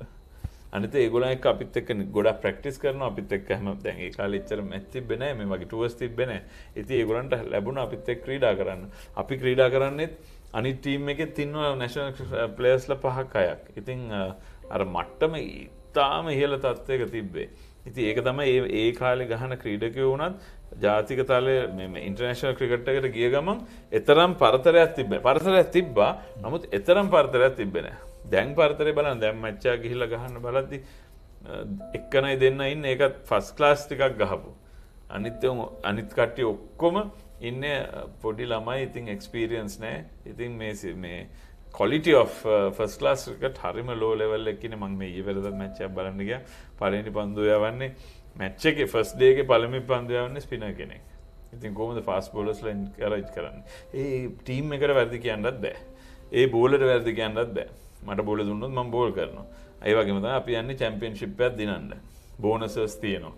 තමන් හොඳට කරන්න ඕනේ ඊළඟ අවුරුද්දේ තව හොඳ කොන්ට්‍රැක්ට් එකක් ගන්න. ඉතින් මේ ප්ලේයර්ස්ලාට වැරදි කියන්න බෑ. මේ සිස්ටම් එක හදන කට්ටියටයි සිස්ටම් එක මේ ගැන ප්ලෑන් කරන කට්ටියයි තමයි මේ වැරද්ද බාර ගන්න ඕනේ. ඔව් ඊටම වැදගත්. ඉතින් ක්‍රීඩා සමාජය ගැන කතා කරපු නිසා මට හිතෙනවා නැවතත් හරවුස්සන්න ඒ කාලේ ක්‍රීඩා සමාජ ක්‍රිකට් මොන වගේ තත්ත්වයක තිබුණ කියලා. ඒ කාලේ අපිට ඔබ කිව්වත් වගේ ජාතික ක්‍රීඩකයන් රැසක් ලීගේ ක්‍රීඩා කරනවා ලීගය ඇතුළේ. එතකොට නවක පිතිකරුවන්ට උන්ට පන්දුවට පහර දෙන්න සිද්ධ වෙනවා. ඒ වගේම නවක පන්දු යවන්නන්ට හොඳ පිතිකරුවන්ට පන්දු යවන්න ලැබෙනවා. එතකොට ඔබට මතක හිටින ඒ කාලේ තිබුණ හොඳම තරඟ ඔබ ක්‍රීඩා කරපු හොඳම මට්ටමේ තරඟ මොනවද? ඔබ ඊටාම මහන්සියෙන් දිනාගත්තු ඉනිම් ඒ වගේම ඔබට ලොකු අභියෝගයක් ලැබුණු තරඟ සහ ක්‍රීඩකයන් කවුද? ඔව් අපි මං හිතන්නේ ෆයිනල් එකක් ගැහුවා ඩේ නයිට් මේ SSC කණ්ඩායමත් එක්ක. ඊළඟ දවසේ දකොද ඊළඟ දවසේ දකොද ඒගොල්ලන් ඕස්ට්‍රේලියා ටුවර් එකක් යනවා. ඒගොල්ලන්ගේ 12 දෙනෙක් 11 දෙනාම ශ්‍රී ලංකාවේ ටුවර් එක යන කට්ටිය 12 වෙනි ක්‍රීඩකයාත් ඒ ටුවර් එක යන එකනේ. හරිද? ඉතින් අපි ඒගොල්ලන්ව බීට් කරලා මේ අපි දින්න. මම ඒකේ man of the final වුණා, man of the series වුණා. තව මම කැප්ටන් කරලා අපි NCC කණ්ඩායම පැරද්දුවා. ඒකේ ටෙස්ට් ප්ලේයර්ස්ලා හිටියා දෙපැත්තෙම, ඉන්ටර්නැෂනල් ප්ලේයර්ස්ලා හිටියා දෙපැත්තෙම. sorry මේ ඉතින් ඒ වගේ ගොඩාක් මට මතකයට එනවා ගොඩාක් තරඟ මේ දෙපැත්තෙම හිටිය හොඳ ක්‍රීඩකයෝ. ඉතින් ඒකයි අපි මං හිතන්නේ අපේ මට්ටමත් ඉහළ ගියේ. අපි ක්‍රීඩා කරෙත් අගේන්ස් ක්‍රීඩා කරෙත් හොඳ ක්‍රීඩකයන්ගේ අපි ප්‍රැක්ටිස් කරද්දිත් මේ ඉන්ටර්නැෂනල් බෝලර්ස්ලා අපිට ප්‍රැක්ටිස් කරනවා. දැන් කියන්නේ රෙස් කරන්න. ඉතින් සාධාරණයි. මොකද ඒගොල්ලන් ගොඩාක් ක්‍රිකට් ගහන ඉඳලා. ඉතින් ඒකෙන් පොඩි මදිකමක් වෙනවා මේ අනිත් යෝන් ක්‍රීඩකයන්ට.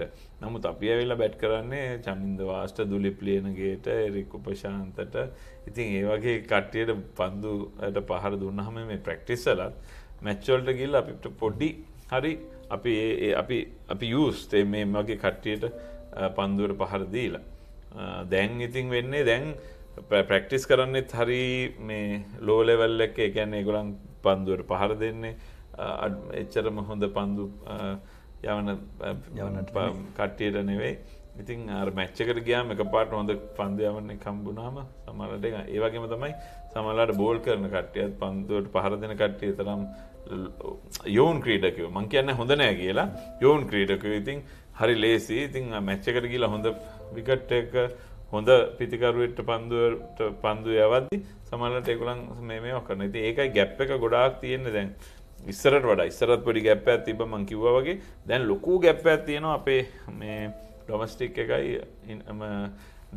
එකයි අර අපි ගහන LPL ඒ වගේ තරඟවල ලොකු ගැප් එකක් තියෙනවා. ඉතින් ඒකයි ඉන්ටර්නැෂනල් ලෙවල් එකේ තව ලොකු ගැප් එකක් තියෙනවා. ඉතින් ඒකයි මේ ගැප්ස් වහන්න තමයි මම දන්න දවසේ ඉඳලා මේ සිස්ටම් එක හදන්න එන කට්ටිය කියනවා. අපි දැන් මාරු කරගෙන යන අවුරුද්දේ මෙහෙම කරනවා ඊළඟ අවුරුද්දේ අපි මේ විදියට හද.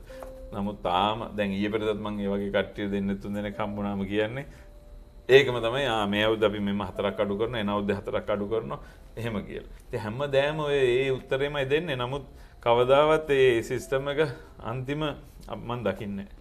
ඔව් හිතන දේවල් ගොඩක් තියෙනවා මේ කතා බහ ඇතුලේ. ඉතින් ඒ වගේම ඔබ සඳහන් කළා මේ තිබුණු පරතරයන් ගැන. ශ්‍රී ලංකාවේ දේශීය ක්‍රිකට් ඊට පස්සේ ලීග් ක්‍රිකට් සහ ජාත්‍යන්තර ක්‍රිකට් අතර ලොකු පරතරයක් ගොඩනැගිලා තියෙනවා. ඔබ ඒ කාලේ ක්‍රීඩා කරන අවස්ථාව සපයගත්තා ප්‍රාන්ත ක්‍රිකට්, කවුන්ටි ක්‍රිකට්ත් ඔබ ක්‍රීඩා කළා එංගලන්තයේ සෑහෙන කාලයක්. ඉතින් ඒ ක්‍රිකට් වලින් ලබාගත් දේවල් සහ මේ වෙනකොට ක්‍රීඩකයන්ට ඒවට අවස්ථාව ලැබෙනවද? එතකොට එතනදී අපට කොතනින්ද ශ්‍රී ලංකාවට මේක සම්බන්ධ කරගන්න පුළුවන් අපේ දස්කම් දියුණු කර ගැනීමට? ඔව් අනිවාර්යෙන් එතනින් ලැබුණ එක්ස්පීරියන්ස් එක හරි වැදගත්. මොකද ඒ එක ටීම් එකකට එක ප්‍රොෆෙෂනල් කෙනා ඉන්නේ. ඒ කියන්නේ පිට රටකින් ගෙනල්ලා ඔවුන් ගෙවලා ඔවුන් ගෙවල් ලබා දීලා අපිට යාෆයා දීලා ගොඩාක් වියදම් කරනවා. අපිට තව අර කොන්ට්‍රැක්ට් එකකුත් දෙනවා. ඉතින් එහෙම ගියාම ඒගොල්ලන් මේ ටීම් එකක් වශයෙන් එක්ස්පෙක්ට් කරනවා හැමදාම ලකුණු 100ක් ගන්න, හැමදාම විකට් 5ක් ගන්න. ඉතින් ඒ වගේ දේවල්. ඉතින් ගොඩාක් ප්‍රෙෂර් එක තියෙනවා. ඉතින් ඒ වගේ ගිහිල්ලා මම අවුරුදු 10 11ක් සෙල්ලම් කරා. ඒකෙන් ලැබුණ එක්ස්පීරියන්ස් එක මම දැන් දුක හිතෙනවා මම අවුරුදු 20 වගේ ගියේ නෑ කියලා. මං ගියේ 27 වගේ. මම ඊට ඉස්සෙල්ලා ගියා නම් මං හිතන්නේ මං තවත් හොඳ ක්‍රීඩකයෙක් වෙනවා. 10 නෙවෙයි 15000ක් විතර ගහන්න තිබ්බා කියලා හිතෙනවා. මොකද තමන් දන්නවා තමන්ගෙන් මෙච්චර එක්ස්පෙක්ට් කරනවා තමන් කීයක් හරි තමන් ඒගොල්ලන්ගෙන් ලබා ගන්නවා. ඉතින් ගොඩාක් ප්‍රෙෂර් එක. ඉතින් මොකද ඒ වගේම තමයි තමන් ඒ සීසන් එකේ හොඳට කරන්න තමයි ඊළඟ අවුරුද්දේ තමන්ට තව කොන්ට්‍රැක්ට් ලැබෙන්නේ. තව ක්ලබ් එකකින් ඉරි වැඩියෙන් දීලා තමන්ව ගන්නෙත් මේ හොඳට කරොත් තමයි. ඉතින් ඒ වගේම තමයි වෙන වෙන කන්ඩිෂන්ස් වල සෙල්ලම් කරලා ඒ වගේම තමයි අනිත් ටීම් එකෙත් ඉන්නවා තව ප්‍රෝ කෙනෙක්. ඉතින් සමහරවිට ඔව් හොඳටම පන්දු දාන වෙන රටට ගහපලා තියෙන ක්‍රීඩකයෙක්. මොකද හැම එකනටම ඇවිල්ලා ගහන්න බෑනේ. ඉතින් එක්ක හොඳ පිතිකරණය දෙන ක්‍රීඩකයෙක්. ඉතින් ගොඩාක් මම හිතන්නේ යන්න පුළුවන් නම් මේ තරුණ ක්‍රීඩකයන්ට අඩු වයසෙම මෙහි ක්‍රිකට් එක හැබැයි මේ මිස් කරන්නේ නැතුව මෙහි සීසන් එක මිස් කරන්නේ නැතුව එහෙ ගිහිල්ලා ගහන්න පුළුවන් නම් කොහේ හරි රටක මම හිතන්නේ ඒක මහත් වැදගත් වෙනවා උන්ගේ කරියර් එකට. ඔව් ඉතින් ඊටාම වැදගත්. එයත් මේ තරුණ ක්‍රීඩකයන්ට මේ වැඩසටහන නරඹනවා නම් ඔබට අදහසක් ගන්න පුළුවන් ඔබේ ක්‍රිකට් ජීවිතය කොහොමද ගොඩනගා ගත යුත්තේ කියලා. ඉතින් ඒ වගේම ඔබ ශ්‍රී ලංකා ඒ කණ්ඩායමට ක්‍රීඩා කළා, ප්‍රාන්ත ක්‍රිකට් ක්‍රීඩා කළා, ජාත්‍යන්තර ක්‍රිකට් ක්‍රීඩා කරන්න නොලැබුණත් ඔබට ක්‍රීඩා කරන්න ලැබෙන්නේ නැති ජාත්‍යන්තර ක්‍රීඩකයන් එක්ක මොන වගේ ක්‍රීඩකයන් එක්කද ක්‍රීඩා කළේ? ඒ කාලේ ඉතින් මොනවාද ඔවුන්ගෙන් ඉගෙන ගත්තේ? ඔබ දැකපු විශේෂ දේවල් මේ ක්‍රීඩකයෝ කරන දේවල් තරඟවලට කලින් එහෙමත් නැත්නම් තරඟය තුලදී? රක් වගේ එකම ක්‍රීඩා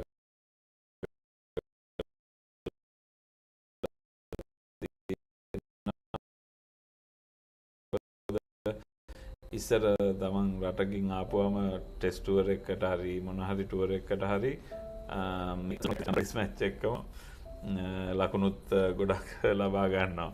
ඉතින් ගොඩාක් හොඳ ප්ලේයර්ස්ලා හොඳ ඒ කියන්නේ හැම රටේම ඔය පොන්ටින් ලද වෝන් ලද ලාර ලද හැම කෙනෙක්ම එක්ක මම ක්‍රීඩා කරලා තියෙනවා. වසීම් අක්‍රම්ලා වකා යුනුස්ලා ඒ හැම ටීම් එකක් ආපුවම මම ක්‍රීඩා කරලා තියෙනවා. මම ලකුණු ලබාගෙන තියෙනවා. මේ අර ලබා එක්ස්පීරියන්ස් එක ඉතින් ඔවුන් වගේ ක්‍රීඩකයන් එක්ක පන්දුට පාර දීලා හරි පන්දු යවලා හරි ඒ ලැබෙන එක්ස්පීරියන්ස් එක අපේ ඇවිල්ලා ඩොමස්ටික් සෙල්ලම් කරද්දි මම හොඳට කරන්නේ ඒක තමයි. මොකද ඒ ලෙවල් එකේ ඒ පන්දු යවන්නන්ට ඒ ටීම්ස් වල එක්ක සෙල්ලම් කරාම තමන්ට ඉතින් අපි කියමු දැන් 140ට 150ට පන්දු යවන ක්‍රීඩකයෙක්ට අපිට වැඩි මේ නැෂනල් මේ අපිට ක්ලබ් ප්‍රැක්ටිස් වල අපිට හම්බ වෙන්නේ නැහැ. දැන් මම දැක්කා අද තුදේත් මම ක්ලබ් එකකට ගියාම ඒතරම් හයියෙන් දාන පන්දු යවන්න නෙවෙයි ප්‍රැක්ටිස් කරන්නේ. ඉතින් ඒගොල්ලන් එකපාරට ගිහලා නැෂනල් ඉන්ටර්නැෂනල් ගහද්දී ඒගොල්ලන් 150ට දාන ක්‍රීඩකයන්ට පන්දු යවන්න ඕන මේ ෆේස් කරන්න ඕන. ඉතින් මට දුක හිතෙනවා ඒගොල්ලන්ට ස්ක්වොඩ් එකකට දාපුවම තමයි ඔන්න ශ්‍රී ලංකන් ප්ලේයර්ස්ලා ටිකකට මේ හම්බ වෙන්නේ ක්‍රීඩා කරන්න. ඉතින් අර වගේ අපිට ඉස්සර ගොඩාක් හම්බුණා මැචස්. ඉතින් ක්ලබ් ගිහිල්ලා සෙල්ලම් කරාම ඒ හරි ලේසි වුණා ඒ පන්දු යවන්නන්ට ක්‍රීඩා.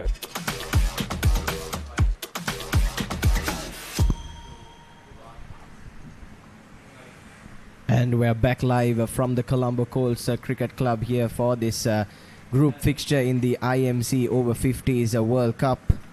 New Zealand were set a target of 205 by Zimbabwe after inviting them to bat first.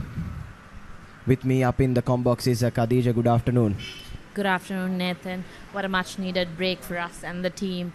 A big total to chase. I'd say that total from Zimbabwe could have been a lot more if it wasn't for some good bowling at the death from Zimbabwe, some good tactical bowling from the Kiwis. Could have been a lot more, could have been at about 230, 240. Did well to keep it down to 205. but on this track, as I said, should be about an average total. So this is a game that could go down to the wire. Indeed, Nathan. And to see the Kiwis without helmets out there at the pitch. It's quite interesting to see. We have Petrie and Ho opening the batting. Richard Petrie and Andrew Ho. It'll be important for them, just like the Zimbabwean openers, to negate that early movement that you generally see here at Coles. That is sort of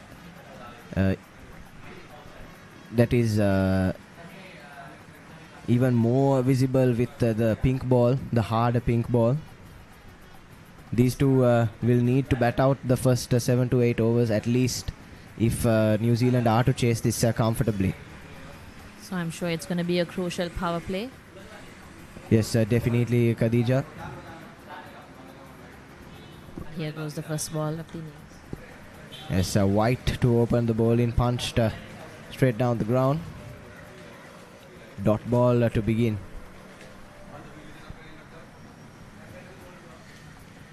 Jim White opening the bowling and the batting for his side.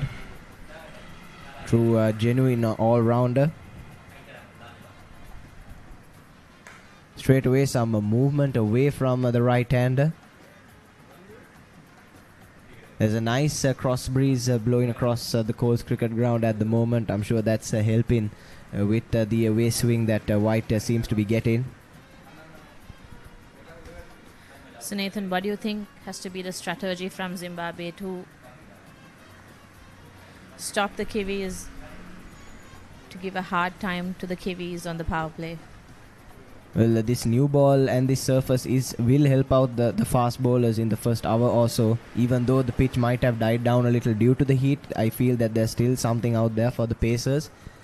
I think that their strategy would be to make the most use of it, make the most use of the new pink ball, try and grab a couple of early wickets in the power play, and after that bring their spinners into it.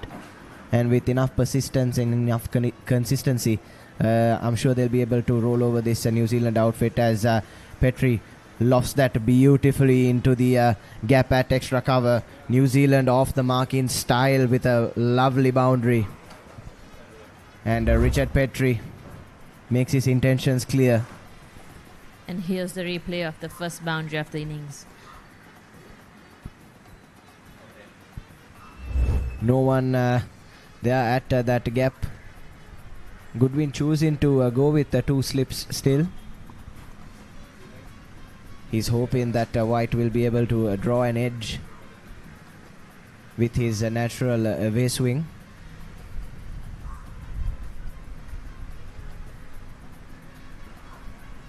So some nice shape on that ball, carefully watched by Petrie.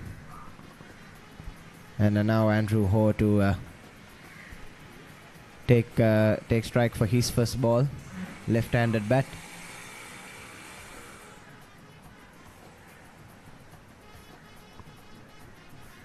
Nathan, I feel a lefty is much more stylish on the field, on the cricket field. Yes, left-handers are known to have that natural elegance about them. As a right-handed batsman myself, I tend to disagree, but that seems to be the common conception. We have proven facts, don't we? I'm afraid you all do. As White sends that down the leg side. First extra. We saw a lot of extras in the New Zealand bowling innings as well, more than 20, I believe.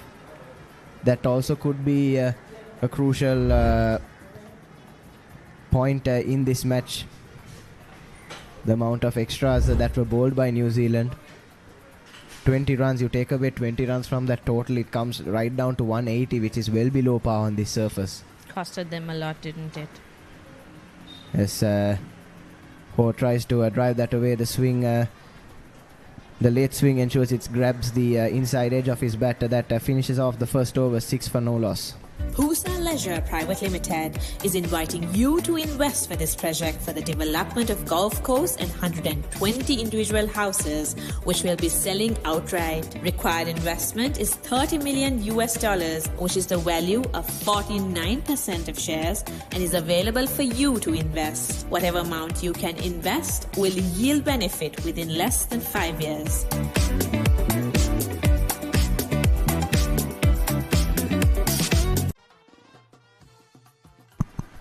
And the skipper, Brian Goodwin, to take the new ball from the Havelock Park end.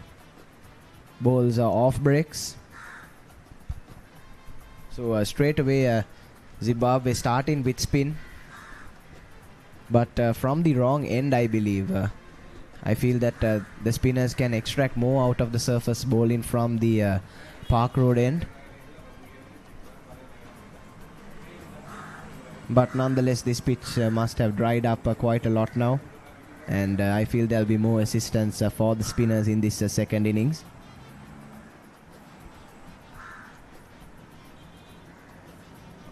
At the end of the first over, New Zealand 6 for none.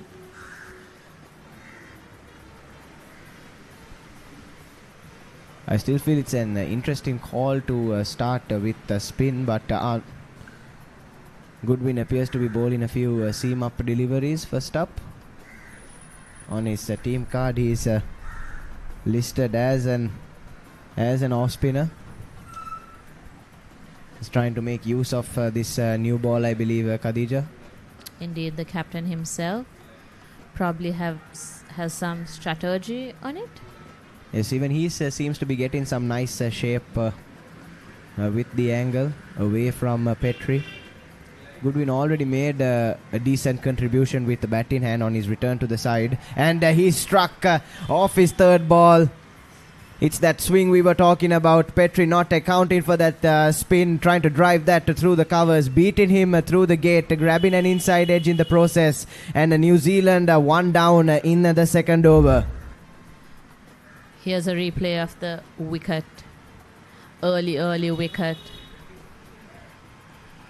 Yes, on that occasion, just going on with the angle, not seaming away as much. Petrie failed to compensate for that, and it grabbed an inside edge and ended up castling him. Goodwin strikes in his first over. New Zealand 6 for 1.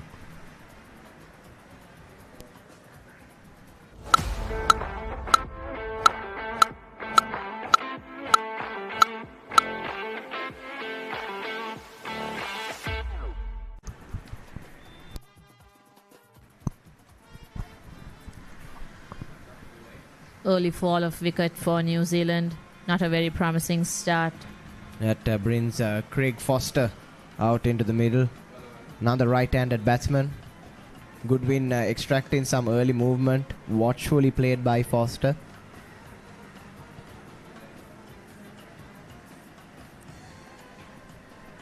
I believe Petrie was trying to hit the ground running, try and get some quick runs in the power play, take use of the fielding restrictions. Unfortunately, got one wrong, and that resulted in him losing his wicket as Foster lets that one go. Take a look at the replay once again. Getting nowhere near the ball. Not trying to play it under his eyes, not trying to get to the pitch of the ball, and a lot wrong with that shot and that shot selection, I must say. As Goodwin punches to extra cover. It's a wicket maiden. What an over by the captain. Yes, captain striking in his first over, 6 for 1 after 2.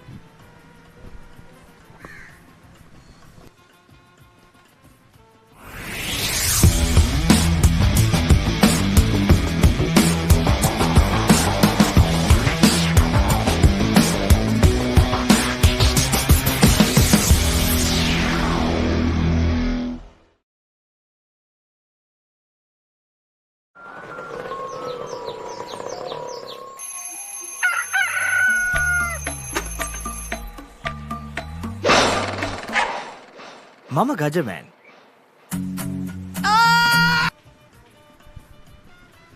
And he has White with his second over. Down the leg side.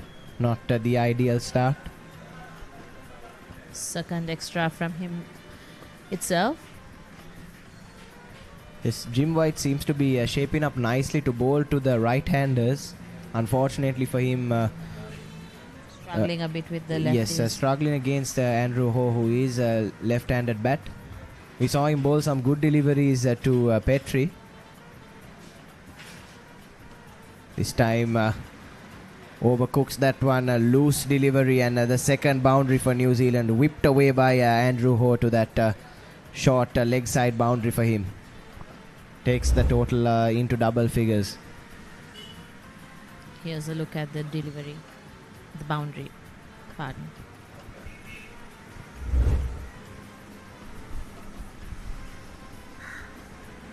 Not the ideal start for Jim White.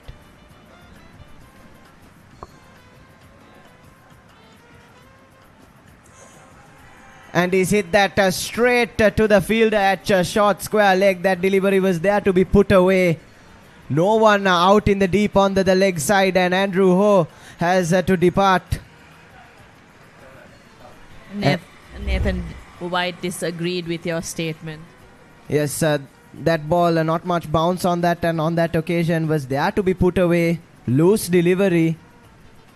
But unfortunately, Andrew Ho unable to capitalize on that, ends up losing his wicket. New Zealand in a little bit of trouble here, 11 for 2.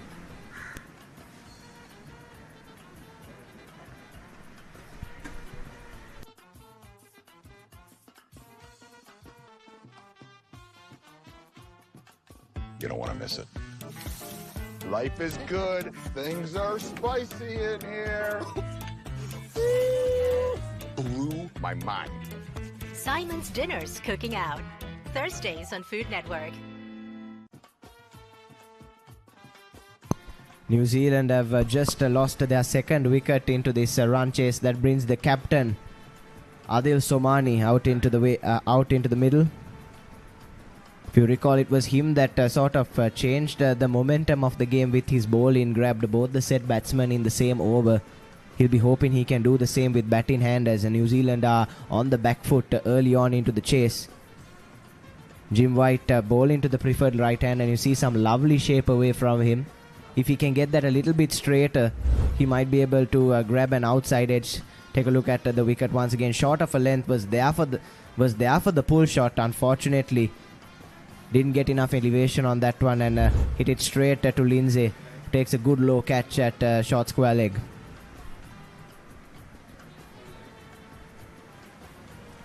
Much better from Jim White, starting on about middle and off, and nicely seaming away. Early wicket falls for the Kiwis. Pressure on their side. It's a 205, not the most simple chase on this ground, about a pass score. And as I said, they'd want to get out of this power play without losing a wicket, but unfortunately, they've lost 2 inside the first 3. And now this pair will need to consolidate for them. This time goes on with the arm into Somani's pads. He tucks that away into the leg side, and he's off the mark, the skipper.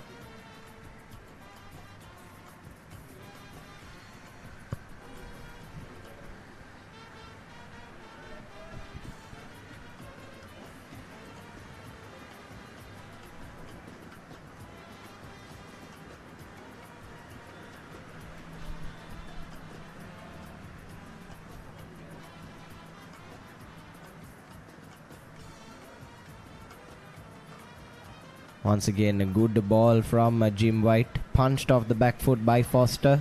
Straight to the fielder at a cover point. New Zealand 12 for 2 after 3.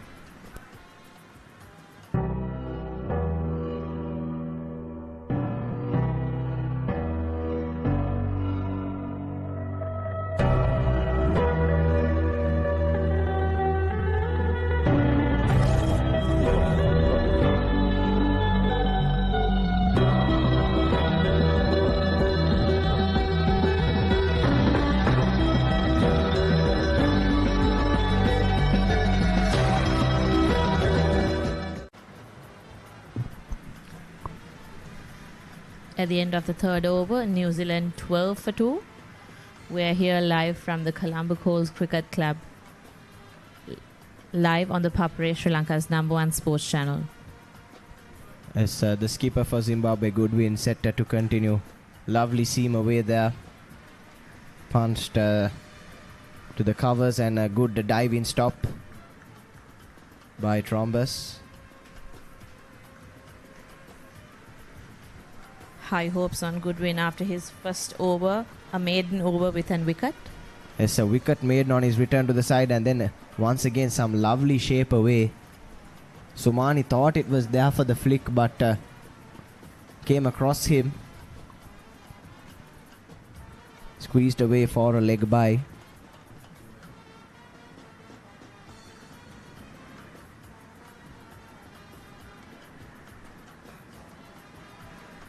A little bit slow on that occasion. Tees in Foster.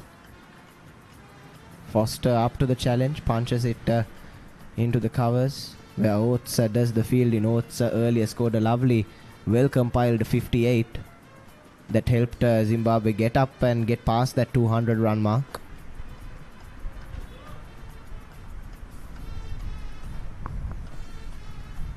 Another good over from the skipper.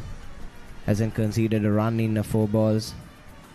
That leg by doesn't count into the bowler's tally. Lovely punch down the ground from Foster. Beats the fielder at mid-on, and that will race away to the boundary. Textbook on drive from Foster. It was a lovely shot to watch, and here's a replay. Take a look at the replay. You can just only admire shots like that. Takes a lot of skill to play play a stroke like that, especially against the swinging ball. And the right-hander showing that right-handers can have some elegance as well, Khadija. So it's 1-on-1.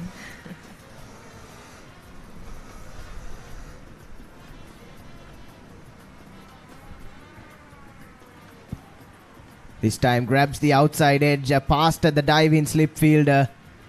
But it's more runs for New Zealand. Much needed couple of boundaries for them. They close out the 4th over at 21 for 2.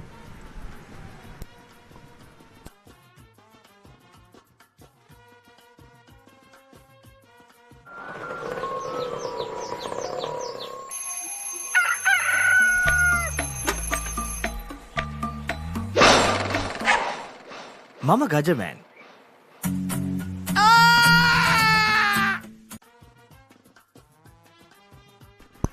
New Zealand 21 for 2. 2 back-to-back boundaries for Foster of the last 2 balls of that second over from Goodwin. I'm sure, Nathan, that New Zealand is looking forward to these boundaries. This is what they need. Yes, the last ball of the previous over squeezed off the outside edge past the dive-in slip fielder. A rather fortunate boundary. Had slip been placed a little bit more towards his right, he might have pouched that. But no further damage done to the wickets column. And it's Jim White to continue for his 3rd over. And the Kiwis should look forward to stabilize this partnership. Yes, this partnership must aim to bat out at least until the 15th over, as that's in the air from Somani, and the 3rd wicket falls for New Zealand inside 5 overs. The skipper departs. A rather tame dismissal, was there for the drive. Didn't put enough effort into that shot and just scooped up to the field at extra cover. A soft dismissal, and New Zealand now in a lot of trouble. Looking at the replay, their ball was there for the drive outside the off stump. Somani failing to commit to the stroke, hanging back just a little bit, and presented an easy chance for the catching fielder. That was Oates at extra cover. New Zealand 21 for 3. Welcome to the IMC Over-50s World Cup 2025. Experience the unforgettable moments as teams from around the globe compete for glory. 14 nations, 1 champion. IMC Over-50s World Cup 2025. Live on the Papare TV, Dialog ViU App and ThePapare.com.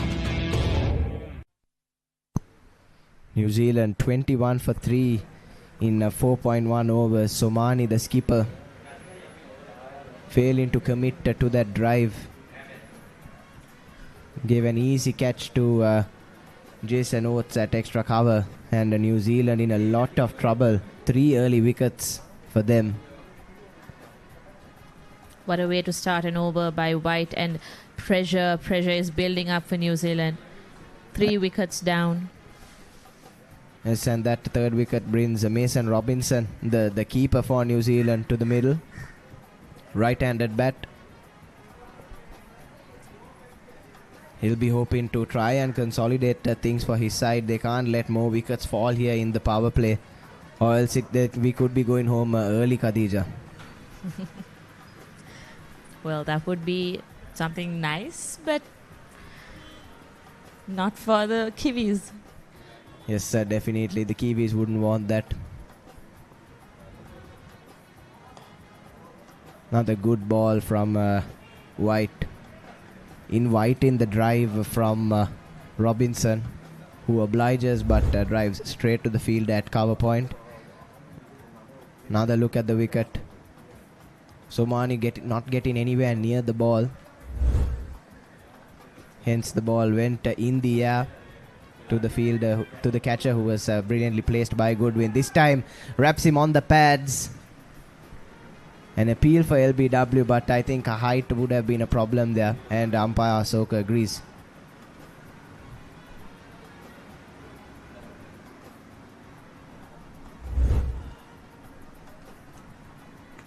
Take a look at the replay. A bit leg side as well, but came back towards the stumps. Robinson now gets off the mark. Another close LBW decision, Khadija. Could have gone either way on second viewing. But unlike us, who are privileged with the replays, umpires only get to that one look. Indeed, missing the Hawkeye now. Yes, maybe in future editions of this Over-50s World Cup, we'll see Hawkeye come into the picture as well. You all are watching us live on the Papare, Sri Lanka's #1 sports channel. The IMC Over-50 World Cup happening here at Sri Lanka. 6 matches across the nation. Craig Foster looking in good touch. He seems to be watching the ball nicely, playing it under his eyes. He's on 8 of 9. And he'll hope he can bat long and bat deep and take New Zealand close to that target of 205. Invites him for the drive. A good stop by the skipper there at mid-off. Keeps it down to a single. At the end of 5 overs, New Zealand 23 for 3. What is your plan for the next cricket tour? Here is the answer. Pusa Leisure Private Limited, Sri Lanka's only leisure company with its own cricket ground. Engage in sports tourism exclusively for cricket. Contact details. Pujita 077 7421 842.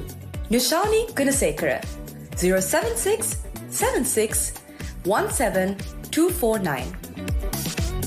Look at this. Ooh. The biggest budget ever. 3 to 4 million. Come on in. It's breathtaking. Amazing. This is stunning. Wow. I love my job. My lottery dream home. Mondays on HGTV. So after 5 overs, New Zealand 23 for 3.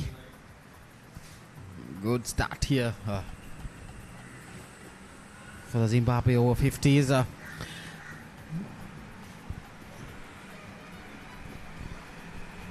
The New Zealand Over-50s needs to bring up a partnership here, because the likes of the top order already in the pavilion now.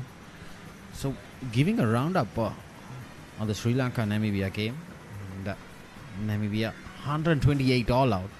In Sri Lanka currently, after 12 overs, 69 for no loss. Shaminder. Seems like a simple, comfortable win for the Lankans. They've been having a good run this tournament so far, unbeaten.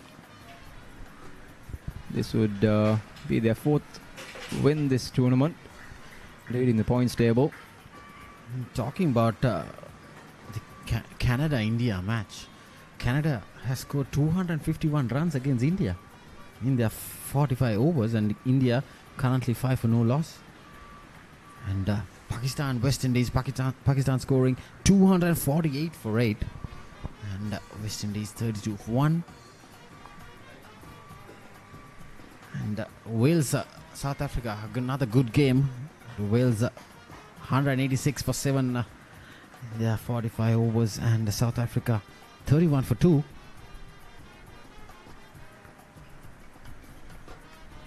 So those are the updates on the other games here. And currently New Zealand 22 for 3, chasing a score of 206. That's firmly driven. The classic cover drive there to the boundary. That was flown along the ground. Pitched up delivery on the trot there. Beautifully played. Classy stroke making by Robinson there. Didn't try to overhit the ball. It was like a push towards the boundary. Got it completely right off the blade and went past through that extra cover and cover field in between. A tossed up delivery again, taking it full in that single after mid-off. Brings us to the end of the 6th over. New Zealand 27 for the loss of 3.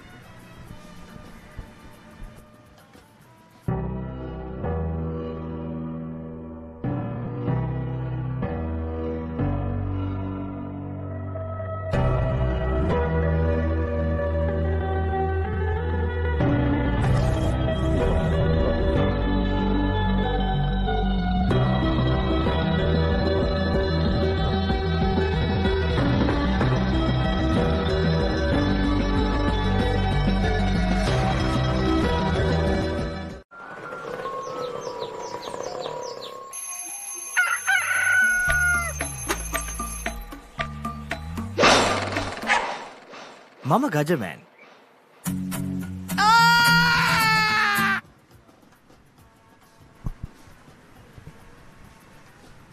Seventh over in progress.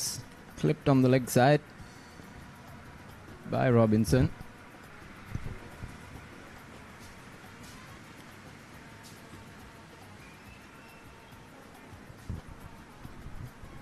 White continues from the Park Road end into his 4th over.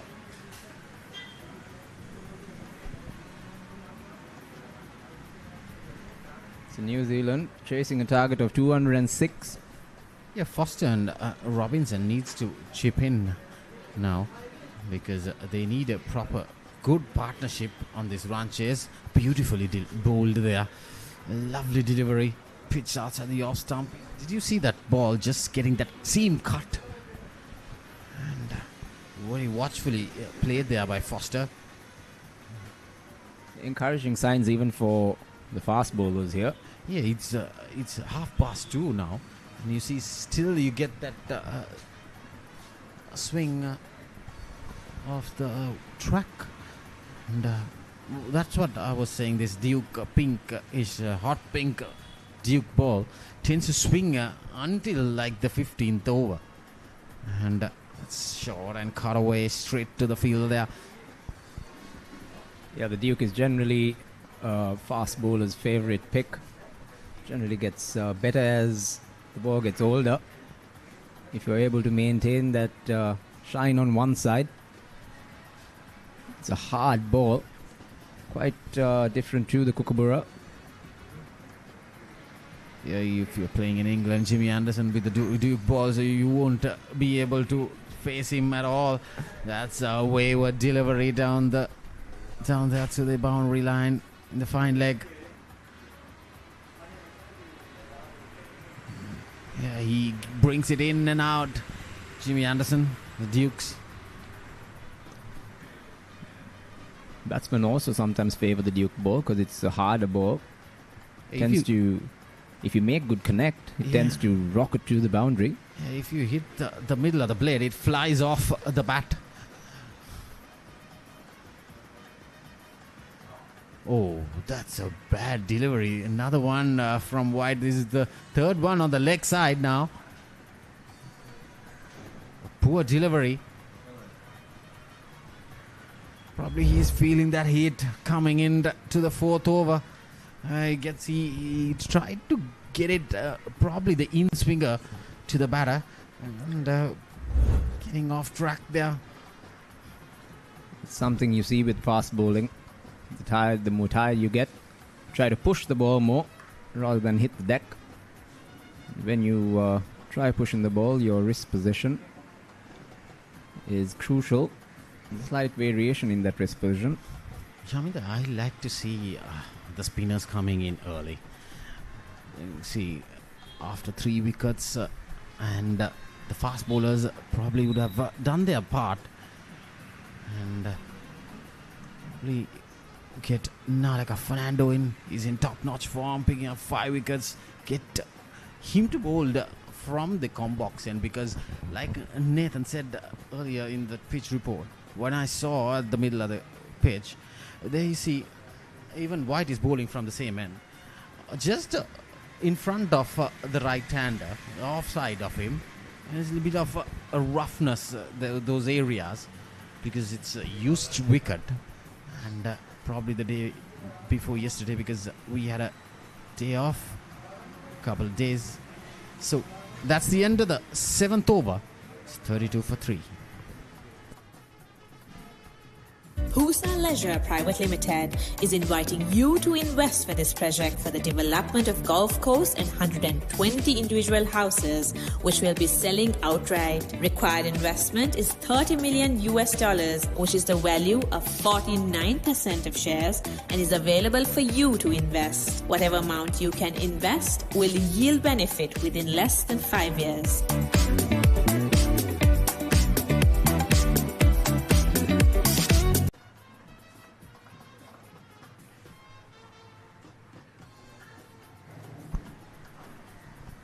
Rajiv, just bouncing off your comment of the spin being used mostly from the Park Road end.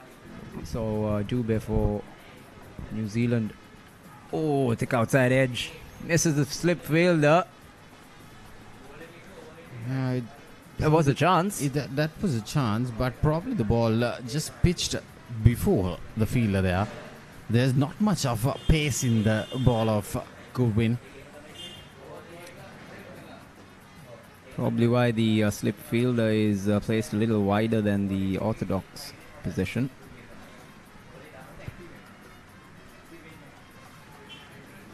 Good shot off the back foot. Nice punch. Drive. A nice punch here by Foster. It's flying towards that wide extra cover fielder there. Yeah, Foster and Robinson now, they look way settled. They've spent decent time at the wicket now. Getting on the back foot, punching it onto the offside.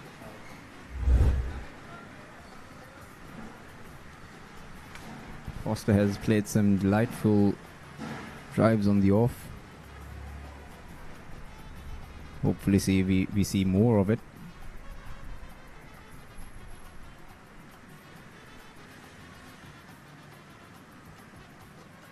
Goodwin continues from the Havelock club end.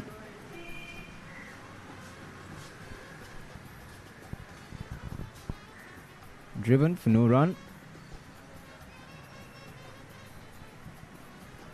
Zimbabwe trying to slow things up a little, taking the time, not rushing the batsman. Might be the better call right now, given that New Zealand looking quite comfortable.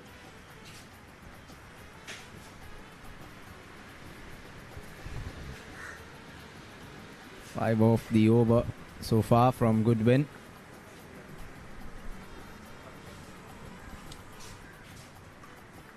Again off the back foot. Driven. Misfield allows for the batsman to take two.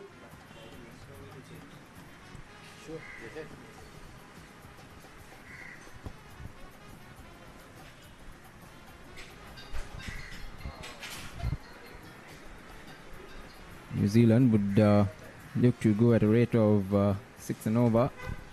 They have picked up that pace. They have picked up that run rate, but they need the partnership. So looks like it's going to go good for New Zealand so far. So after 8 overs, 39 for 3. Welcome to the IMC Over-50s World Cup 2025. Experience the unforgettable moments as teams from around the globe compete for glory. 14 nations, 1 champion. IMC Over-50s World Cup 2025. Live on the Papare TV, Dialog ViU App and ThePapare.com. Look at this. The biggest budget ever. 3 to 4 million. Come on in. It's breathtaking. Amazing. This is stunning. Wow. I love my job. My lottery dream home. Mondays on HGTV.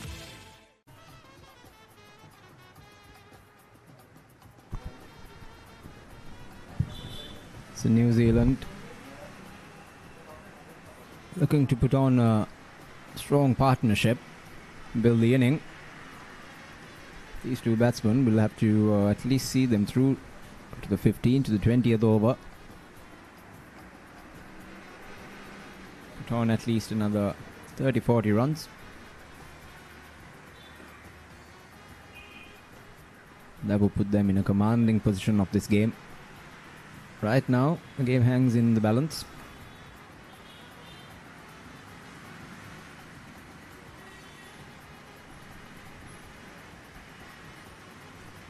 Still see pace being operated from the Park Road end. This is the end that favored the spin when it came to the Zimbabwe inning. You see a swap in strategies between the two teams.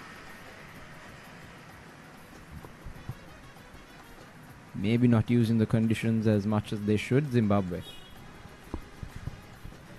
What I see, Goodwin needs to bring in the spins as soon as possible. Get that to break this partnership. Get that price wicket again. Foster, he looks in good touch. That's driven firmly, and that's a brilliant shot again there. And a pitched up delivery. This is tiring legs for the two fast bowlers probably. So they need to make some changes here now. That's the replay of it. Lovely drive there. And the ball flown towards that New Zealand camp there. Sitting at the dugout. White definitely showing signs of tiredness.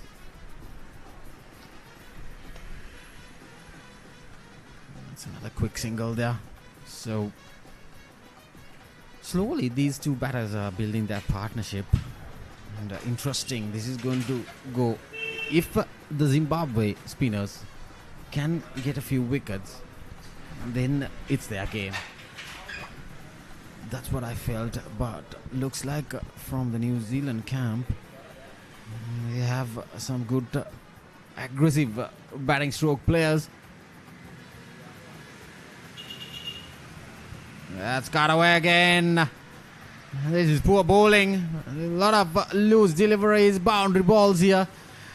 So White continuing to bowl his 5th over and already given away 26 runs. I wouldn't be surprised if he's taken off the attack after this over. Definitely showing signs of fatigue. Change of field as well. Point fielder drops to sweeper to give some protection on the off. Just up delivery again in the fall. So that's the end of the 9th over. New Zealand 48 for 3.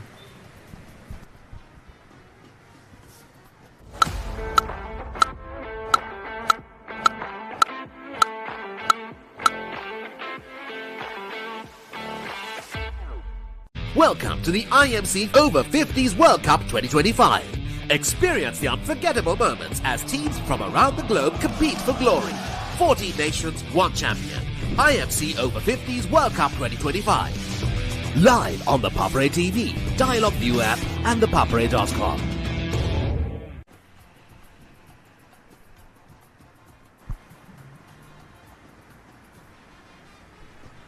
New Zealand need 148 runs of 216 balls. Comfortable, provided they have wickets in hand. See a change of bowling from the Havelock Park end. Seems like Fernando's into the attack. Yeah, this is going to be interesting. So I think Brian Goodwin heard me. You need to bring the spinners in. And because already the runs are flowing off the seamers. Because the wicket looks pretty dry now. Good for the fast bowlers to bat on. And you need to bring your spinners in. The likes of Kashula, he bowls just wicket to wicket. Now like a Fernando.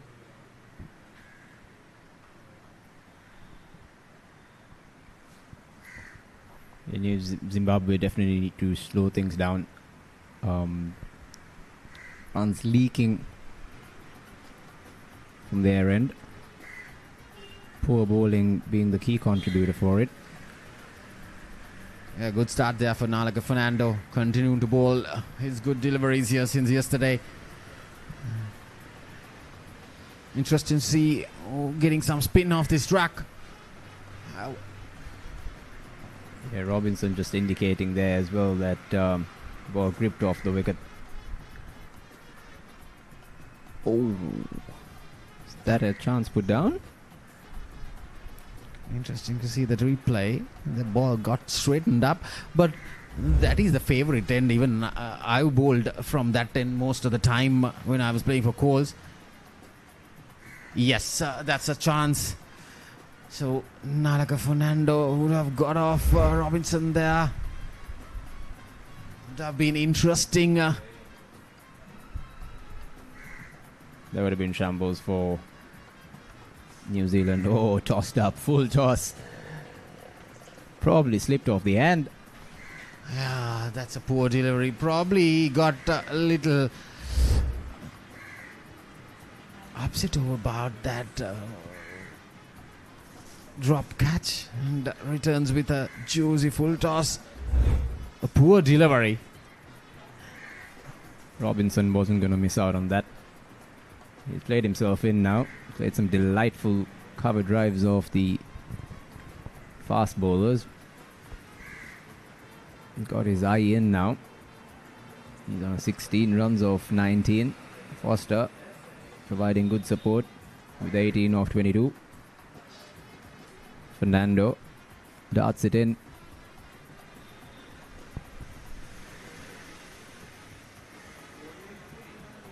Up to his mark for his last delivery of his first over. Short. Got away with it. And that ball to end the 10th over. New Zealand Over-50s 52 for 3. Catch the action of the Australia Tour of Sri Lanka 2025 live. Enjoy 2 tests and 2 ODIs from 29th January to 14th February.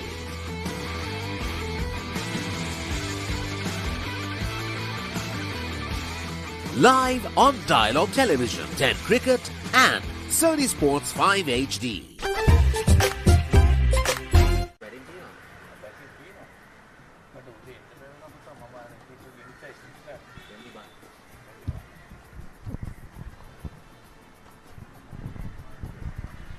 So New Zealand Over-50s 52 for 3.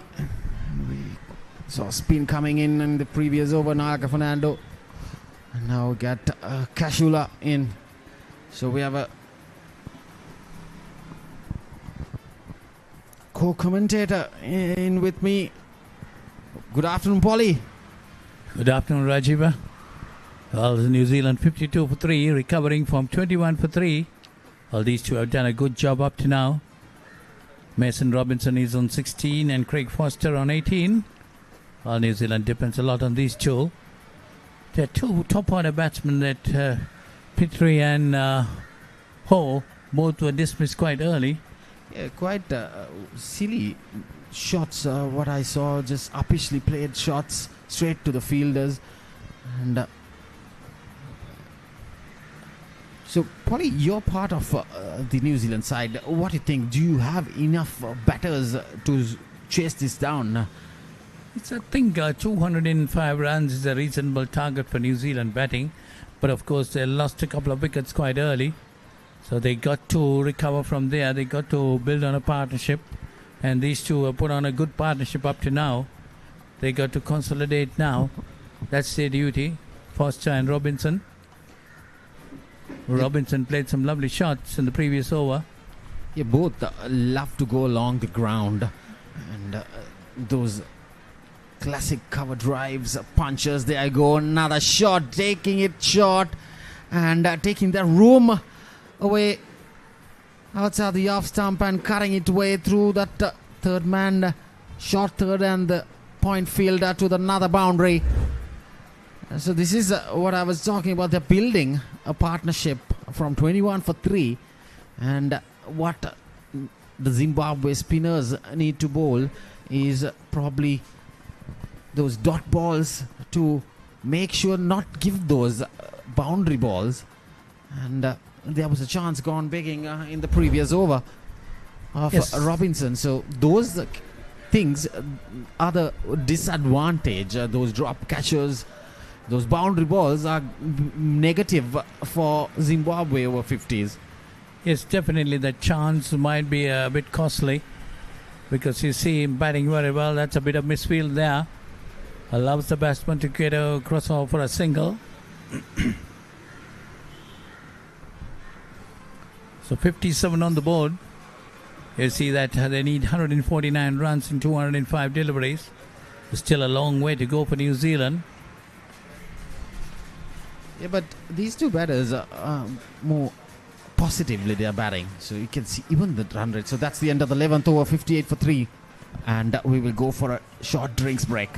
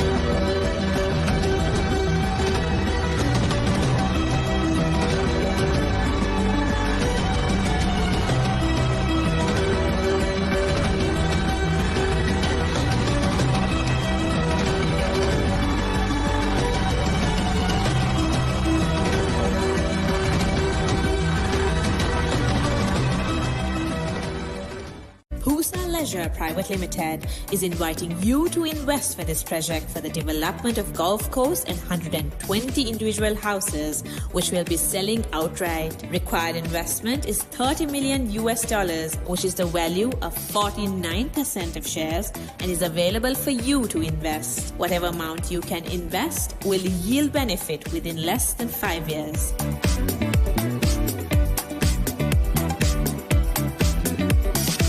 Welcome to the IMC Over-50s World Cup 2025. Experience the unforgettable moments as teams from around the globe compete for glory. 14 nations, 1 champion. IMC Over-50s World Cup 2025. Live on the Papare TV, Dialog ViU App and ThePapare.com.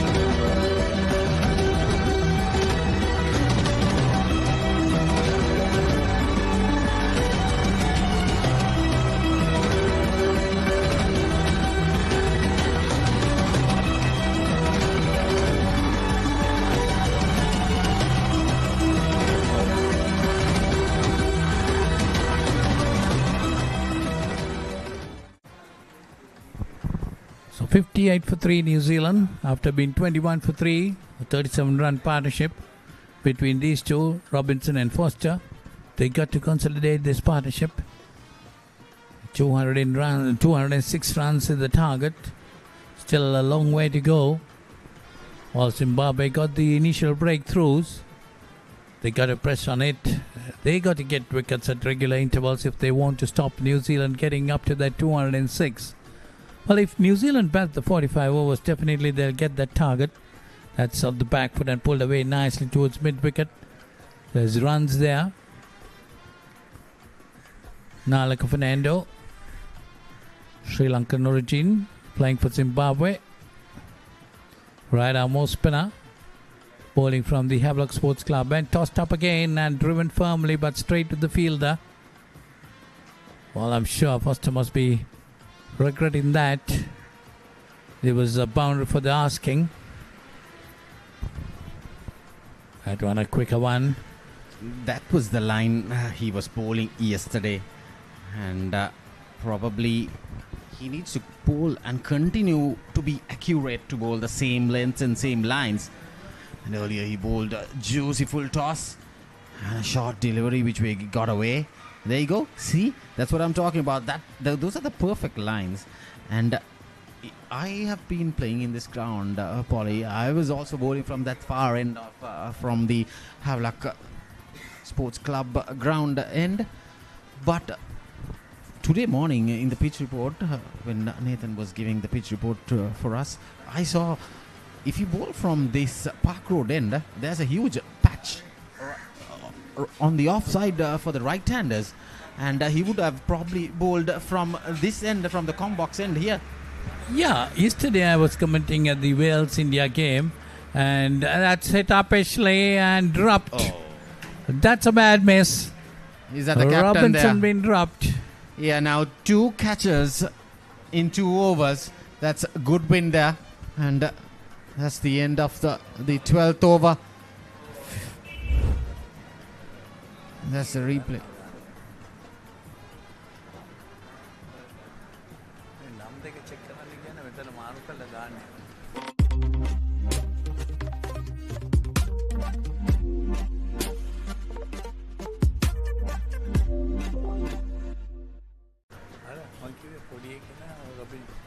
Robinson यहाँ पे first नहीं उसे के ना first बड़ी के ना Robinson तो मैं बैट कराने रॉबिन्सन कोटे के ना रॉबिन्सन हाँ देंग हरी मार के रो हरी that's trying to flick it away down the leg side.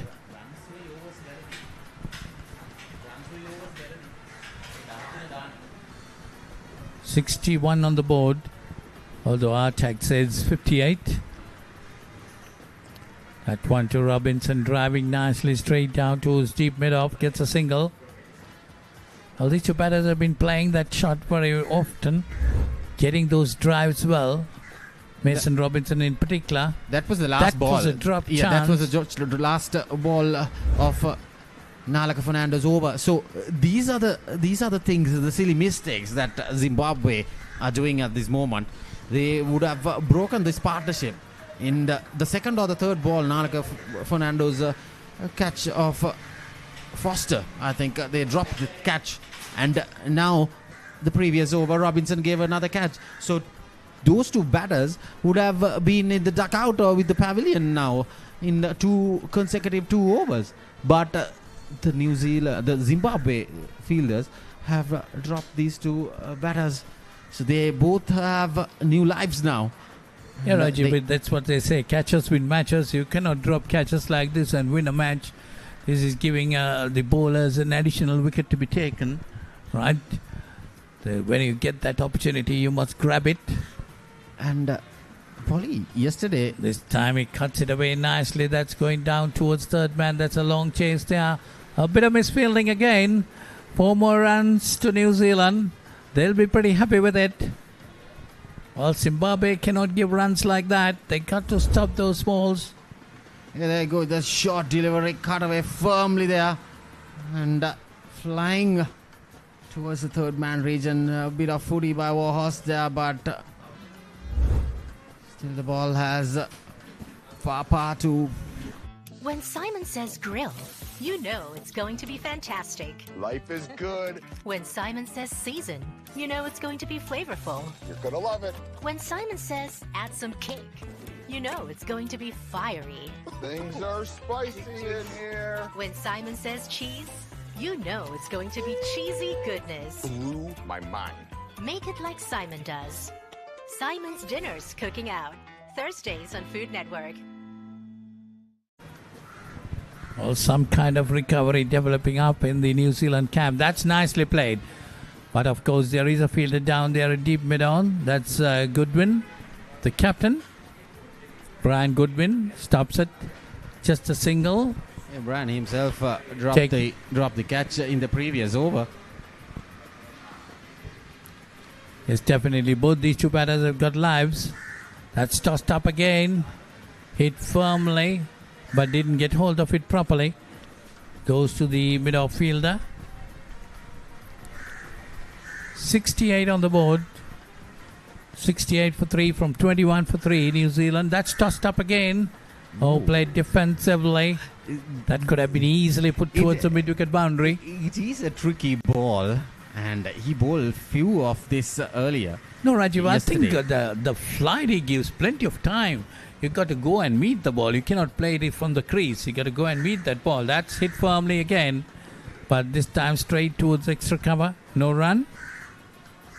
Yeah, what I can see is he has the mid-on fielder is up on the circle there, and he bowls those juicy, tempting half volleys, those flighted deliveries. Probably he would have had one fielder down there in the cow corner, inviting the batter to go after him.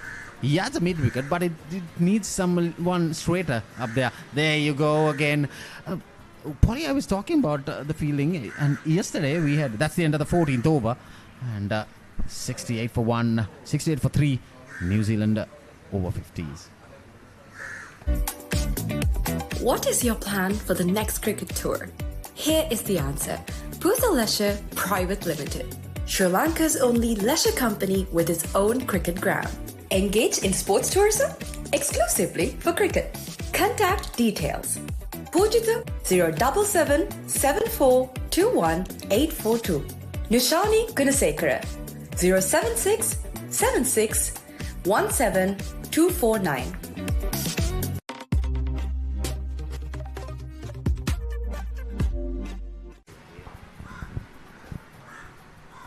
So Casuala continues from the Park Road end. Flex it straight to the square leg fielder. So yesterday we had Tim behind the stumps for, and there you go, Tim. He was wicket keeping for the Zimbabwe Over-50s in two stumpings and a brilliant juggling catch. One thing, as I was telling Rajiv, these players, they are rotating their team. They're giving opportunities for every player, because all of them might be wanting to play in this tournament. So everyone must be getting an opportunity of at least 2-3 games to play. That's their plan, to give opportunities for all the players. They have 17 in the squad. Yeah, today we have Malcolm Jones behind the stumps for the Zimbabwe Over-50s. That's a tossed-up delivery down the leg side, trying to sweep. Wide been signaled by umpire Soka de Silva. That's going down, so it will be 3 wides, 2 runs taken there. Yeah, this is indisciplined bowling, and they need to keep it tight, though they have dropped 2 chances off these 2 batters. They need to keep it tight, and probably... So that will definitely bring up the 50-run partnership. Yeah, that brings up the 51 partnership. They were 21 for 3 at one stage when these 2 batters got together, and now the game is back at the New Zealand's hand, I would say, because after those 2 drop catches, they would have been 60 for 5, Polly. So back at the game. Yes, definitely. New Zealand depends a lot on these two. Had they been dismissed, then definitely they would have been in deep trouble. They have the batting, no doubt, but once you start losing wickets, the pressure builds on in the other batters. And cricket in particular is a pressure game. You apply a lot of pressure on the opposition. That's the end of that over. So it's 14 gone, 73 for 3. Catch the excitement real time. Be up to date with it all. Let us capture your milestones. Get it sizzling hot off the turf. Hear the experts break it down. Dig deep into the nitty-gritties. Be inspired by their greatness. Relive all the scintillating action.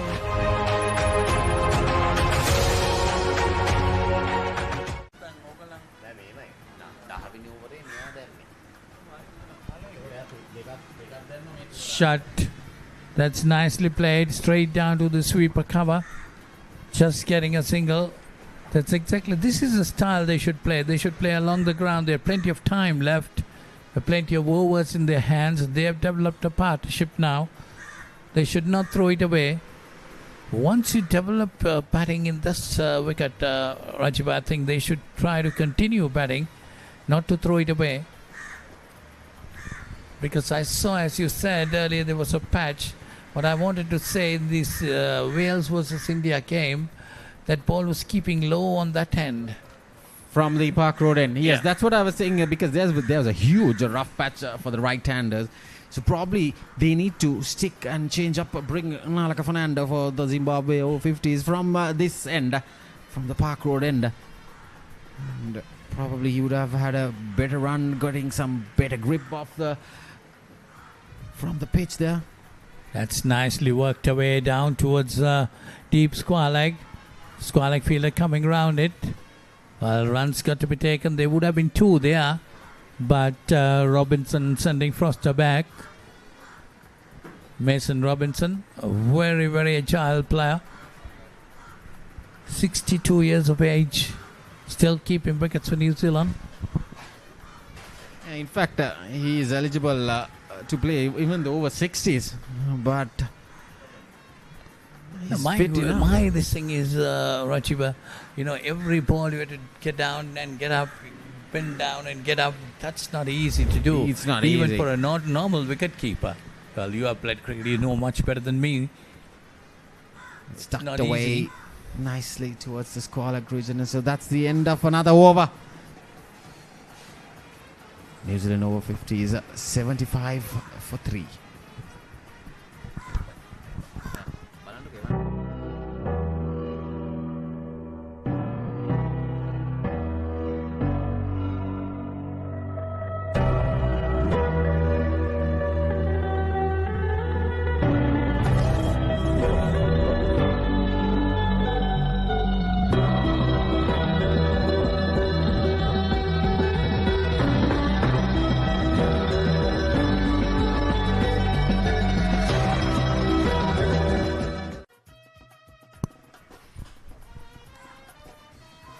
New Zealand have recovered from those 3 early wickets inside the first 5 overs. They find themselves at 75 for 3 now.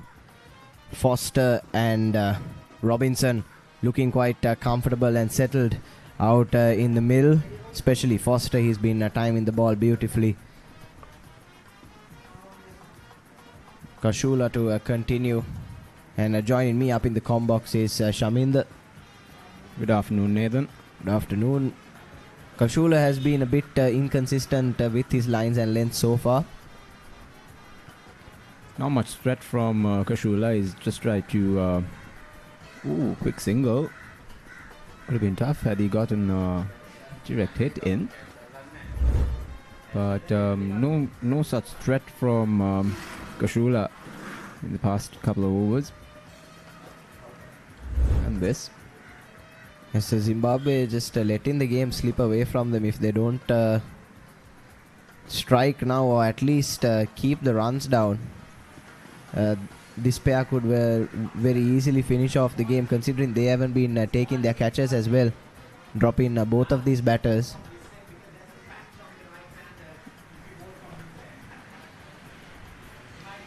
Yeah, both batsmen living on extra lives. Batting their second inning. There's a Kashula bowling from the favourable end for the spinners, the Park Road end. Trying to pitch it in that rough. And Good bit of fielding there by Lindsay. Stopped a certain boundary. Yes, Lindsay at point. He took a catch early on as well in the same area. Good dive in one-handed stop from him. Saves 3 runs for the team.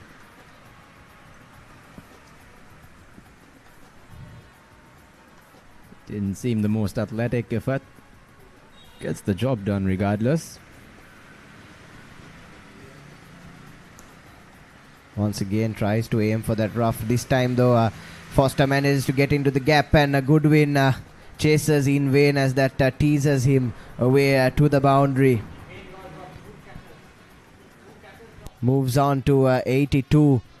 Does the score for for New Zealand, as that brings an end to the 16th over. ඔයාලගේ company එකේ, ඔයාලගේ club එකේ, ඔයාලගේ school එකේ youth එකට set වෙන ඕනම event එකක් The Papare TV එකෙන් මුළු ලංකාවටම පෙන්වන්න අපි ලෑස්ති. ඔයාලත් ලෑස්තිද? අපිට කතා කරන්න. The Papare TV, The Papare TV HD. Dialog Television නාලිකා අංක 63 සහ 126 ඔස්සේ ශ්‍රී ලංකාවේ අංක 1 ක්‍රීඩා නාලිකාව.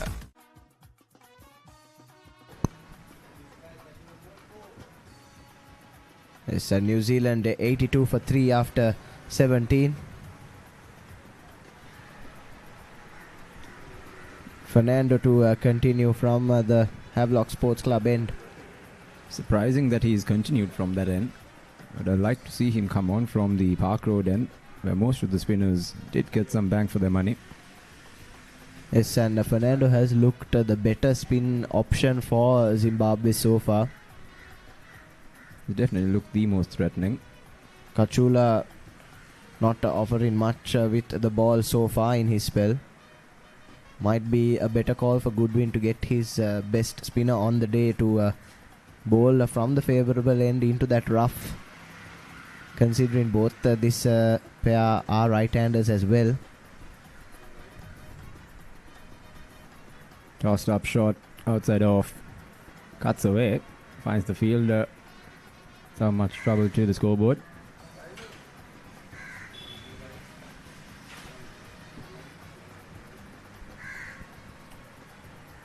This time drags that one down the leg side. Jones collects, but another extra added to the total.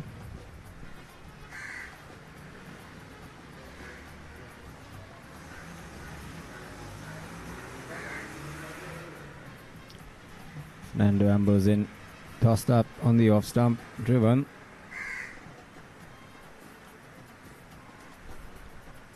Not much threat from the Zimbabwe lineup. Fernando trying to keep things tight, but doesn't seem to be too threatening to take wickets. It's certainly Shamin that we definitely expected more purchase for the spinners on a spin-friendly surface like this. Unfortunately, the bowlers for Zimbabwe haven't been able to extract that as yet. We're actually looking forward to it during the inning. Heaved over, mid off, one bounce to the boundary. Foster picks up good 4 runs, much needed. Yes, brings an end to the over. Foster looking very good here. New Zealand 86 for 3.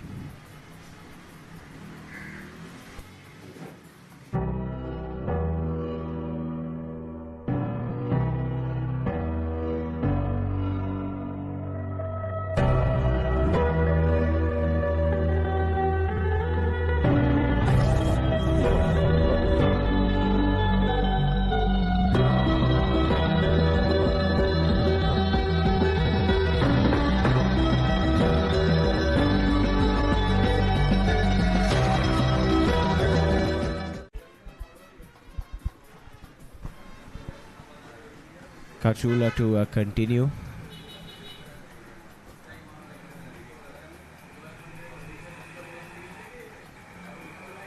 It's nice to see that the facilities of Sri Lankan sport improve. Colombo courts went through a bit of a facelift, an improvement in facilities. Just adjoining BRC, same case, a lot of improvement going. Yes, this Havelock Town area as well. A lot of sporting venues in this vicinity. Just behind us, we have the Havelock Park Sports Complex, home to the Havelock Sports Club. Currently second in the club rugby table. As you said, Shamin, the BRC grounds right next to us. And a little bit further away, we have the Henry Pedris ground and the basketball court. So good facilities here, and as you said, nice to see the facilities available to Sri Lankan sportsmen as a whole improving, which are great signs for the future. Definitely encouraging signs. As we see Kachula come in. Quick single by the two New Zealand batters.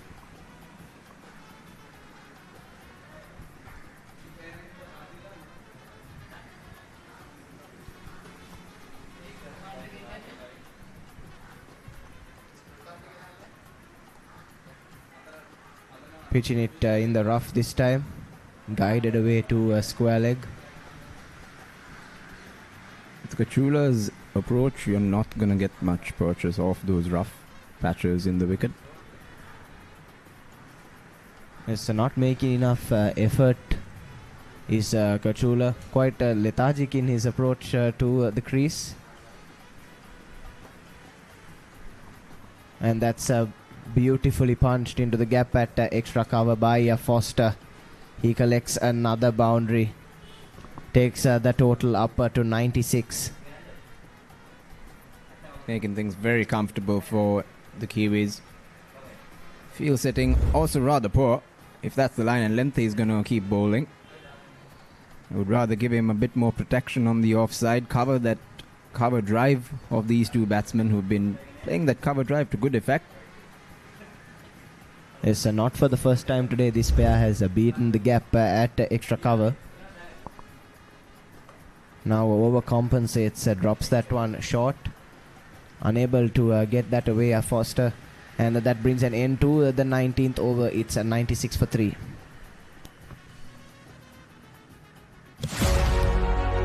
Catch the excitement real time. Be up to date with it all. Let us capture your milestones. Get it sizzling hot off the turf. Hear the experts break it down. Dig deep into the nitty-gritties. Be inspired by their greatness. Relive all the scintillating action.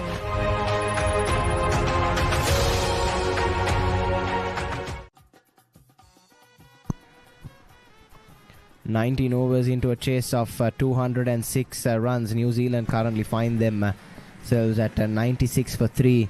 This pair looking quite settled. New Zealand were in a lot of early trouble at 21 for 3 after 5 overs. After some good bowling from the opening pair for Zimbabwe. Just to give you some news from the Sri Lanka-Namibia game. Sri Lanka over-50 have won by 8 wickets. They've taken just 19.3 overs to get you their target of 128. They made 131 for the loss of 2. Yes, Fernando.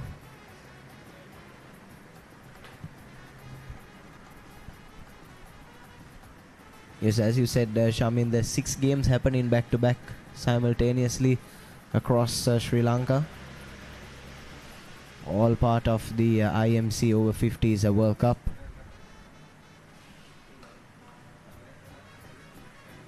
Nicely punched down the ground by Foster. He's looking really comfortable. He's probably seen that ball like a football. Yeah, both these players are now well set.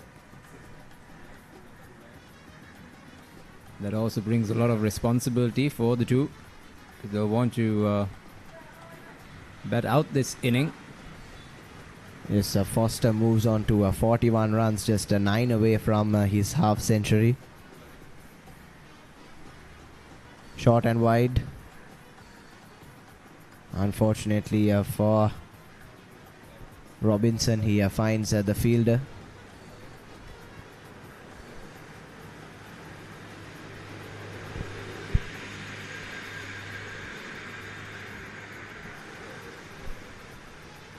Fernando tosses it up. There's some good fielding off his own bowling.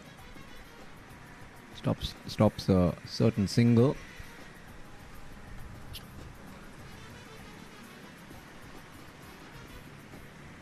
Zimbabwean attack at the moment looking rather toothless.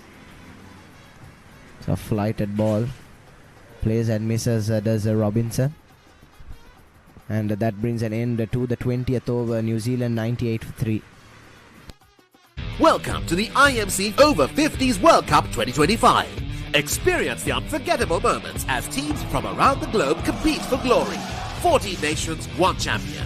IMC Over-50s World Cup 2025. Live on the Papare TV, Dialog ViU App and ThePapare.com.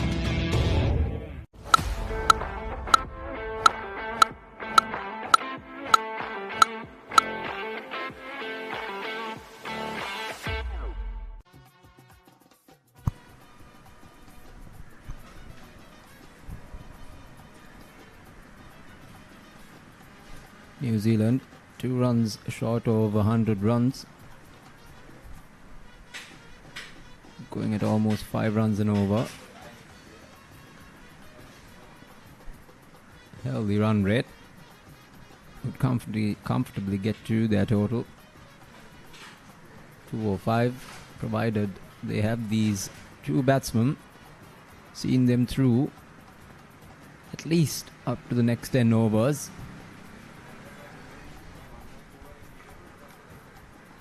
Zimbabwe, on the other hand, need to desperately pick wickets now. They're trying to run the score dry, but right now what they really need, Kadi, are wickets. Looks like a promising partnership, doesn't it, Jaminder? And Zimbabwe did have the chance to take them out of the field. 2 drop catches. Both these batsmen on their second lives. Costing them a lot. Costing Zimbabwe a lot. And both those chances weren't half chances. They were quite straightforward, pretty simple chances, which Zimbabwe team definitely missed out on. Now have to work extra hard since these batsmen have played themselves in. Indeed, Shamin, they look very comfortable in the pitch, and it's high time Zimbabwe breaks it for a win. See a small pause in the game. Not sure what for. Seems like a substitution.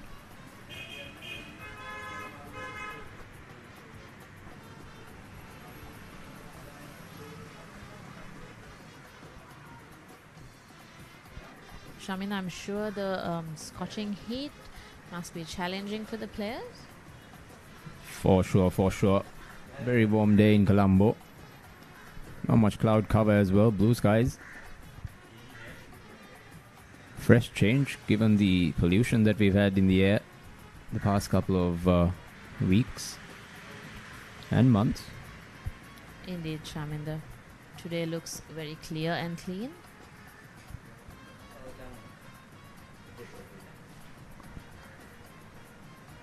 In the heart of Colombo, Colombo Colts Cricket Club, bringing you the IMC Over-50s World Cup 2025 live on the Papare.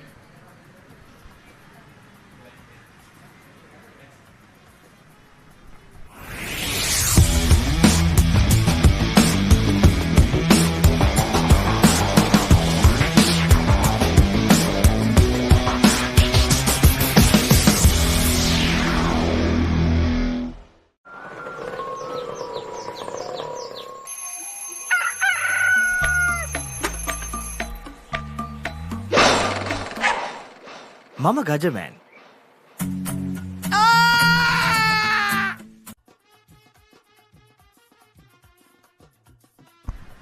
So play commences at the Colts.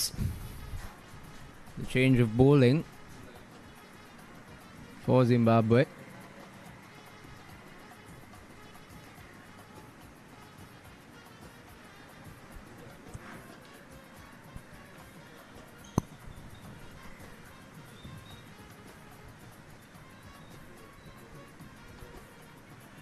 Seems to be Jason Oates taking the Duke to his end. Not to forget his promising strike on the first innings, Shaminder, which led Zimbabwe for this total. Most certainly put on the most contribution for the men in red.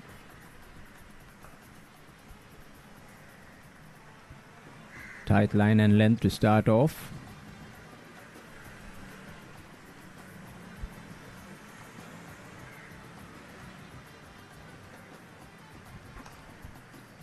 Flighted, played along the ground to long on. It's on a single to the board.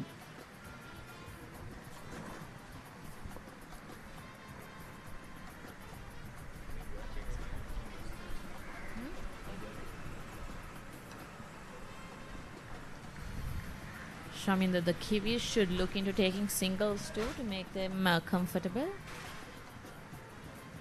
They'll definitely need to keep the scoreboard ticking. They wouldn't want to be too complacent as well. Leave things to the end. They would want to finish this game as soon as possible. One, to get off the heat. And two, to also make sure they win the game. Which brings us to the end of the 21st. New Zealand, 100 runs for the loss of 3. What is your plan for the next cricket tour? Here is the answer. Pusa Leisure Private Limited, Sri Lanka's only leisure company with its own cricket ground.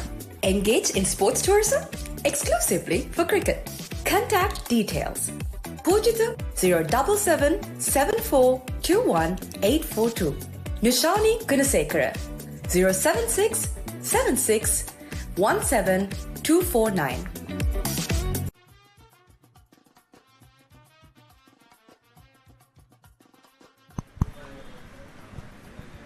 So 100 runs for the loss of 3 at the end of 21.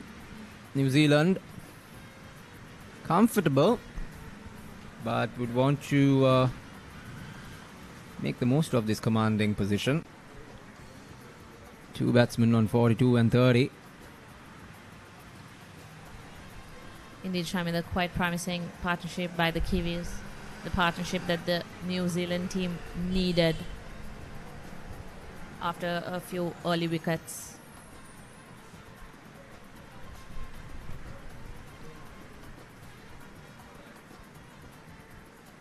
Fernando to continue from the Havelock Park end.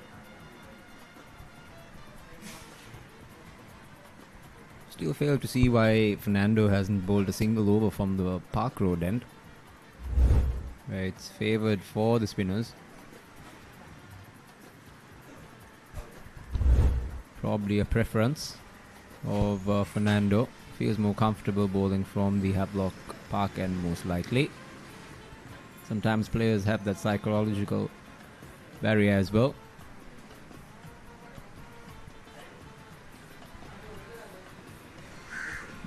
Fernando must be at the top of his game, bringing in confidence.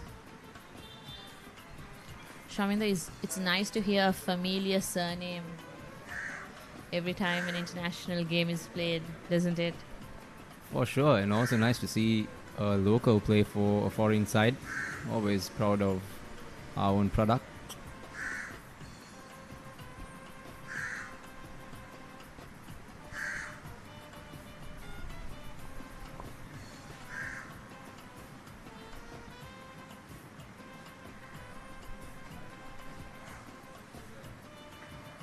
Flighted, picked up, gets a boundary over to the long on region. Welcome boundary for the Kiwis. Craig Foster missing out on that flighted delivery. Was meant to be hit. Zero risk.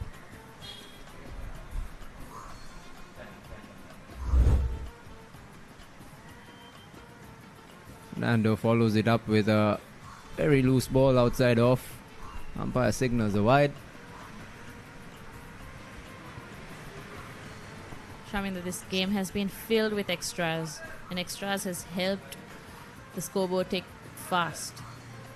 I believe it was 20 extras in the Zimbabwe inning as well.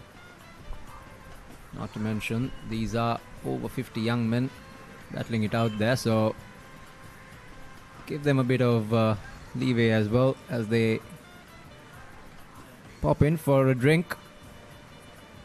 Zimbabwe 106 runs for the loss of 3 at the end of 22.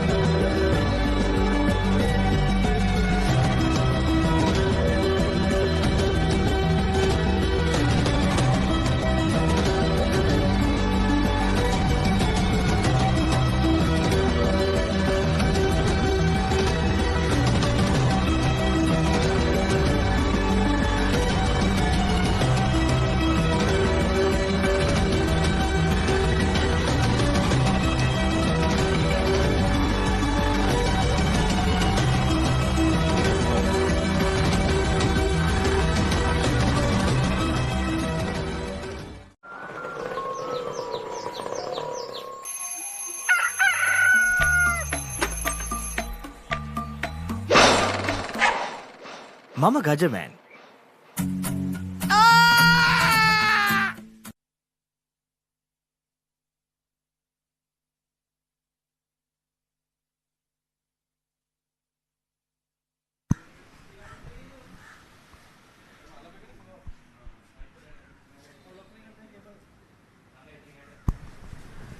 See the New Zealand batting card so far. Petrie was sent to the pavilion quite early along with Andrew.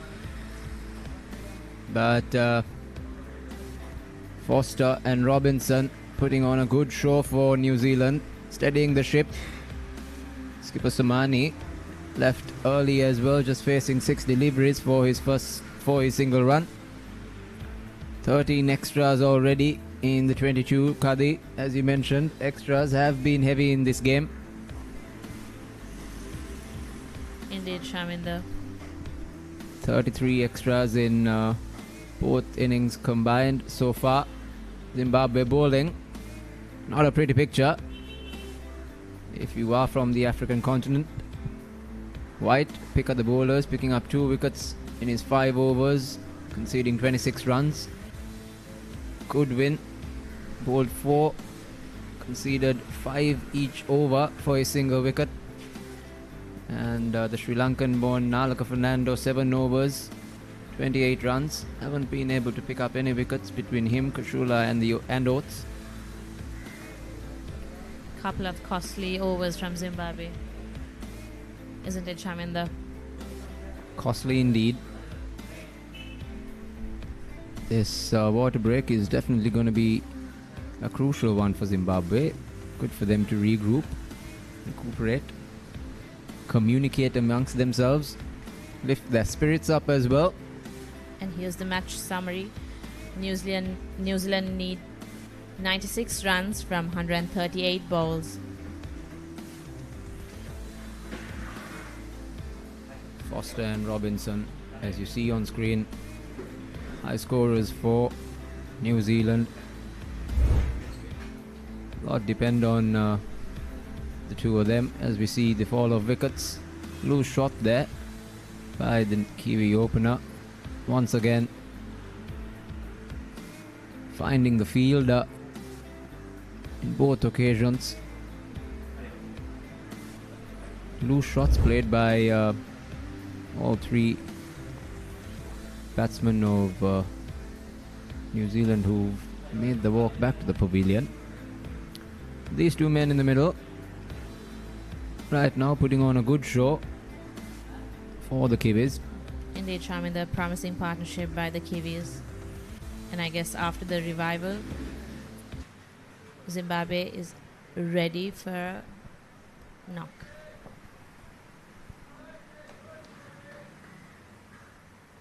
Oaks to continue from the Park Road end. Tossed up. Short of a length. No bother to the score.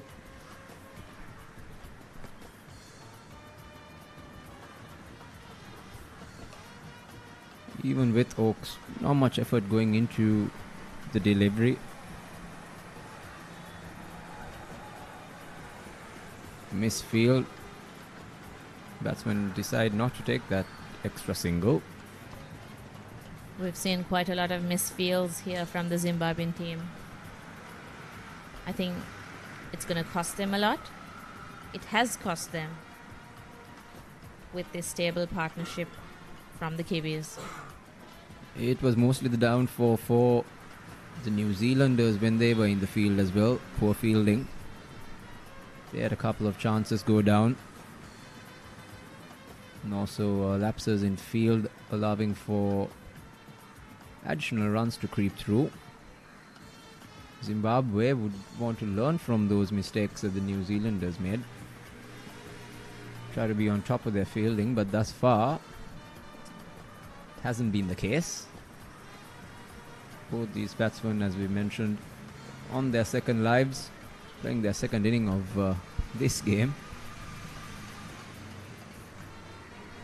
I can relate to Robinson so much now, Shaminder, to have his glasses cleared. With the scorching heat, with the sweat dripping, should be difficult, for sure.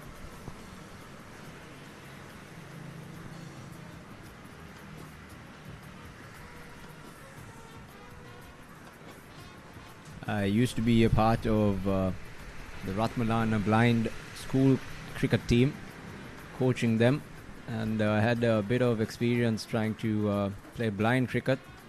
So I can imagine having your vision impaired, playing cricket, not an easy task. Quite challenging, isn't it?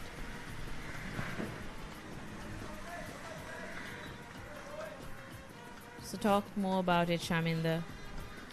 It was a brilliant experience. I had no prior experience to blind cricket before. It was a friend who called me up because they needed some help at the school. It was an eye-opening experience for me personally, for the lack of better terminology.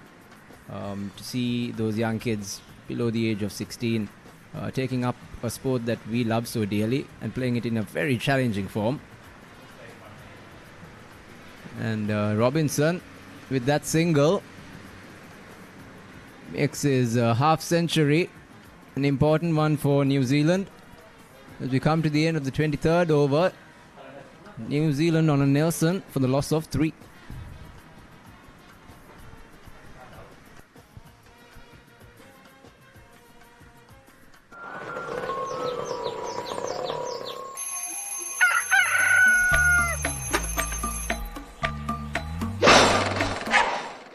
Mama Gajaman.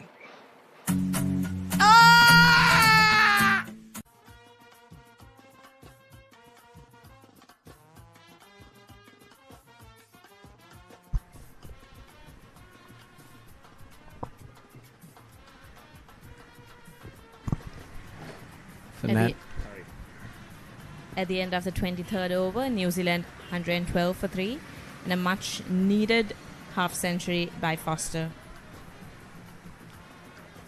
Very important indeed.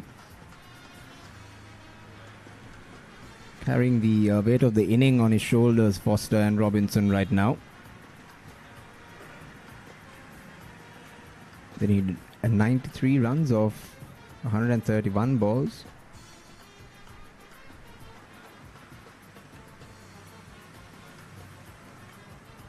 The deficit between the two shrinking. And if Zimbabwe continue at this pace of slowing things down and really trying to bring that ball to run ratio a little closer to each other, we might have a game on our hands. But right now, as things stand, New Zealand seem to be in a commanding position. They still have wickets in hand, plenty of overs left. Shaminda, isn't it quite promising to see this partnership? They started off with 2 early wickets and then this partnership going strong. A wicket is what Zimbabwe needs. Partnerships can always take the game away from you, any side. No matter how good you are and how good of an attack you may have, if the batsmen put their heads down, communicate well amongst themselves, know their role, and are able to understand and read the situation like these two batsmen have been doing thus far, partnerships can definitely win matches. Foster tries to heave it over to the front of the wicket, finds the toe end of the bat to bring us to the end of the 24th. New Zealand 115 runs for the loss of 3.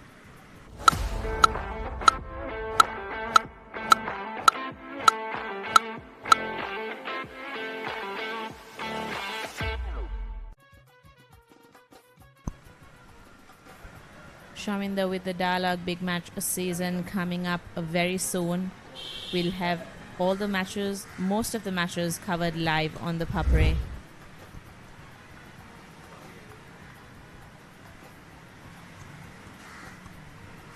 You see some glorious stroke making by Greg Foster. Really took on the batting, took it in his stride.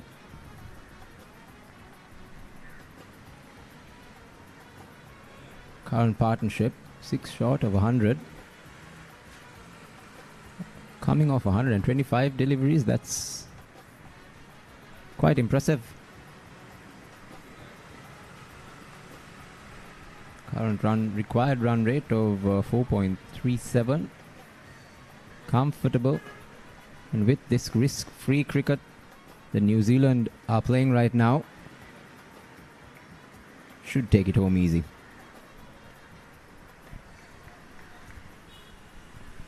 Pressure building up for the Zimbabwean. Pressure definitely building, Kadi, but then I don't see New Zealand taking much of an approach to negate that pressure either, to counter that pressure. They've had quite relaxed field setting, questionable at times with the line and length they've been bowling. Again, as I mentioned, full and outside off stump.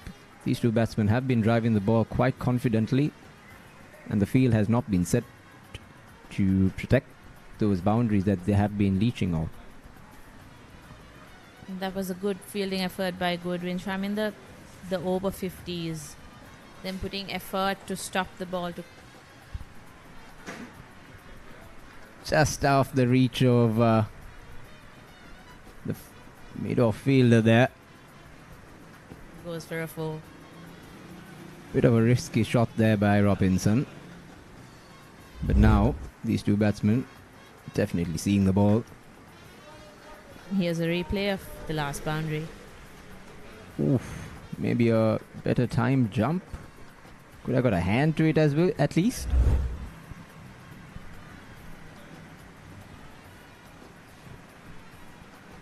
Oates to continue. Conceded 7 already off his 3rd. Ooh. Seems like a pretty costly over. Dragged on.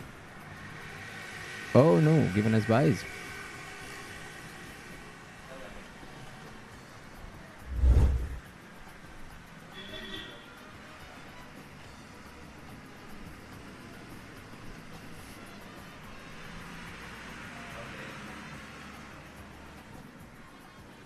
Last ball to come of Oates' over. His third. Finishes off quite strong to bring us to the end of the 25th over. New Zealand a 1-2-3 for the loss of 3. Catch the action of the Australia Tour of Sri Lanka 2025 live. Enjoy 2 tests and 2 ODIs from 29th January to 14th February.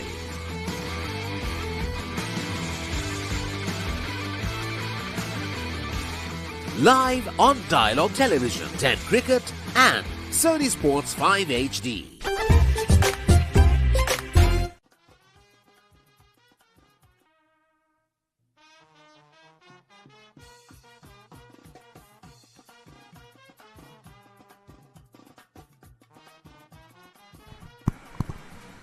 At the end of the 25th over, New Zealand 123 for 3. And with me joins Nathan at the Combox. Nathan. Yes, after 3 early wickets, they were 21 for 3 at one point. Now 100 run plus a stand between Mason Robinson and Craig Foster. Foster looking in a sublime touch. 55 of 76. Robinson also closing in on his half century.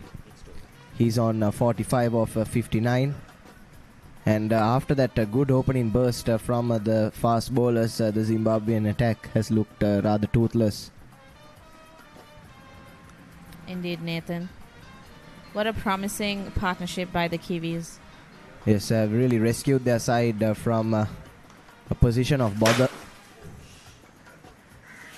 Nalaka Fernando now into his 9th and final over. He's been pretty economical, none for 33 of 8.4, but still not really finding any help from the surface. Unlike the Zimbabwean, unlike the Kiwi spinners, we saw their spinners extract some turn and bounce and find those rough patches, and Zimbabwe have been unable to replicate that and continue that momentum that they got with the new ball.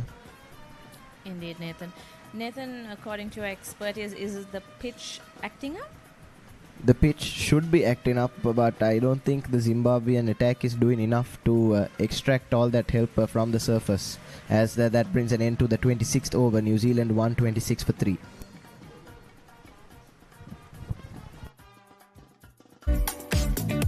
What is your plan for the next cricket tour? Here is the answer. Pusa Leisure Private Limited, Sri Lanka's only leisure company with its own cricket ground. Engage in sports tourism exclusively for cricket. Contact details. Pujita 077 7421 842. Nushani Gunasekara 076 76 17 249.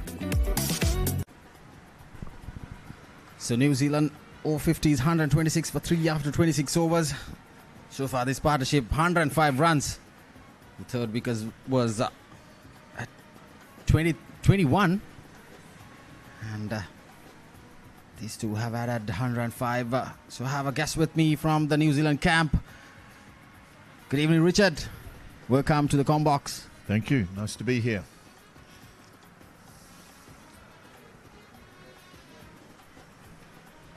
So Oatsy bowling from the Park Road end. So far he has bowled 3 overs just for 12 runs.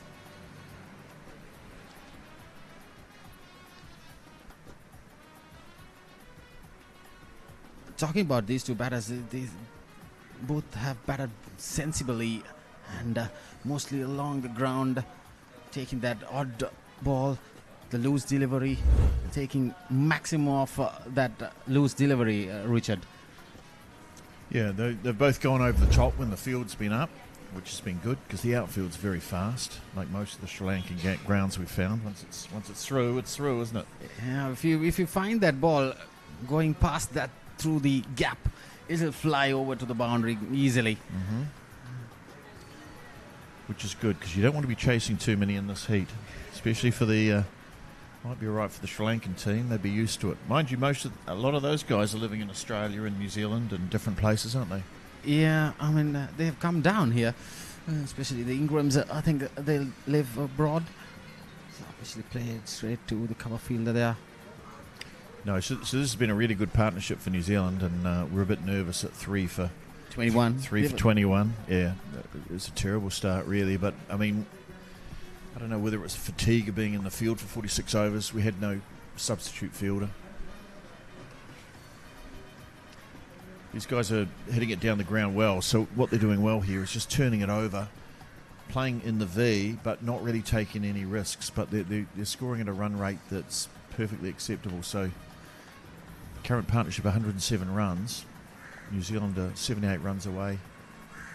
Plenty of balls, indeed, because they have kept that run rate. Oh, that went through to OT for another single. So that's the end of the 27th over. New Zealand Over-50s, 129 for 3.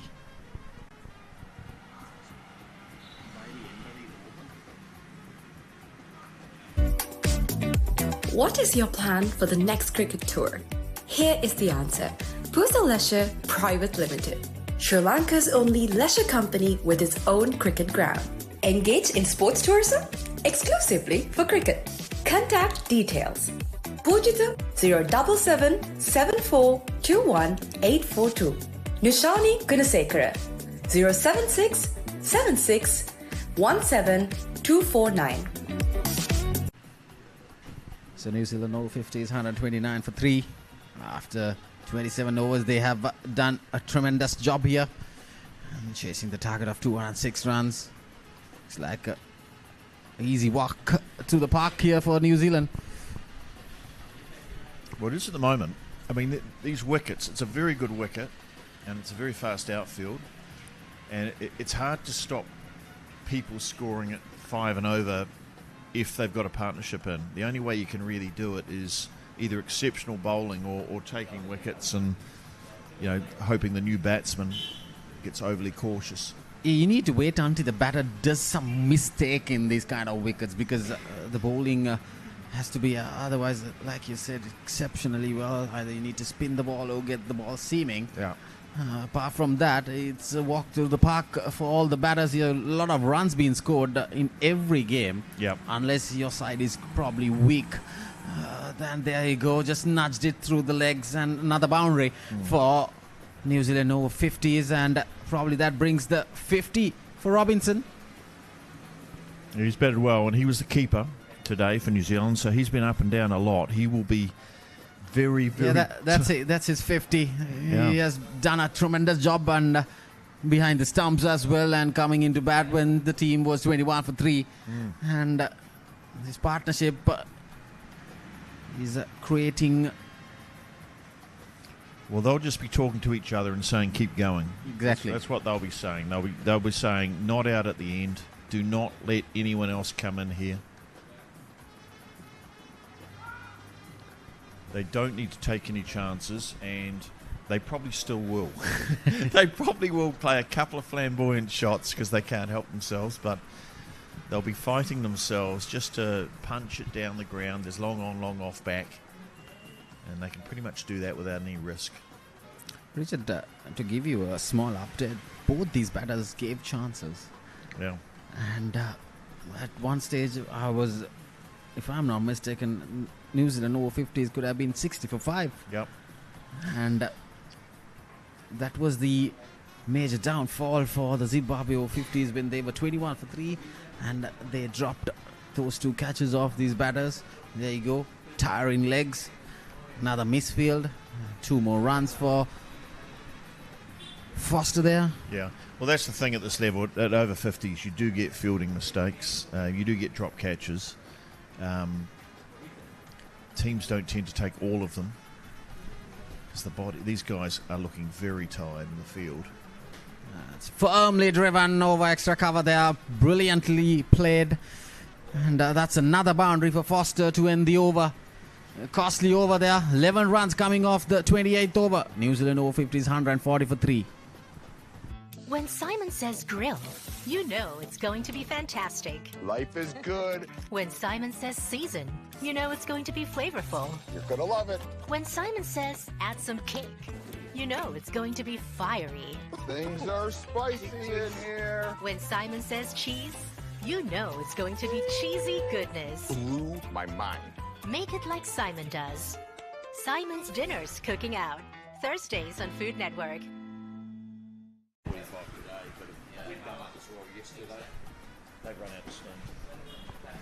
So current partnership 119 runs.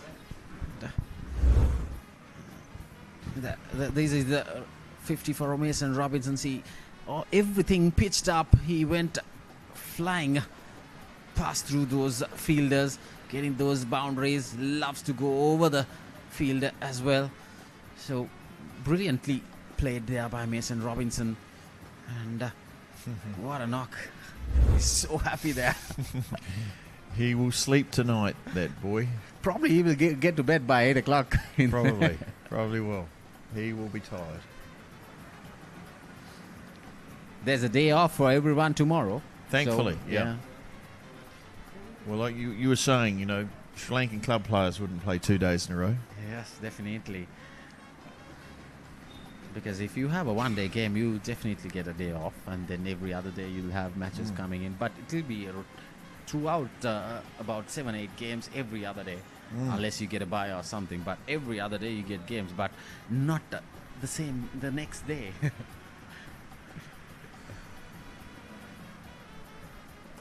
Tossed up delivery straight to the bowler's hands there. Well, our final 2 games are England and Sri Lanka. That'll be the most toughest Double opponents. header. Yeah, well, I mean, they're the 2, you know, both unbeaten at this stage.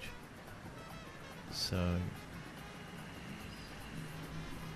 and I spoke to the organiser and he said he was the organiser. I said, oh, you gave us a double header with Sri Lanka having the day off the day before and playing on the second day. And he put a big smile on his face. That is why you organise a tournament, so you can do little manoeuvres like that. I mean, it'd be very hard to back up a second day. Cut away firmly again. For another single for Foster there. So, yeah. Sometimes I feel the pain that these over 50 players go through in the middle, and there you see the fielder there, the extra cover. It's hard to bend even at this time because they are Zimbabweans playing the second day on a trot. So it's really hard for all these over-50s, especially because of this heat. I suppose. I mean, it's so tiring. Oh, it is. You need to get a lot of liquids. I mean, proper liquids to and be hydrated in this kind of weather. Sure do.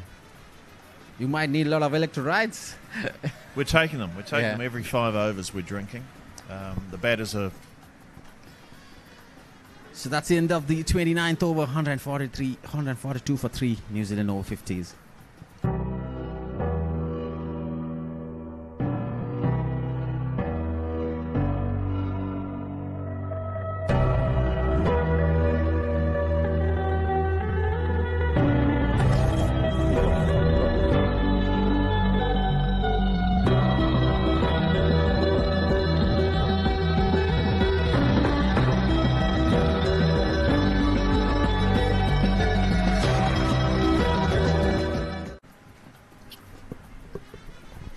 So New Zealand over-50s need 64 runs in 96 deliveries. So required run rate is exactly 4 runs per over. That's pretty much the easiest task, probably. I mean, at the initial start, New Zealand over-50s had 4.5 runs per over. But now it has dropped down. See, in 29 overs, already have got 142 runs. And this is the current partnership, 121 runs in 149 deliveries, which is almost 25 overs. These two have batted together. And Foster on 64 with 83 balls. And Robinson 54 runs in 74 deliveries. So these two have batted throughout this time with a magnificent partnership. Yeah, I mean, they're both top order players in New Zealand for their clubs. So Foster's still playing top grade cricket in Wellington and New Zealand. So he's certainly capable of facing these type of bowlers. Yeah, from his stance, from his stroke play, can say that he is in top-notch form. And see, that was perfectly guided away to another boundary. Talking good about him, and he delivers again. And it's perfect batting. It was pitched outside the off stump. There's no protection at all in the boundary. Just guided away. It's like a late cut there. And another boundary for New Zealand. That's perfectly played. You call it the late cut. Late cut, yeah. It was pretty late to cut it, and it was it's a perfectly reasonably on a guided. good wicket like this, where you know it's going to be there. It's a reasonably easy shot. There's no third man in, so just running it off the face, very low risk. And, that's a good ball. So it's White, the opening bowler, who started the innings. Yeah, he's bowling outside the off stump with his outswingers, but we don't see a third man or a fielder there for that edge. If he got that edge, Foster there would have flown straight to through the keeper, passing the keeper. There's no protection down there. Yeah, that's a brilliant delivery. He still gets some cut seam off the track. It's perfectly driven there again for another boundary, and that's 2 boundaries in this over for Foster. Anything pitched up, he will go crashing it. And that's a replay. There you go. Also the off stump, driven firmly. No chance for that fielder.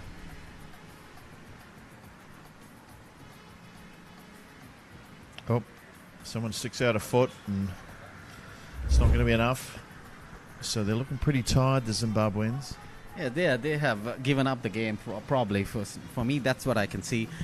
And from their body languages, yeah, it's they're kind of waiting for a wicket, and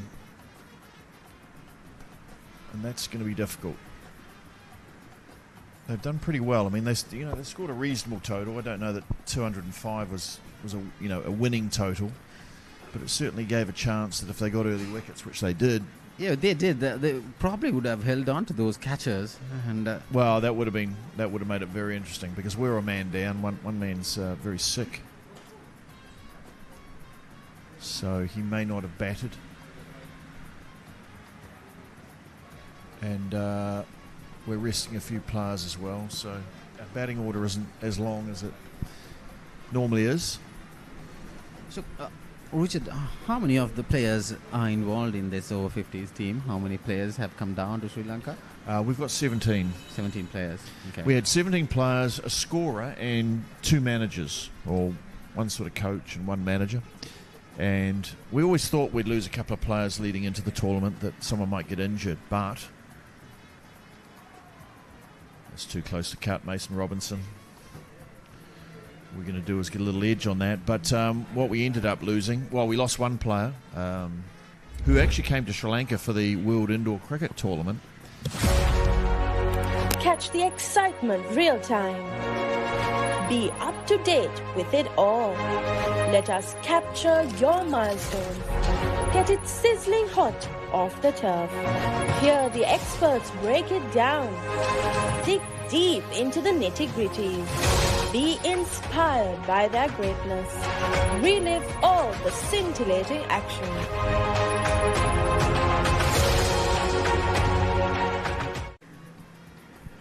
Yep. Talking about the team, Richard. Yeah, we had 16 that we picked and that we were going to go with, and then one of them was dubious because he hurt his Achilles playing in a World Indoor Cricket Tournament in Sri Lanka a couple of months ago, and his Achilles never healed. So Lee Kelly.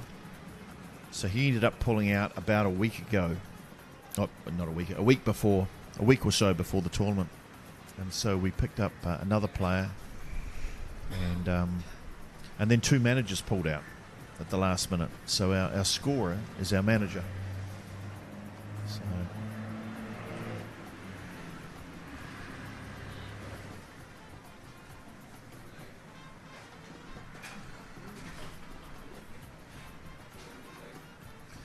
and that is the joy of the over-50s sort of cricket. Everybody's doing it. No one's getting paid. I believe the England team have a touring squad of, quite a large one. They might have 18 players and about, we heard something like 12 or 14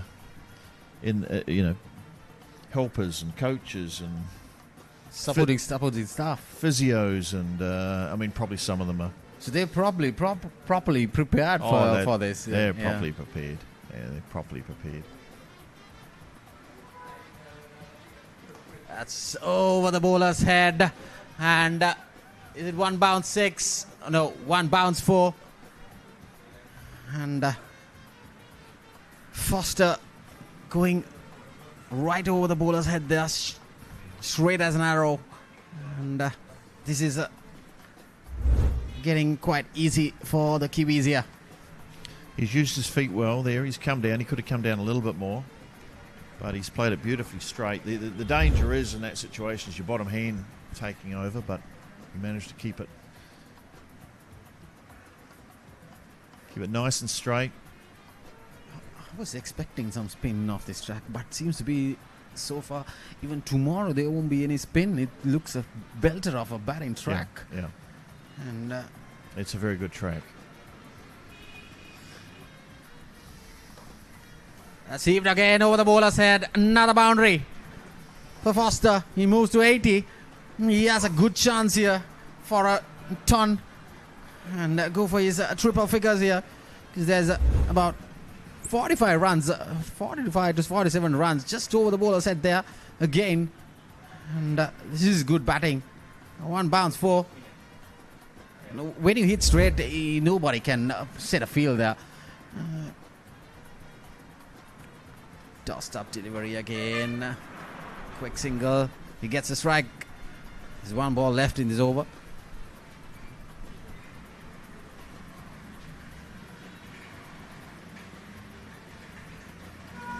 Yeah, will he be well aware that he's only 18 runs off 100? Yeah, probably the scoreboard needs to change and give all the updates. It seems to.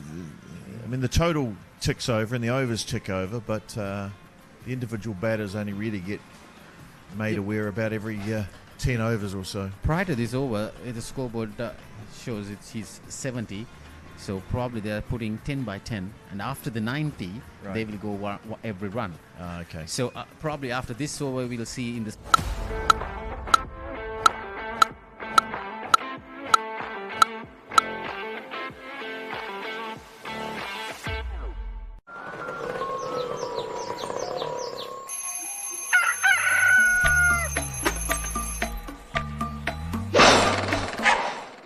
Mama Gajaman.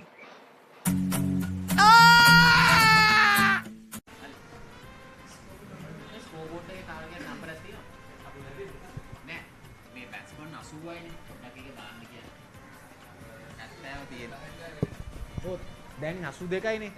දැන් 70 තියෙන. So Robinson, he's on 55 now, and Foster is on 82. He's 18 short of his 100. There's 45 runs needed, so definitely he should be there. And looks like he's batting brilliantly here. Well, he's only going to get himself out, isn't he? Same with Robinson. They should be there at the end. What I feel is, Richard, these two batters needs to finish this game off, and probably that will be a positive approach, and that'll be certainly. That's diving effort there by White. Yeah, we talked about it in a meeting yesterday. When you get in, you've got to take responsibility. You don't rely on batters below you to finish the job. When you get in, it's your job to take it all the way, and these guys will be well aware of that, and I guarantee they'll be talking about it and reminding each other all the time, because really it's only going to be a silly mistake that's going to get them out, it appears.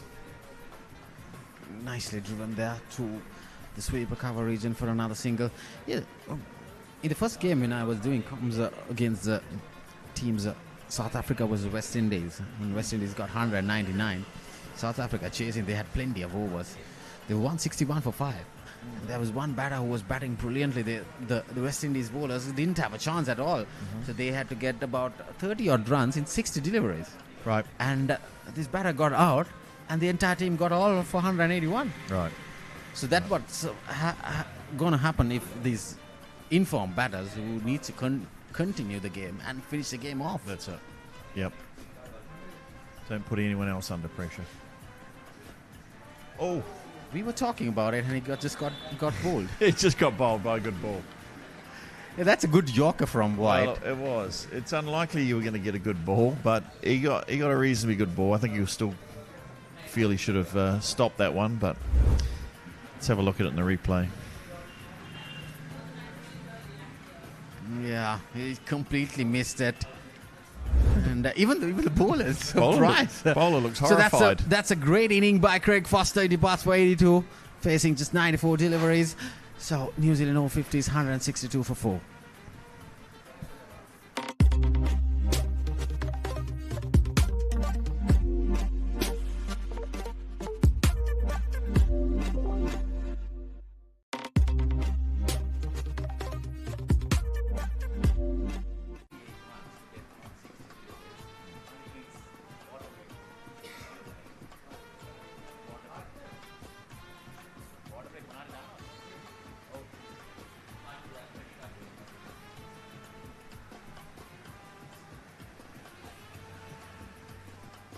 So that's the batting card for New Zealand. They were at one stage 21 for 3, and Foster and Robinson got together and they put on a partnership of 141 runs, and Foster just getting out the last ball just before the drinks break, and he scored 82 runs. Brilliantly executed at that moment when the team was down. They were 21 for 3, Richard. It's a good partnership from these two batters. Oh, it was a really good partnership. Almost took it the whole way. It's not a bad thing for New Zealand. I mean, some of our top order batters have. Like Petrie scored 100 against Australia in the warm-up game. The other opening batsman, Andrew Hoare, scored about 80 and a 40. So in some respects, you know, having a couple of guys in the middle order, we had a bit of a hiccup against USA, but it's good to see other batters getting a chance to get in, because it'll give them confidence. I mean, everyone will go into Namibia, but particularly the England, Sri Lankan final two. Most people will have had a chance and had a chance. It's always good to get runs under your belt, right, when you go into games. Yeah, this is the New Zealand Zimbabwe bowling card so far. White picking up 3 wickets for the Zimbabwe Over-50s, and Goodwin 1. So no wickets for Nalaka Fernando. He picked up 5 yesterday against Namibia. So far, the New Zealand Over-50s riding high here at the Colts Cricket Club. They need 44 runs in 81 balls. And what I see is Robinson should see the game off now for New Zealand, because he can't lose his wicket now, because you can't bring in a new batter here in the middle. No, anything could happen. He's got to take it through. Yeah, because he's the most experienced now in the middle. So these are the wickets. That's the first wicket, and getting in that inside edge. And that was me. That was you, Richard. Andrew Hoare caught behind, down back the square. There's only one man there. He's found him, gone straight to him. Adil Samani got tied up and faced 6 balls for 1 run, but probably just got a bit desperate. And there is Foster, just being cleaned out by White, he's bowled pretty well today. He's bowled straight. He's put a little bit of outswing on it, and he's kept all the batters honest. Richard, the ball that he got out, I think the bat just turned a bit and it got the inside edge of it, and then he got bowled. Was it? I didn't see that, but maybe. Yeah. Maybe he just. You went out outside the off stump delivery and got that inside edge. Isn't it? Yeah. Yeah, that was just a loose shot, playing far too far away from the body. One of my things I was saying to myself is, keep the elbow leading, keep the shoulder closed. And that was everything that I'd said not to do. Yeah. So that was you have these plans. I was practicing in the mirror, and keep it tight. And then what happens? Maybe it was fatigue. You field for 45 overs, and you go out. And I played about 3 or 4 shots, which were equally as bad before that one that I could have been out to. So it's one thing to say do this, do that. It's another thing to do it, isn't it? Yeah. exactly. That's what the good players so do. You scored 100 against Australia Over-50s in the warm-up game. Mm-hmm.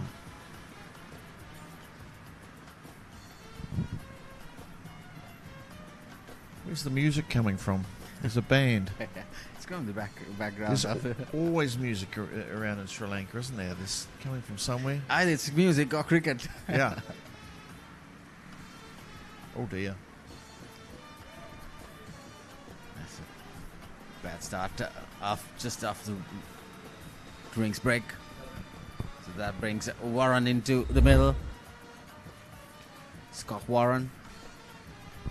So Warren is he's the wicket keeper for us. He kept for the first 10 overs before Mason Robinson came in and pulled rank on him and came out into the field with his gloves on, pads on, said I'll take over from here.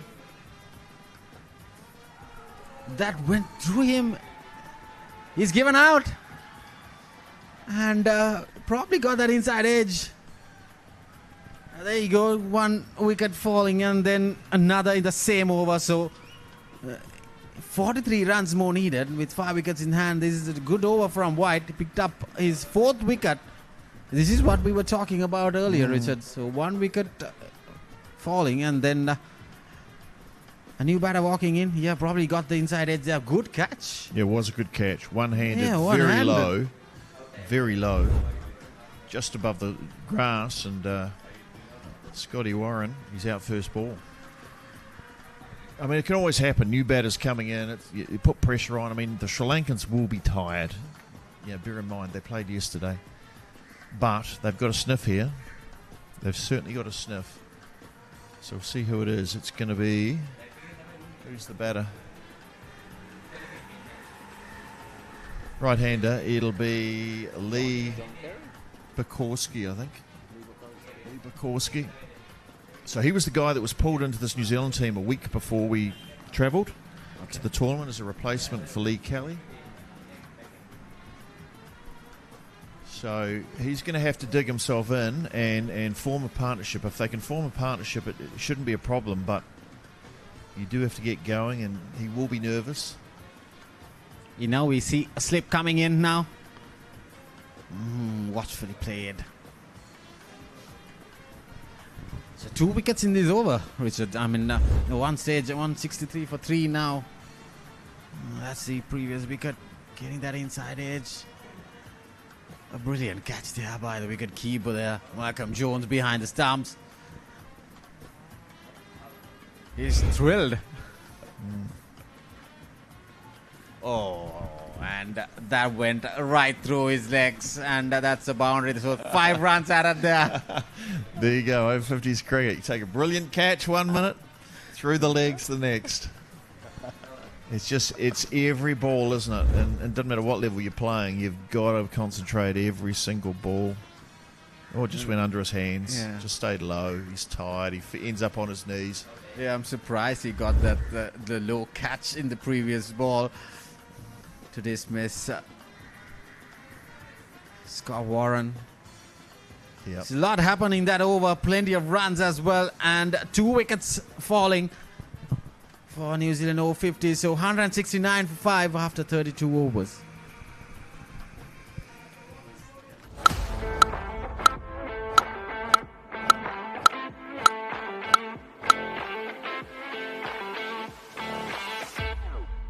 Welcome to the IMC Over-50s World Cup 2025. Experience the unforgettable moments as teams from around the globe compete for glory.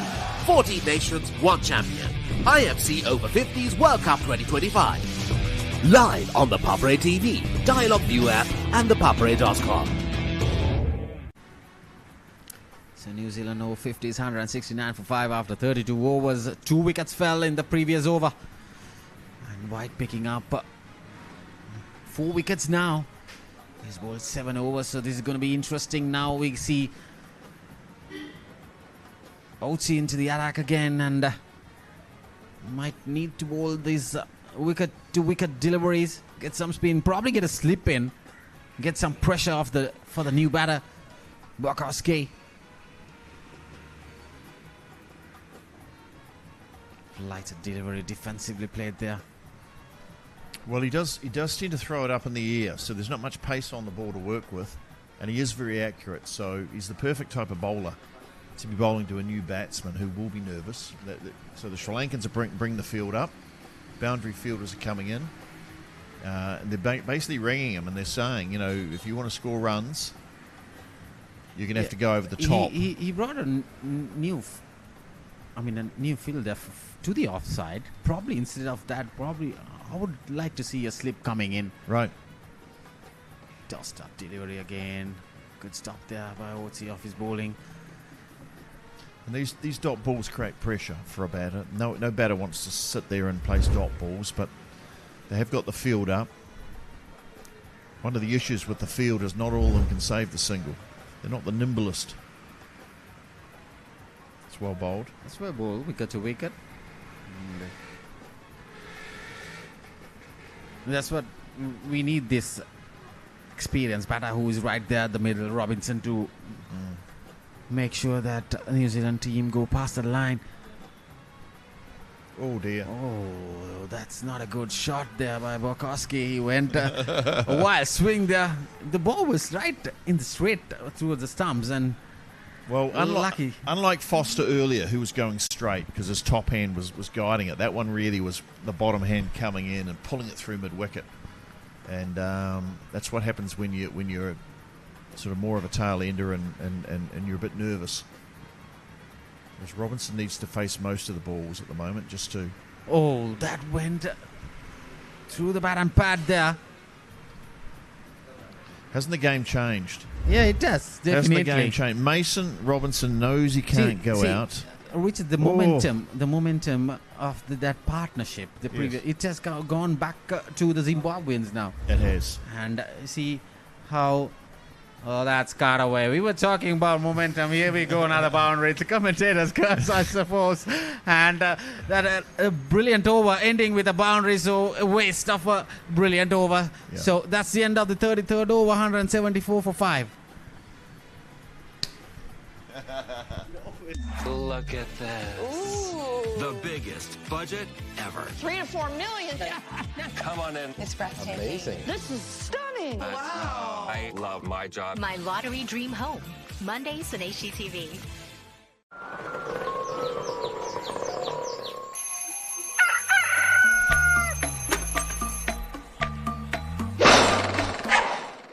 Mama Gajaman.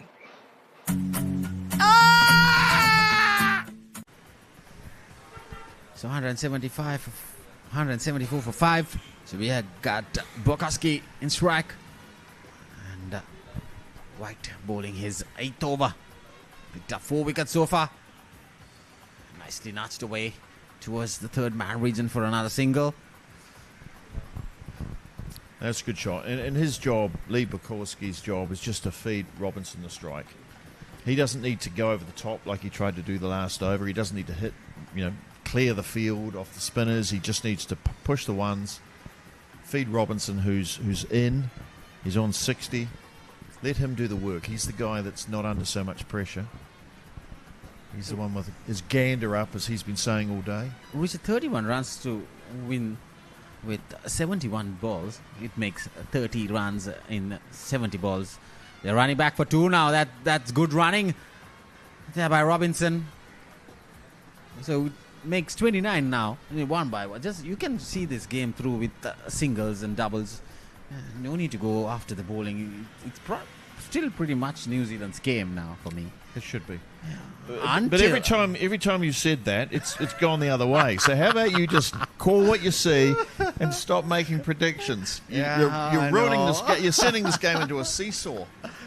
Defensively played there by Robinson there. I need to see Robinson game through this game. Definitely. Because he's done a tremendous job for the New Zealand Over-50s here. Oh, he sure has. I mean, New Zealand needs this win, and they need a win against Namibia. And then there'll be 2 games. We'll probably have to win at least one of them. That's Sri Lanka versus England, isn't it? England, Sri Lanka, and both are strong teams. Sri Lanka's at home. They've got all their local, pick of the players. They've gone well so far. Yeah, they have picked the best team. I mean, there are a few players who have played with me. While a couple of years ago, one guy in the Grisera, he played club cricket in the same team with me. First class cricket. That's flick. Find. And that's another boundary for Robinson here. So the momentum is back on the New Zealand's hands, Richard. So you don't have to worry. Don't worry. Robinson will get through you. I think you need to just stop telling us what's going to happen. I have good sense of humor, good sense and good instincts. Commentator's curse. You were talking about that even before we started, about it being a problem for you. So New Zealand Over-50s need 25 runs off 68 deliveries. Quick single there. This is good batting, good running. See, 8 runs off this over. Yeah. That is good batting.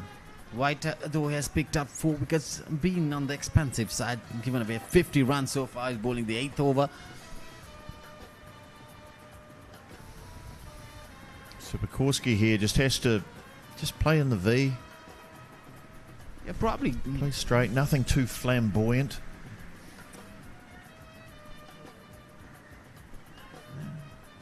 It's flicked straight to square leg. So that's the end of the 34th over. New Zealand Over-50s 182 for 5.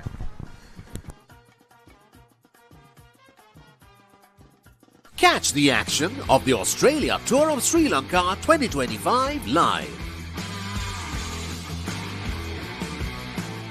Enjoy 2 tests and 2 ODIs from 29th January to 14th February.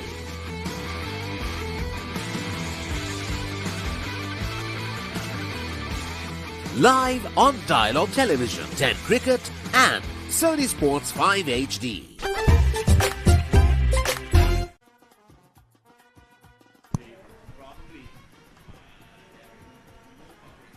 Welcome back to the Colombo Colts Cricket Ground. New Zealand just need the 24 runs more of the next 10 overs to seal a win over Zimbabwe.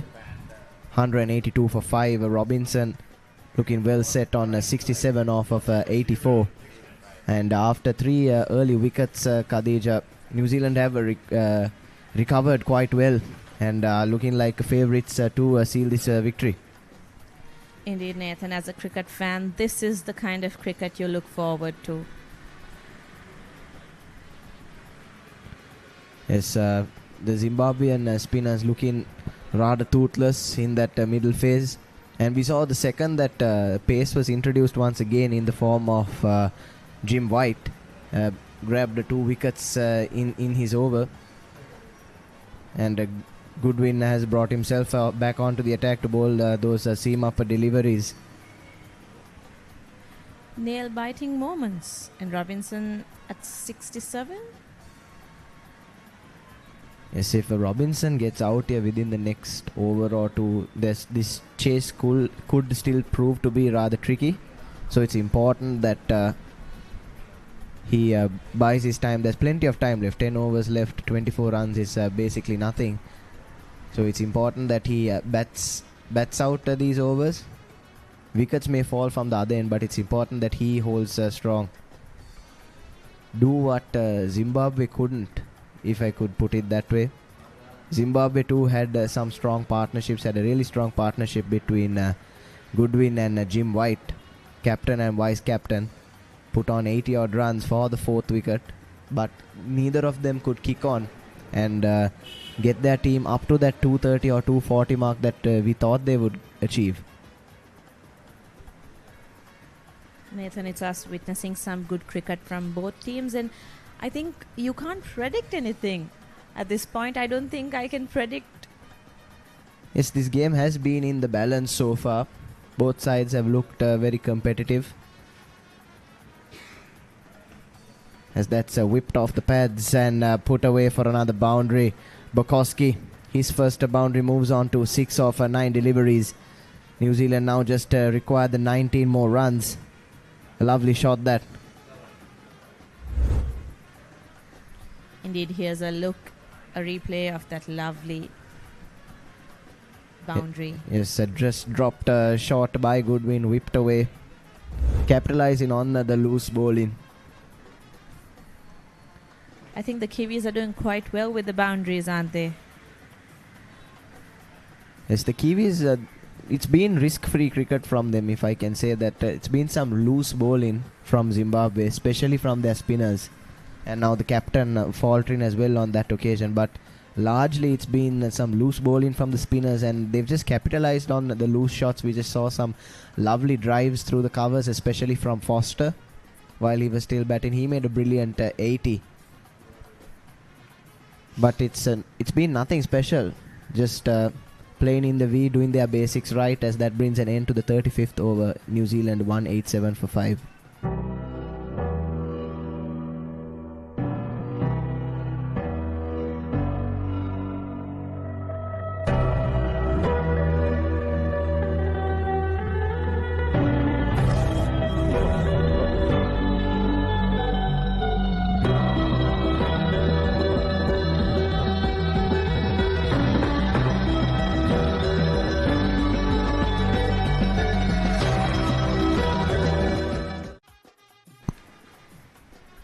White to close off his spell. He's been the pick of the bowlers for Zimbabwe so far.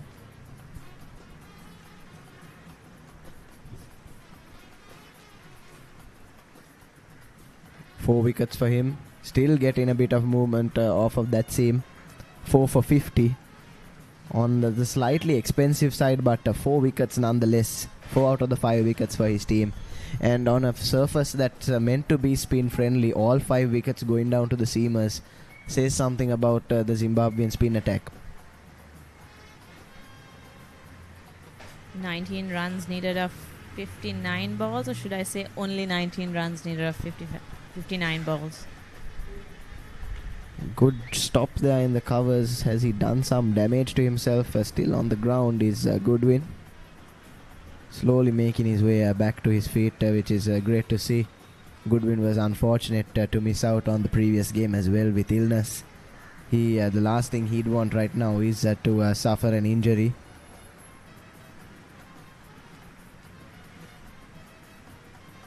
Nicely guided there by Robinson. Down to third man. He moves on to 69 off of 90 balls. But yes, a rather simple target. 18 off 57 balls. Nathan, talking of injuries, I see these players come back with their recovery. They come back very soon, and it's not easy in their age to give comebacks like this.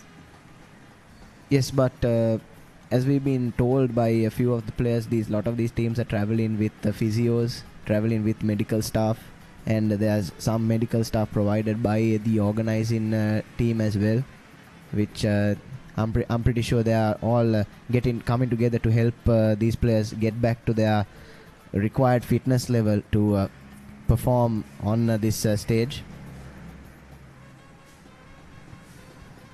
And to be able to play sport at this age, it takes a lot of application, a lot of effort, a lot of commitment.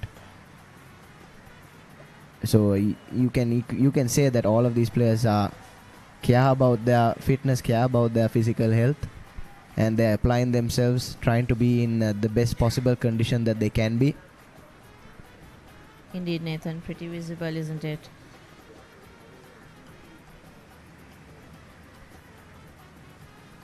I think consistency and commitment is all what they've got to be here in Sri Lanka, playing this Over-50s World Cup. It's not easy to stand here in the scorching heat.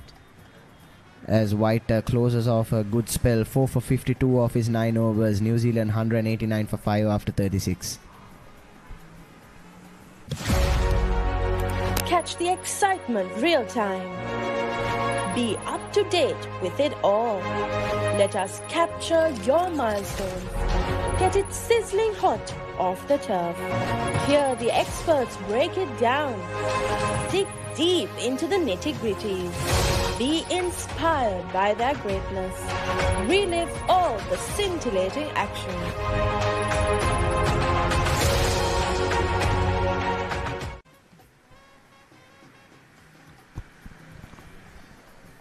good wind to continue from the Park Road end to Borkowski. As we were discussing, Khadija, I think even in this match, it's about who applied themselves more on the day. You could say both teams had equal opportunity. Both teams had good partnerships. Both teams had good spells with the ball, and both teams had their moments in the field. But it's about who applied themselves more and capitalized on the good opportunities that they got. That's seen New Zealand edging closer to a good victory here. Indeed, Nathan. Didn't we see that from the beginning of the game, from the toss? Yes, right from the toss we saw that confidence from New Zealand. Adil Somani electing to bowl first in what were batting friendly conditions. As I was saying, electing to bowl first in batting friendly conditions, backing the strength of his team, showing that confidence, playing to his strengths rather than playing to the conditions, which is a very bold move from him, which is great leadership on his part. And from that moment they've been committed. It's very easy in cricket once you get to, let's say, a 30 or a 40, or once you have 2 or 3 wickets to the ball, to just get carried away, become a little complacent and let go and fumble that good start that you've got. But New Zealand have done well, not only to come from behind when Zimbabwe have had the advantage, but to also continue in that momentum and drag the advantage over onto their side. Indeed, Nathan, some very good cricket from the Kiwis. And an extra from the captain. I'm sure he's yearning for a wicket. As that's another drop chance. As we were just talking about riding on the advantage, Zimbabwe putting down yet another chance to try and claw back some momentum. We saw that 130, 140 odd partnership between Robinson and Foster. Both of them were put down, in fact, by Zimbabwe.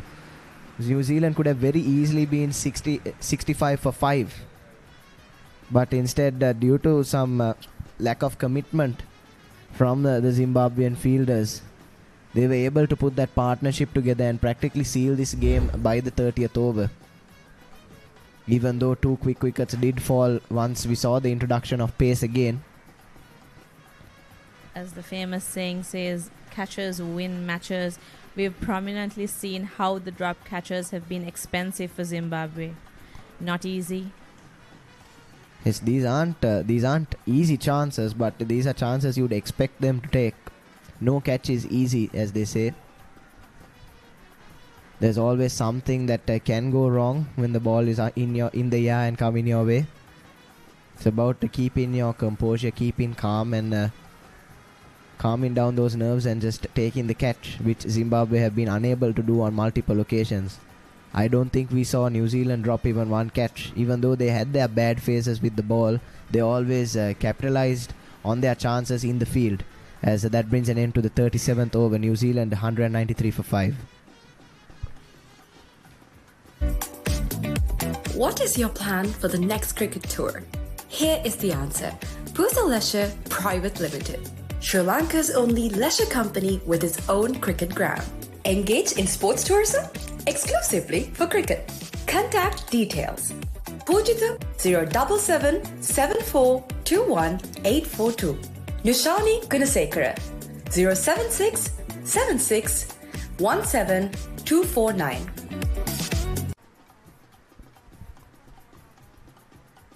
New Zealand just needing the 13 runs more. They'd like to knock those 13 runs off by the 39th or 40th over, which could help them with their net run rate as well. We've seen convincing victories for the other sides, especially Sri Lanka, wiping out their chasers in record time so far. And come the fag end of the tournament, those could be crucial, especially that net run rate deciding who finishes above whom on the table. Indeed, Nathan, some great, interesting cricket throughout the week. Yes, action-packed stuff coming your way on the Papare, Sri Lanka's #1 sports channel, until the 23rd of February, we have the IMC Over-50s World Cup. And then goes the Dialog Big Match season. So there's continuous action-packed cricket coming to your TV, to your fingertips on the Papare, Sri Lanka's #1 sports channel. Yes, I'm sure a lot of us are all hyped up and ready for big match season. Aren't we, Nathan? Definitely are. Starting on the 28th of February, I believe. March Madness, as they call it.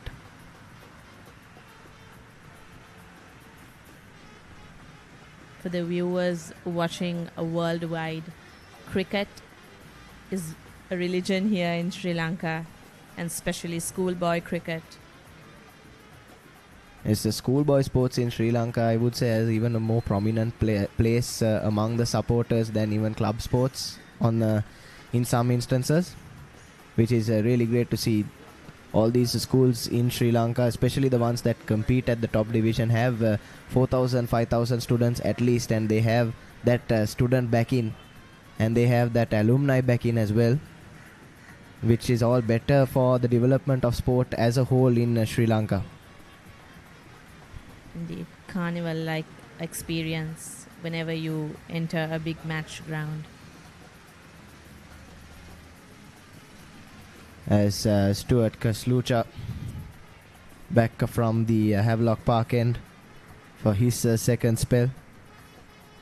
New Zealand in need of 12 runs from 47 balls. Yes, going forward in the tournament, New Zealand seem to have put that loss in the previous game behind them. Once again, another convincing victory here at Colts against Zimbabwe. Zimbabwe, on the other hand, will have lost 3 from 4 once New Zealand knock off these 11 runs, which is highly concerning from them, and qualification into the next round might be a bit of a stretch from now on, even if they do win their remaining matches. Especially in the spin department has been a huge worry for Zimbabwe, I would say. Their batting has looked pretty decent, even though today they weren't able to capitalize on the good starts. There is potential there. Their pace department has looked pretty decent as well, but the spin is worrying. In spinning friendly conditions, their inability to extract anything from the surface is a worrying sign going forward in this tournament. Indeed, Nathan. There should have been hunger for a win. That's what I said at the beginning of the match 2. Is that the commitment and that effort we were speaking about just not there today for Zimbabwe? They'll be hoping that they can bounce back. We know they have the ability to win games, comprehensively beating Namibia in their previous encounter, but the team just failing to turn up today. 3 runs off Kastula's over. New Zealand 196 for 5. When Simon says grill, you know it's going to be fantastic. Life is good. When Simon says season, you know it's going to be flavorful. You're gonna love it. When Simon says add some cake, you know it's going to be fiery. Things are spicy in here. When Simon says cheese, you know it's going to be cheesy goodness. Blew my mind. Make it like Simon does. Simon's Dinners Cooking Out. Thursdays on Food Network.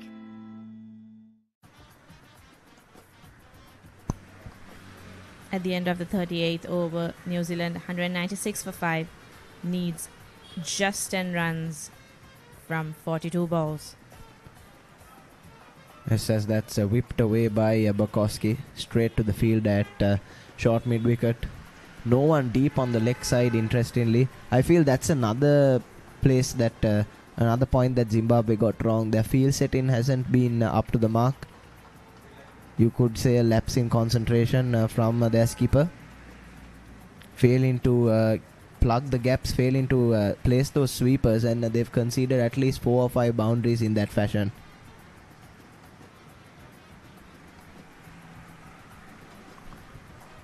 As that's lofted over the covers.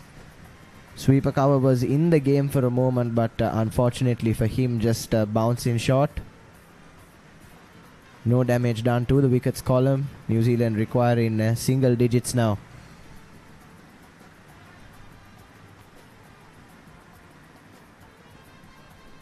And the Kiwis trying to get boundaries as much as possible to finish the game as soon as possible.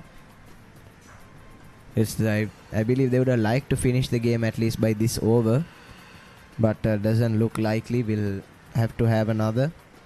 But yes, keeping net run rate and everything in mind, they'd want to knock off the 9 runs as soon as possible.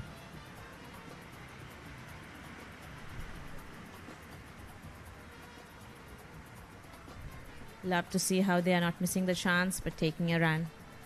Yes, still, even in the 39th over, they are not turning down the chance for a quick single. Just shows the sort of game awareness, the commitment and the fitness that these players possess, even at over 50s level. As we close out the 39th over, New Zealand 198 for 5. Welcome to the IMC Over-50s World Cup 2025. Experience the unforgettable moments as teams from around the globe compete for glory. 14 nations, 1 champion. IMC Over-50s World Cup 2025. Live on the Papare TV, Dialog ViU App and ThePapare.com.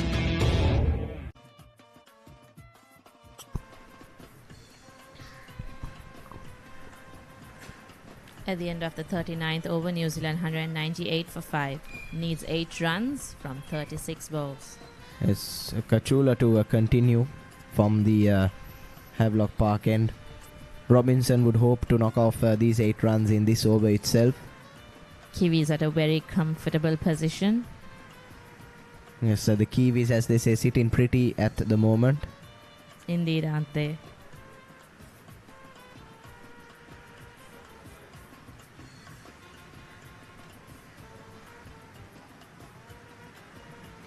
Now the field all brought close in, trying not to give away those quick singles. Couple of sweepers as well, but this is an ideal opportunity for Robinson considering the position in the game to try and loft one over the field and seal the game with a couple of boundaries. But no, he chooses the more sensible option, and even with the most of the field up close, they're still finding room to take those quick singles. Most of these Zimbabwean fielders on their heels on the edge of the 30-yard circle, just allowing the New Zealand batsmen to cross over at will. And when you have those easy singles on offer, it's quite easy to play yourself in, which is key to scoring runs on a Colts pitch. And I think that's what's inspiring from today's game.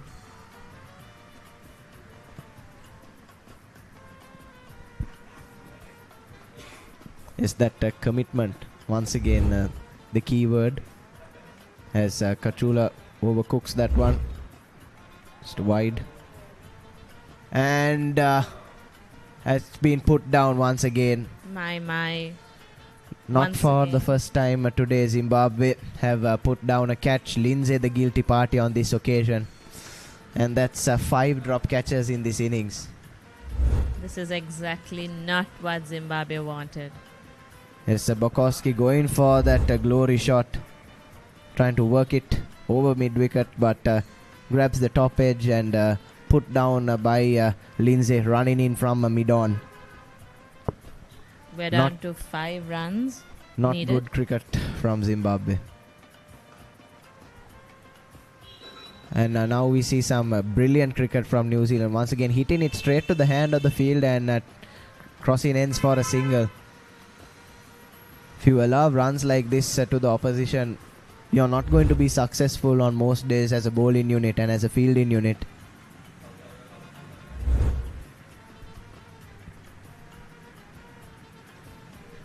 As we close out the 40th over, Kachula none for 49 off his 8, New Zealand 202 for 5.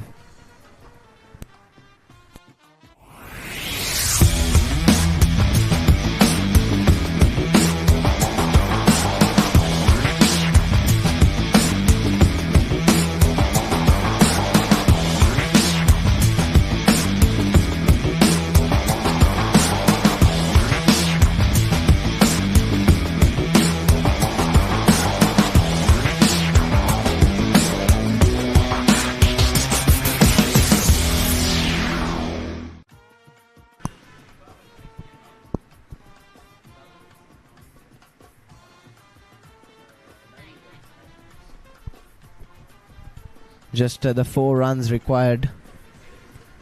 At the end of the 40th over, New Zealand 202 for 5.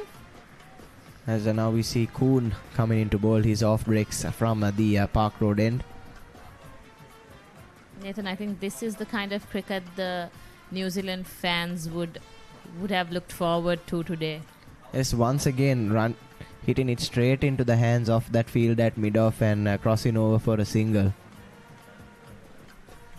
The body language from the Zimbabweans hasn't been up to the mark, I would say. And once again, just dab to point. Another easy single. Now just 2 runs away are New Zealand. And Robinson, 75 not out of 105 balls. Played that anchor role. And he'll be hoping that he can score the winning runs for his side. Some quality cricket by the Kiwis. Loses his bat there, but the ball just floats over the fielder at mid-on, Parsons. And the batsman will cross over for 2 runs. And that should be the game here at Colts. New Zealand sealing a comfortable 5-wicket victory at the end. Brilliant stuff from Mason Robinson, the wicket keeper. He finishes a 77 not out. Foster played a brilliant handoff 82 earlier on. And after being 21 for 3 in the 5th over, New Zealand have recovered brilliantly and sealed off the game with 5 overs to spare. Zimbabwe can have only themselves to blame. Didn't take their chances, didn't show enough effort and commitment with the ball or in the field. And in what was supposed to be a spin-friendly wicket, they've only their fast bowlers have been successful. Spinners going wicketless. Worrying signs for Zimbabwe going forward, but only encouraging signs for New Zealand. We here witnessed some quality cricket from the Kiwis at the Colombo Colts Cricket Club. This is what the fans would need and would want. Some interesting game of cricket from the IMC Over-50s World Cup happening here in Sri Lanka. Yes, as the players just preparing to shake hands as they always do in the gentleman's game. Goodwin just getting his players into a little huddle before walking off the field. Probably a few words of encouragement. Very disappointing stuff from Zimbabwe today. They'd want to put this defeat behind them and try and bounce back from the next game onwards. As New Zealand have done, they lost their previous game, but have bounced back quite well and sealed a convincing victory here. Good cricket all round, good captaincy from Adil Somani. Backed his team right from the toss. Going against the norm, going against the conditions here, choosing to bowl first. Indeed, Nathan. It's time to appreciate the good decision making by the skipper himself. Yes, and on the opposite end of the spectrum, we saw Brian Goodwin for Zimbabwe miss the trick on a few occasions, especially with his field setting. He had a good game himself with both bat and ball, scoring some 30 odd runs and picking up a wicket. But in terms of his decision making in the field, I don't think that has been up to the mark, and that was another cause for this defeat for Zimbabwe. Nathan, talking about comebacks, we saw the Kiwis come back in this very own game. Yes, Zimbabwe were off to a brilliant start in the power play. 52 for no loss after 10 overs. Dragged that back with 3 wickets. Had them at 70 for 3. After that, Goodwin and Oates came into the middle. A 80-90 odd run partnership. They were 170 for 3 wickets. Once again, got rid of the middle order, got rid of the tail, and restricted Zimbabwe to about a par score when they looked like they were going on for 230, 240. They were restricted to 205 for 9 in their 45 overs.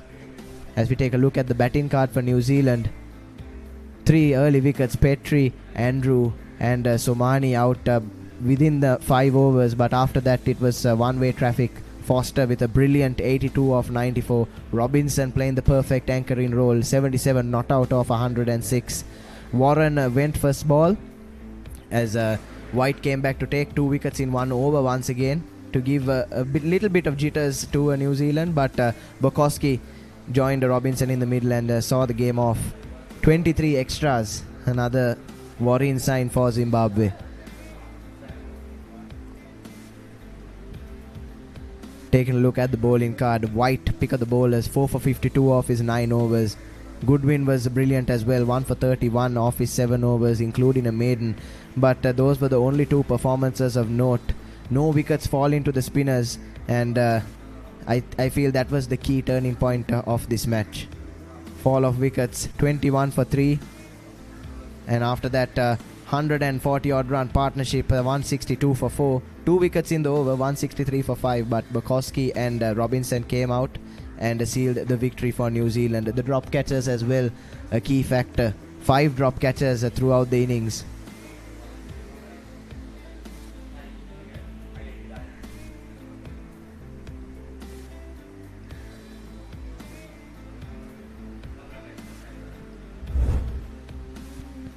So we take a look at some of the highlights. Started off with a boundary, did New Zealand, but after that 3 wickets in quick succession. They looked well and truly on the back foot. There we look at the fall of the second wicket, pouched at a short square leg. Foster looked in a sublime touch right from the get-go. 2 consecutive boundaries. And there's the fall of the third wicket, the skipper. But after that it was just one-way traffic. Foster played beautifully. All of those shots in the V, and as I was saying earlier, risk-free cricket from Foster and Robinson. Just capitalizing on some loose bowling from the Zimbabwe spinners, as you can see. And 2 very well compiled knocks from the both of them. There were a couple of drop chances in there as well that you won't see on the highlights reel, but those were some crucial moments. That was how Foster notched up his half century. 5 drop chances in total in the innings. There's Robinson's half century. And a lack of effort, a lack of commitment from Zimbabwe in the field just allowed these 2 Kiwis to motor along. White did come back and snatch up 2 wickets in 1 over, but that was, I believe, too little too late for Zimbabwe, and Bukowski helped Robinson just tick off the remaining runs, and that was the winning moment. Robinson losing his bat, but got just enough to loft the ball over mid-on and cross over for the 2 runs required. Overall, a good game of cricket here today at the Colombo Colts Cricket Club. And there's the match summary. Zimbabwe, after being 170 for 3, restricted to 205 for 9. Oates, Jarvis and Goodwin all got starts, but none of them able to capitalize. Homan and Dube, the standout performers with the ball. Somani as well came back in 1 over and got both Goodwin and Oates out in the same over. And chasing New Zealand 206 for 5, finishing it off with almost 5 overs to spare. Foster and Robinson, the key performers, 82 and 77 not out. White and Goodwin, the only successful bowlers. And New Zealand sealing a comfortable 5-wicket victory. Promising cricket from both teams. As we take a look at the upcoming fixtures, we have Group A, Namibia versus New Zealand at Valisara, USA versus the UAE at BRC, and Sri Lanka versus England on Saturday here at the Colombo Colts ground. And that should be an interesting game. That should be an interesting game. 2 of the favourites going head-to-head, Sri Lanka and England. And in Pool B, there's South Africa versus India at DSN Anaika College, Colombo 7. There's Canada versus Pakistan at the Mercantile Cricket Association grounds, Colombo 7. And Wales versus Australia at the Pusa grounds, Bandaragama. Some interesting and intense cricket coming ahead next week. Stay tuned with us. Yes, and all of those games are coming to you live on Saturday and all on Sri Lanka's #1 sports channel, ThePapare. Do stay tuned with us. But from today, signing off from Colombo Colts Cricket Club. Thank you and good night. Thank you, guys.